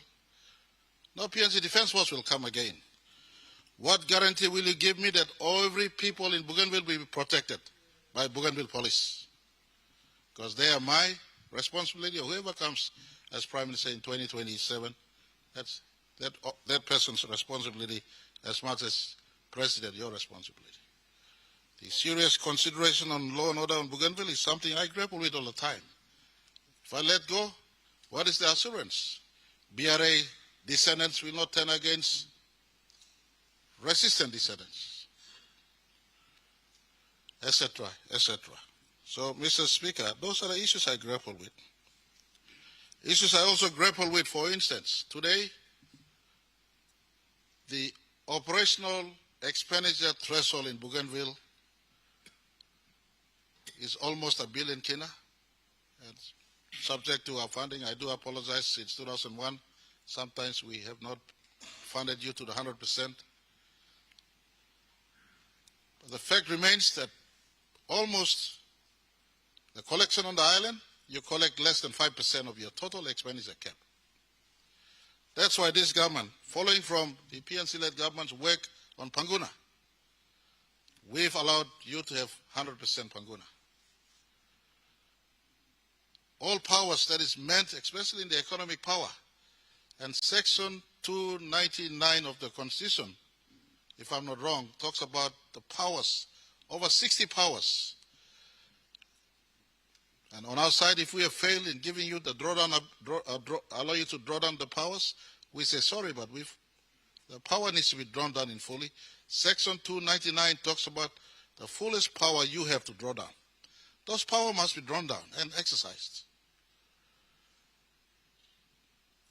You do not need to wait to be independent to draw down this power. You must have drawn down this power already to function as an autonomous region.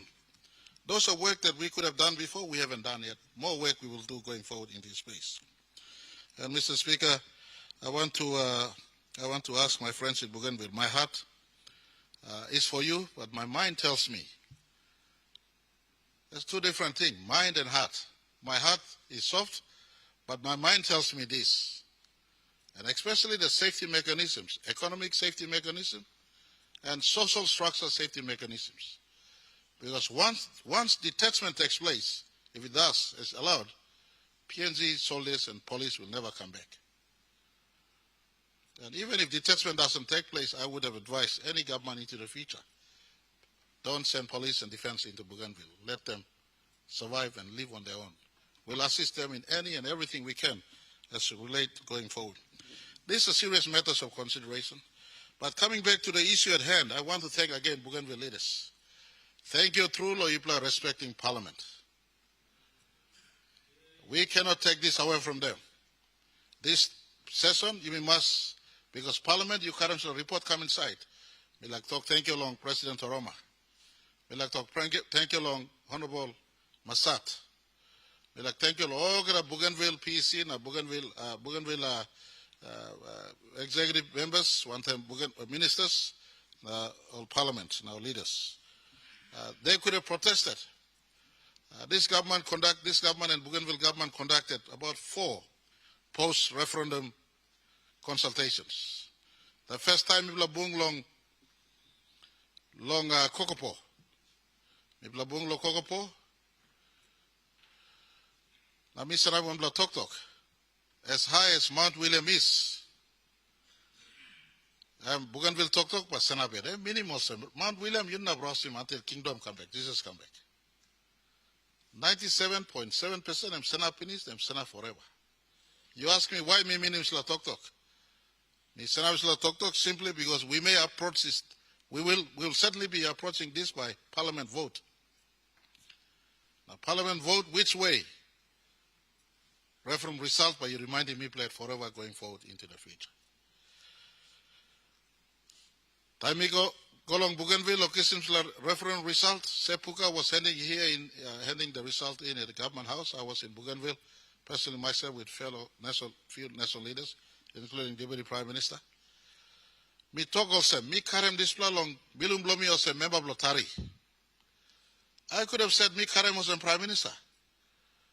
But Mr. Speaker, me talk me karem lo Bilum Blomi was a member of Lotari, knowing that one person called James Marabe, today a member of Lotari, I am to hold him office of Prime Minister, I am no got unilateral right to block him country. Vote Logan and one pla, as member of Lotari ambassador. So to my Bougainville friends, time me clear him, time me kiss him result long. Arawana, me talk as a me kiss him, I put him lo Bilum Blomi as a member of Lotari. I was telling you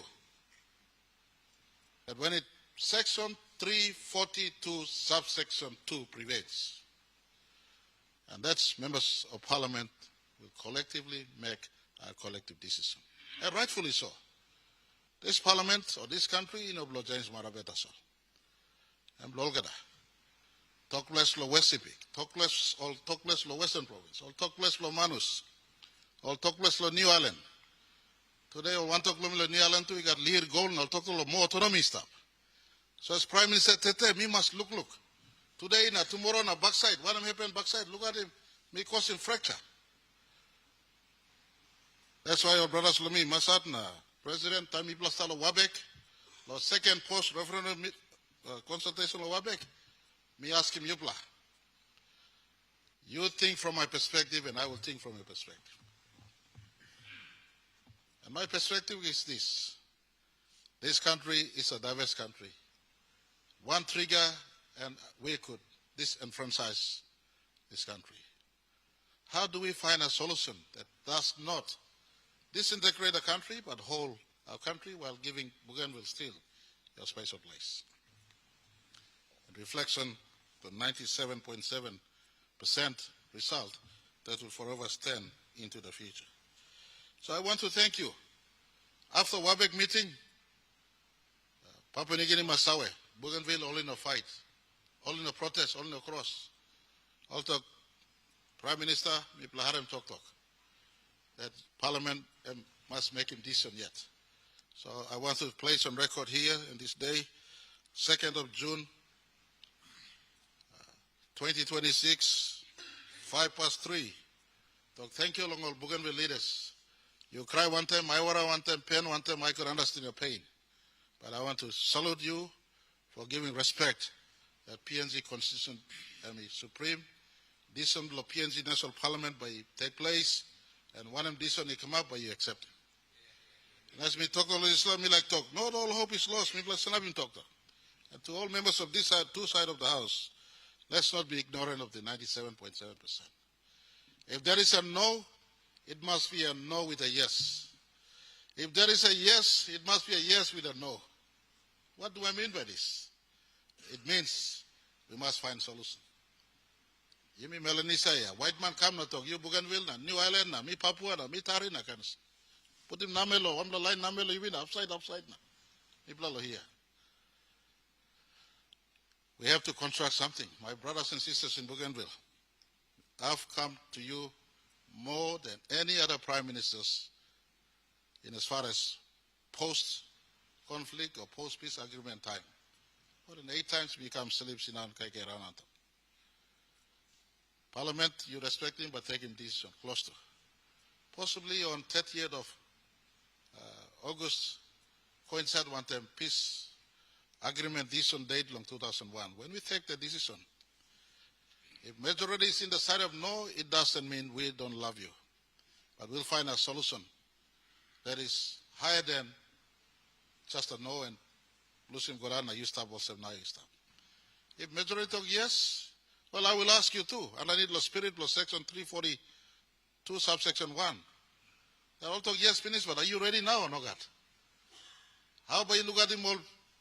Line long buino, Siriwayo, backside lo Konagolo, line stops, backside lo Noa Musugu line na. Suppose heavy come up, how about you look at him all? If you got relation yet until certain time you send up strong, you can go. Me big lo brother blay or me mama blay you. But if you relate yet some time go into the pit. Suppose majority here talk no. Yes. Suppose majority talk no too, me give him belly see on our side. This Pangu administration. We will not pick you up and drop you down. It's a no, and we relate like this. We respect that you voted, 97.7 voted for high autonomy. Me talk long Bougainville Peace Park or Loarawa, timing up result me talk. Everything, especially Stabanedlo 299, you know, draw down yet, you kiss him. And more to me can give him except foreign relation matters, defense matters, currency matters, especially these three. So triple assault me hold him. Ogre something, you kiss him. Me like Togol we got models tabaran, Mr. Deputy Speaker. One of the place long Spain will call him Catalia. Over 100 years ago, like come up independent from Spain, make him come 2017. They had referendum. But today they're not yet independent. But Catalia, Catalia was a country, Catalia would be in the top 50 economies in the world today. So did they wait to be independent to be economic powerhouse? No. Whilst they pursue independence, there's still a robust economy functioning. Under the Federation of Spain, but totally functioning. 2001, Mr. Deputy Speaker, Section 299 powers were inside. How much have we drawn down and what is being utilized? Section 338 aside, I'm just asking the powers already we have. I want to conclude by saying, Mr. Deputy Speaker, our brothers of Bougainville, the rest of the country, let's not fear about this one. We will find a solution. We must find a solution. Yes, in the midst of deciding, there'll be people who will be feeling offended. But offended as it may be, whatever it is, we must find solutions. Together we walk through. Some other model we've been looking, this government has been looking.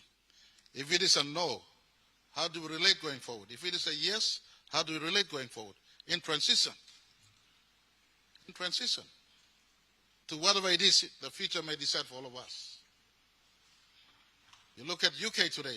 There was a reference made on UK earlier, Mr. Speaker. United Kingdom has 4 nations, 1 country. 4 nations, 1 country. Nation of Wales, nation of Scotland, nation of Northern Ireland, or Ireland, whichever it is, and England. 4 nations, 1 country. Or you look at models closer to home. Cook Island, New Zealand relationship. Cook Island is not in United Nations, but Cook Island sits in PIF. Cook Island sits and makes their own call as a sovereign territory, yet with an umbilical cord attachment to New Zealand. There are models around for us, especially with the notion, and I want to leave with this. My brothers and sisters in Bougainville, my brother President Toroma, all guns have come out. I talk about nothing else. I don't want to talk about good governance, but I just talk about guns. Because I am Prime Minister of your people as much as you are President of your people. I am fearful because I will not send police more into Bougainville. I will not send defense into Bougainville ever. The treaty we signed with Australia is not to target Bougainville. It's just a sovereign protection in the midst of many contests happening elsewhere.